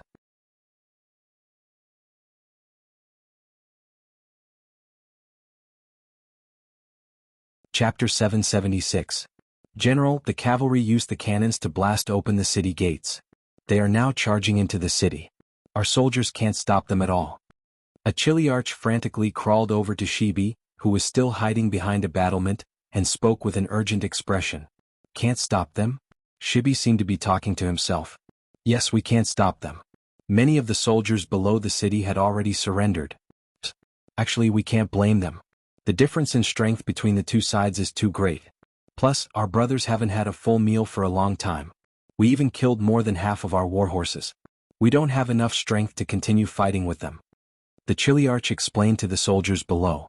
After Tuachuo Buhua was ambushed by Yeshen and his brother Agar Dorje, he retreated under the protection of his loyal general. From that moment on, the 10,000 Tatar soldiers guarding the city of Tulu no longer had any supplies. As a rootless tree, in order to save themselves, they first launched an attack on the northern Ming territory by raiding grain and grass. However, not only did they not manage to steal much, they were also surrounded by the cavalry sent out by the northern Ming's Wanquan department. If it weren't for the Tatar cavalry's bravery, they would have suffered a great loss. Since Baiming's side didn't gain any benefits, they could only target the grasslands and rob some of the herdsmen. However, this kind of behavior quickly forced the people of the grassland nearby to flee even further away. When the food in the city became less and less, Amu Gulong had no choice but to order the slaughter of the horses. This was also the reason why there were 10,000 Tatar soldiers but only 5,000 cavalry. Half of the missing horses were eaten by the Tatar soldiers themselves. They knew their own situation best. If the mercenaries were ordinary, the Tatar soldiers might be able to muster up the courage to fight and maybe even steal some food from them. But now, facing the mercenaries who were clearly stronger than them, they would die if they continued to resist. Knowing this, it wasn't a big deal that some soldiers chose to surrender. Sigh, since the soldiers below the city have surrendered, let's surrender too. Tell the brothers to stop resisting and surrender. Shibi let out a long sigh as if he had made a very difficult decision. After saying these words, his whole body relaxed. It was as if from this moment on, he had put down a heavy burden on his body. White flags were suddenly hung on the city walls of Tulu City. Under the sunlight, they looked pale and powerless. When Tiger's Mane saw this scene, he laughed loudly. Haha, the Tatar soldiers have surrendered. Enter the city. The mercenaries entered the city more than 2 hours earlier than planned. Tiger's Mane's original plan didn't fully unfold it. This made him full of disdain for the 5,000 Tatar soldiers guarding the city. The way he saw it, even with the advantage of the city, the resistance was so weak. The general guarding the city was too incompetent. However, all of this changed because of what he saw after entering the city. When Tiger's Mane entered the city, Su He and Xan Honghai had already completely controlled the situation here. Even Shibi and the others were brought down from the city tower. They knelt on the ground and waited for Tiger's Mane to inspect and inspect. Riding a tall horse into the city, Tiger's Mane originally wanted to ridicule the enemy's general and suppress the enemy's morale. But when his eyes fell on Shibi and the soldiers beside him, he was surprised to find that they didn't look like an army. They didn't look like the valiant and mighty grassland warriors at all. Each of them looked sallow and emaciated. Their clothes looked so big on their bodies. They looked like children wearing an adult's robe. It was so inappropriate. Of course, the Tatar soldiers weren't so poor that they didn't even have clothes to wear. The reason for this was because they were malnourished for a long time. They didn't have enough food to fill their stomachs. As a result, each of them had lost a few kilograms or more. This made them look so out of place with the clothes they were wearing. Tiger's Mane rode on his horse. He opened his mouth to say something, but no words came out. Commander Suhi seemed to understand something. He rode his horse to his side and said, Tiger's Mane, I've already asked around. These soldiers haven't eaten for a long time. They even used their horses to fill their stomachs. Speaking of this, Suhi couldn't bear to see her like this. For the grassland warriors, the war horses were their brothers. Most of the time, the horses would be there if the men were still alive, and if the men were dead, the horses would also die. If they were to use their brothers as food, one could imagine how bad the environment would be. Not to mention, horse meat was sour and didn't taste very good. If it wasn't for the fact that they had no other choice, who would make such a decision? Arrange for the food to be cooked immediately. At least let them eat their fill first. Tiger's Mane suppressed all the words he wanted to say. He finally understood why the Tatar soldiers, who always looked powerful, were so useless today. Presumably, without food, even if they were mercenaries, how much of their strength could they display? Suhi thanked Tiger's Mane on behalf of these soldiers. Hearing Tiger's Mane's order, Suhi sighed. No matter what, he was still a Tatar. He was connected to these people by blood. Of course, he didn't want to see his own people in such a pitiful state. Seeing Suhi's touched expression, Tiger's Mane chuckled. Okay, go and pass down my order. Alright, the commoners should be starving. Pass down the order to make a portion for them. Try to let everyone eat their fill. Yes. Suhi once again cupped his fists and thanked him. Then, as if he remembered something, he quickly saluted again and quickly rode away. Warm tears flowed out from the corners of his eyes. This time he was really touched by Tiger's Mane's actions. The news of the victory reached Yang Qindong, who was slowly moving. Looking at the battle report, Tiger's Mane took down the entire Tulu city at the cost of less than 200 casualties and captured nearly 8,000 enemy soldiers. Yang Qindong laughed. Not bad, Tiger's Mane did a good job. It looks like he has the talent to be a general. Seeing that Yang Qindong was in a good mood, Beta Persei quickly flattered him. That's right, Tiger's Mane is actually very capable of leading an army. After all, he has been by the young master's side for so long. Of course, there was another subtext to this sentence, which was that he had been by the young master's side for a long time and was also a talented commander. Naturally, Beta Persei wouldn't say these words out loud. He didn't forget the choice Yang Qindong gave him. He could either go down and be a regiment commander and lead an army, or he could obediently stay by his side. At that time he chose the latter without hesitation. Towards Yang Qindong, besides admiration, Beta Persei also felt gratitude. Because without this master he might not even know where he would be right now, or whether he was alive or dead. It was precisely because of the sixth young master that he was able to bring him such wonderful things. Now that he was about to have a woman, the gratitude in his heart grew even stronger. He would never leave Yang Qindong's side, but if there was a chance to lead an army to the battlefield, he would also yearn for it. After all, men had such primitive impulses in their bones. Yang Qindong chuckled and didn't make any comments on Beta Persei's words. Instead, he waved his hand and said, "If that's the case, speed up the march. We'll rest in Tulu City today." The distance wasn't very far to begin with. In the afternoon, Yang Qindong and more than 1,000 people arrived at the foot of the city and entered the city together with Tiger's Mane and the others who were waiting there. Along the way, Tiger's Mane also gave a simple report on the battle that had happened. Previously, the scout had already reported the situation to Yang Qindong. Now he just had to repeat it. Tiger's Mane spoke very quickly. After he finished talking about the battle, his expression became a little depressed. "Young master, the people here don't have it easy." Hearing Tiger's Mane say that the Tatar soldiers guarding the city didn't have it easy, Yang Qindong's face revealed a very strange expression. Why did he suddenly speak up for the other party? "Young master, the situation is like this." With a serious face, Ming recounted everything he had seen after entering the city, as well as everything he had learned about the situation.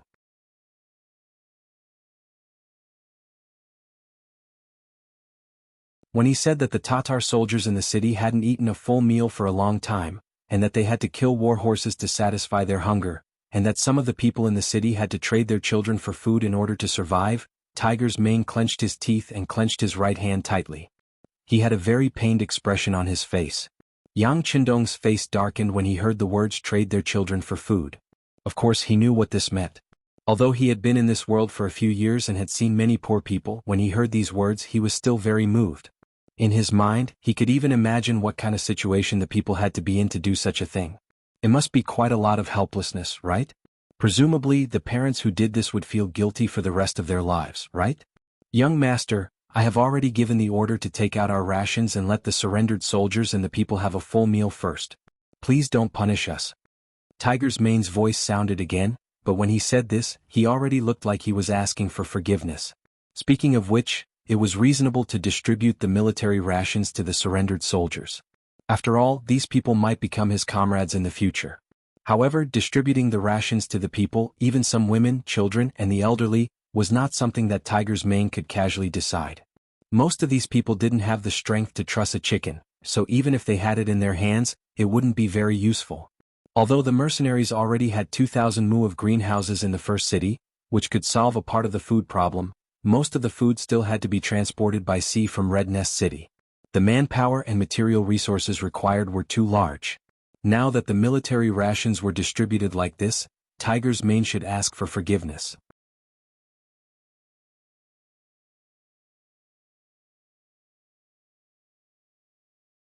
Chapter 777. "Hey, what crime have you committed?" Yang Qindong casually waved his hand. "Although we don't have the ability to let all the people in the world live a good life and eat their fill, as long as we are willing to work hard, this problem will eventually be solved. What you did was not wrong." "Thank you, young master." Tiger's Mane also knew that since he had been by Yang Qindong's side for so long, he could still make this decision. Even if he was wrong, he would not be punished too much. However, he also had to show the appropriate attitude because from a certain point of view he was a servant and Yang Qindong was the master. "Yes, not only did you not do anything wrong, but you also contributed greatly to being able to take down Tulu City at such a small price. Actually, with the current strength of the independent regiment, you already have the conditions to become a division. How about this? I will now order you to be the division commander of the independent regiment. Later, I will send a telegram to the military and political department of Chichen City to let them organize the records. You should also put in some effort and report the names of the officers under you to them." Yang Qindong said with a chuckle. Tiger's Mane was his study companion. He had been following her since she was young, so she was very familiar with his temperament. Since he had such ability to command the army, of course he would do his best to promote him. Of course he was the only one who knew if he had any other motives for doing this. Being promoted all of a sudden, Ming was still in a daze. Beta Persei, who was at the side, had already come over with a smile on his face. "Division Commander Tiger, congratulations. Remember to treat us to a meal later." Tiger's Mane only came to his senses after hearing this. While staring at Beta Persei, he also saluted Yang Qindong. "Young master, I am someone by your side. This independent regiment is only a temporary proxy. I have no intention of leaving your side, young master. Tiger's Mane was not thinking about the position of a division commander. With his status, who would dare to treat him like that even though he was the captain? Even Commander Wu Sheng and Political Commissar Qin Bo of the 3rd Division of the Cold Front Division would respectfully address themselves as his subordinates whenever they met him. Since that was the case, it didn't matter whether he was a teacher or not. On the contrary, if he was forced to leave Yang Qindong because he gained a teacher, then the loss would outweigh the gain. I didn't say that I wanted you to leave. Yang Qindong tilted his head and glanced at Tiger's Mane. He chuckled and said, "Who said that you can't serve by my side after becoming a division commander? Alright, don't think too much about it. If I let you be a division commander, just do it."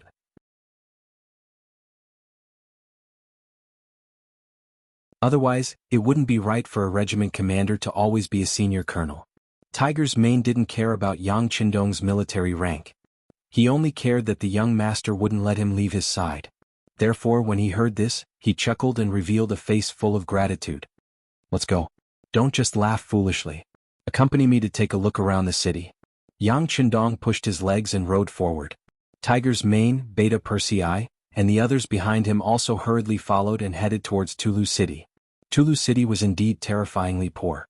From afar, there didn't seem to be anything other than some dilapidated and dangerous houses.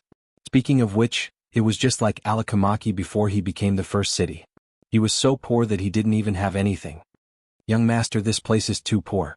Should we transform this into a second first city?"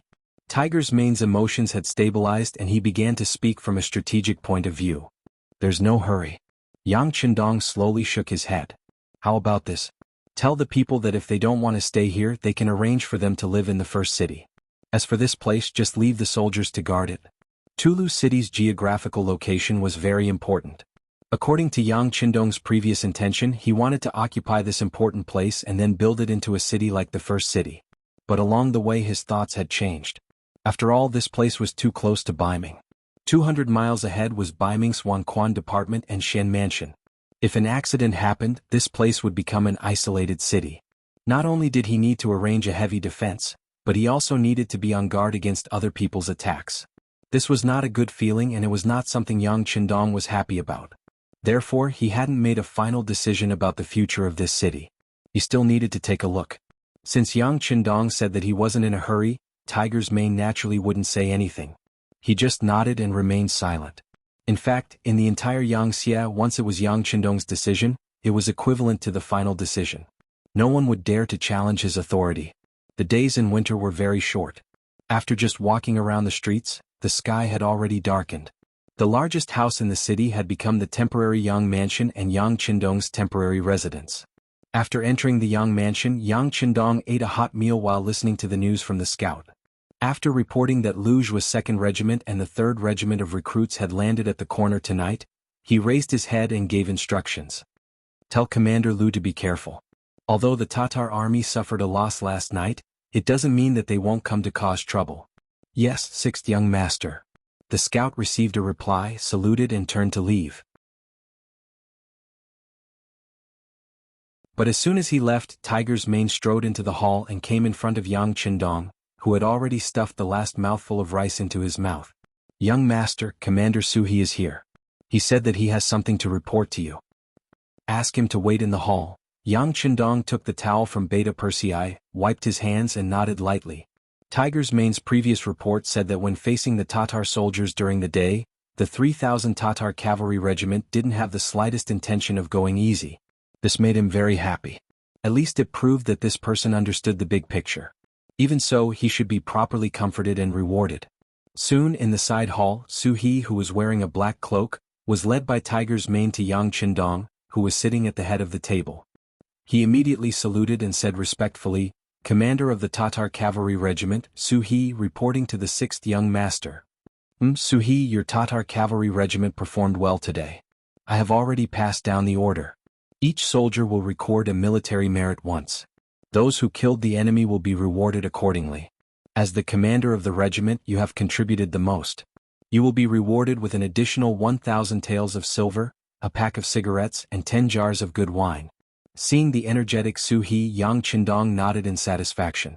Thinking back, he had spent some effort and even risked entering the camp to persuade the other party to work for him. Now it seemed that everything was worth it. "Thank you, sixth young master, for the reward." He saluted to show his gratitude. This made Tiger's Mane smile. However, this smile quickly changed because of He's next words. "Sixth young master, He does not dare to ask for a reward. If possible, these rewards can be returned. He has other requests. I hope that the sixth young master can fulfill my request." Huh? Tiger's Mane's expression changed. He actually dared to reject the sixth young master's reward. Wasn't this the same as slapping his face in front of everyone? In a fit of anger, he shouted at He, "What are you talking about? Don't forget your identity." Sigh.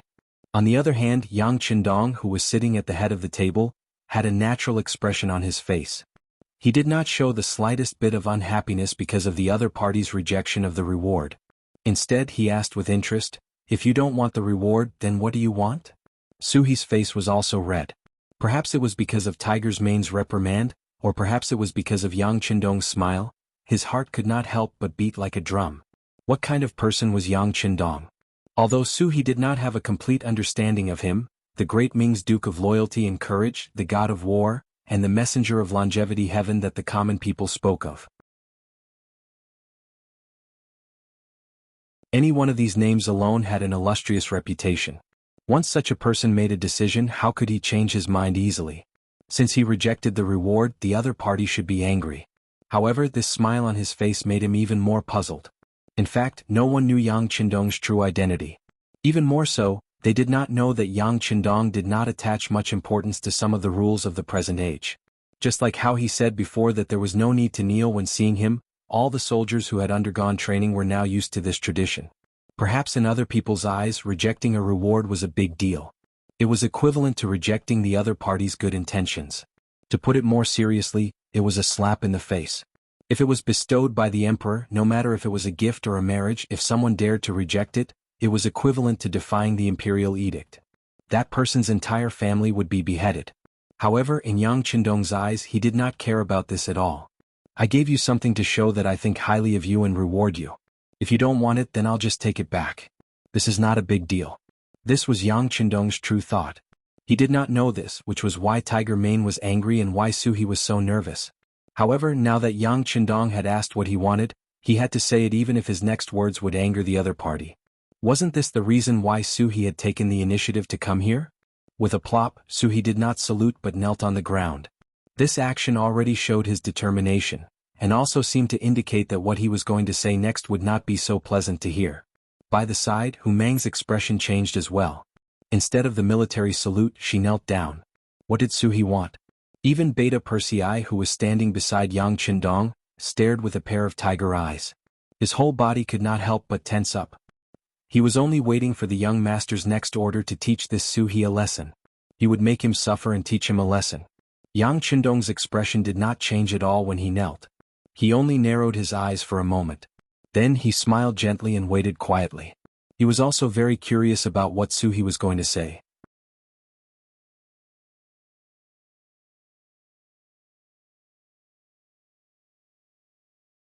Chapter 778. He, who was kneeling with his head lowered, couldn't see the reactions of the others. After kneeling, he only wanted to say what he wanted to say. "Sixth young master, He requests that you properly collect Amu Galong's corpse and send it to Tingri.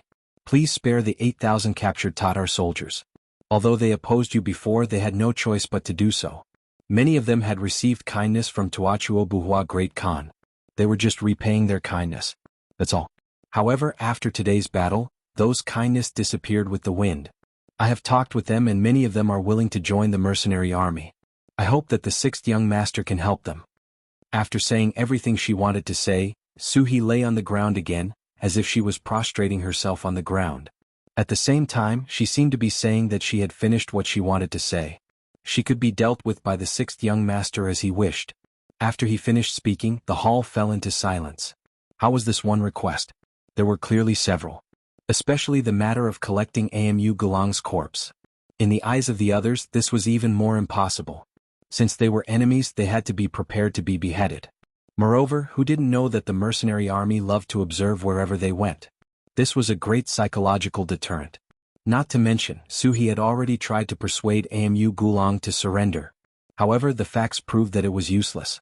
Now that Amu Gulang was defeated, the mercenary army defeated him with their own strength. Why did they have to bury him properly? Tiger's mane, who knew everything, had a puzzled expression. He looked at Suhi, who was kneeling on the ground, and said, "Commander Su, don't you think you are too much? Amu Gulang is our enemy. Why do you want to bury the enemy's corpse properly? Also, how should we deal with the captives? Is this something that a commander like you can consider or even question? Don't think that you have made a great contribution by killing Amu Gulang today. Let me tell you, I don't even need the young master to make a move. I can easily deal with you. Moreover, the other soldiers of the Tatar cavalry regiment won't have any doubts. Do you believe me?" Tiger's mane wasn't exaggerating.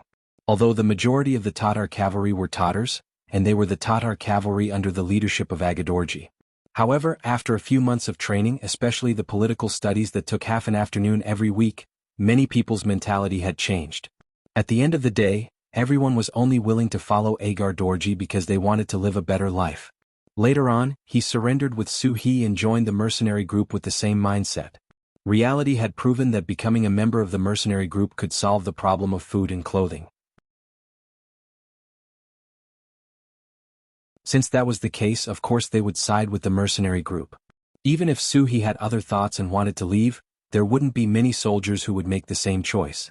In other words, the true leadership of Suhi's Tatar cavalry regiment didn't lie with him as the commander, but with the higher-ups of the mercenary group, in the hands of young master Yang Qindong. Suhi was naturally very clear about this point as a famous general. He didn't doubt Tiger's mane's words. He just lowered his head and said, "Commander Tiger, I don't want to do things based on merit. This is all my personal opinion and has nothing to do with the Tatar cavalry regiment. If you think I'm wrong, then punish me. I'll accept any punishment. Even if you want me to be an ordinary soldier, I'll accept the punishment. However, I hope that you and the 6th young master will seriously consider my request." Even though he knew this, Suhi still didn't have any intention of relenting. This had already shown his determination. Because of this, Tiger's mane didn't know what to say. He could only glare at him angrily. Then he shifted his gaze to Yang Qindong, who was sitting at the head of the table. He believed that the 6th young master would have a way to resolve this matter. Yang Qindong had been listening attentively from the side. When he heard Suhi's request and Tiger's mane's reprimand, he didn't make a sound. Now that everyone was silent, he coughed lightly and said, "Tiger's mane is right. Amu Gulang is our enemy. He didn't listen to persuasion and didn't take the opportunity we gave him seriously. Since he didn't take it, he's dead. Why should we collect the enemy's corpse? Commander Su, do you have any other reasons for this matter? Why don't you tell us?" Yang Qindong said this calmly, without the slightest trace of anger. However, it was precisely because of this that Suhi, who was kneeling on the ground, understood that this was the 6th young master giving him a chance to explain. If he didn't take it, he might really be punished.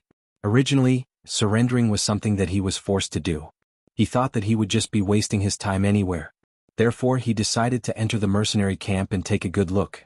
If it didn't work out, he would just look for an opportunity to leave. However, he never thought that the moment he entered the mercenary camp, he would really be infected by the atmosphere here. Here, officers and soldiers were all equal. They were particular about punishment for mistakes and rewards for meritorious deeds. Moreover, the military discipline was strict and they would never make things difficult for ordinary citizens. Here they could eat their fill, wear warm clothes, and have a beautiful future to look forward to. Wasn't all of this what he had been pursuing all his life? So he naturally liked this place. He liked it from the bottom of his heart. Even if others wanted to chase him away, he was also sincerely unwilling. However, he still did it today because he knew that he had to do it. Now that the 6th young master gave him a chance to explain, he cherished it very much. He slowly raised his head and looked at Yang Qindong, who was sitting there with an expectant look, and said, "6th young master, I did it because it was not only my idea, but also the idea of the 8,000 captive Tatar soldiers. I have talked with this person and found that he is a rare talent. I wanted him to be used by the 6th young master, but he made this request, so." He didn't say what, so, but he believed that the 6th young master would be able to guess it. Yang Qindong's expression didn't change much. When He knelt down and said the request, he already guessed something, and Suhi's answer was no different from his guess. "Well, tell me in detail." "Yes, 6th young master. As far as I know, Amu Gulang was an orphan when he was young. His parents were killed by the enemy. He grew up eating the food of hundreds of families. Later he met the great Khan Tuachuo Buchuo and was raised by him. He was someone the great Khan trusted greatly. Later he was arranged to guard Tulu city. Because of this, even though he knew that he had no chance of winning against the mercenaries, he still made the decision to fight. He wanted to use his life to repay the great Khan's kindness. Even though he knew that he would die, he still did it. Isn't this loyalty worthy of respect? Furthermore, this subordinate also learned from the other captives that when there was no food in Tulu city, Amu Gulong did not rely on his status as a general to steal the soldiers' rations. On the contrary, he ate whatever the ordinary soldiers ate. He set a very good example, which also made him hold a very high position in the hearts of the soldiers. If we can properly collect his corpse, the other Tatar soldiers will definitely be grateful. This will play a better role in the future when we incorporate them into our forces. Of course, the reason why I made this request is to let go of this person.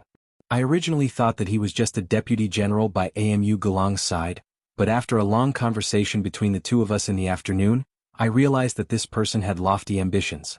In terms of the overall situation, even I was inferior to him. After that, I learned that this person also didn't have a good background. His mother was a Han, and his Mongolian bloodline wasn't pure. Therefore he had no room to display his strength. Such a person should be the one the sixth young master took a fancy to. I advised him to follow the sixth young master, and he raised the issue of burying Amu Gulong properly. He also said that this was his promise. If he couldn't fulfill this promise, he would rather die. Wasn't such a loyal and affectionate person the sixth young master was looking for? That's why I boldly suggested this and asked the sixth young master to approve. After finally saying all the reasons, Suhi once again placed his head on the ground, looking like he was at his disposal. More than once, he mentioned the name of, "I'm leaving." Even Yang Qindong was curious.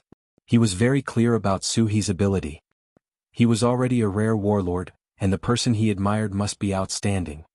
Beta Persei, go and bring that person called, "I'm leaving." Seeing is better than hearing 100 times. Since Suhi described this person so well, Yang Qindong wanted to see if it was true or not.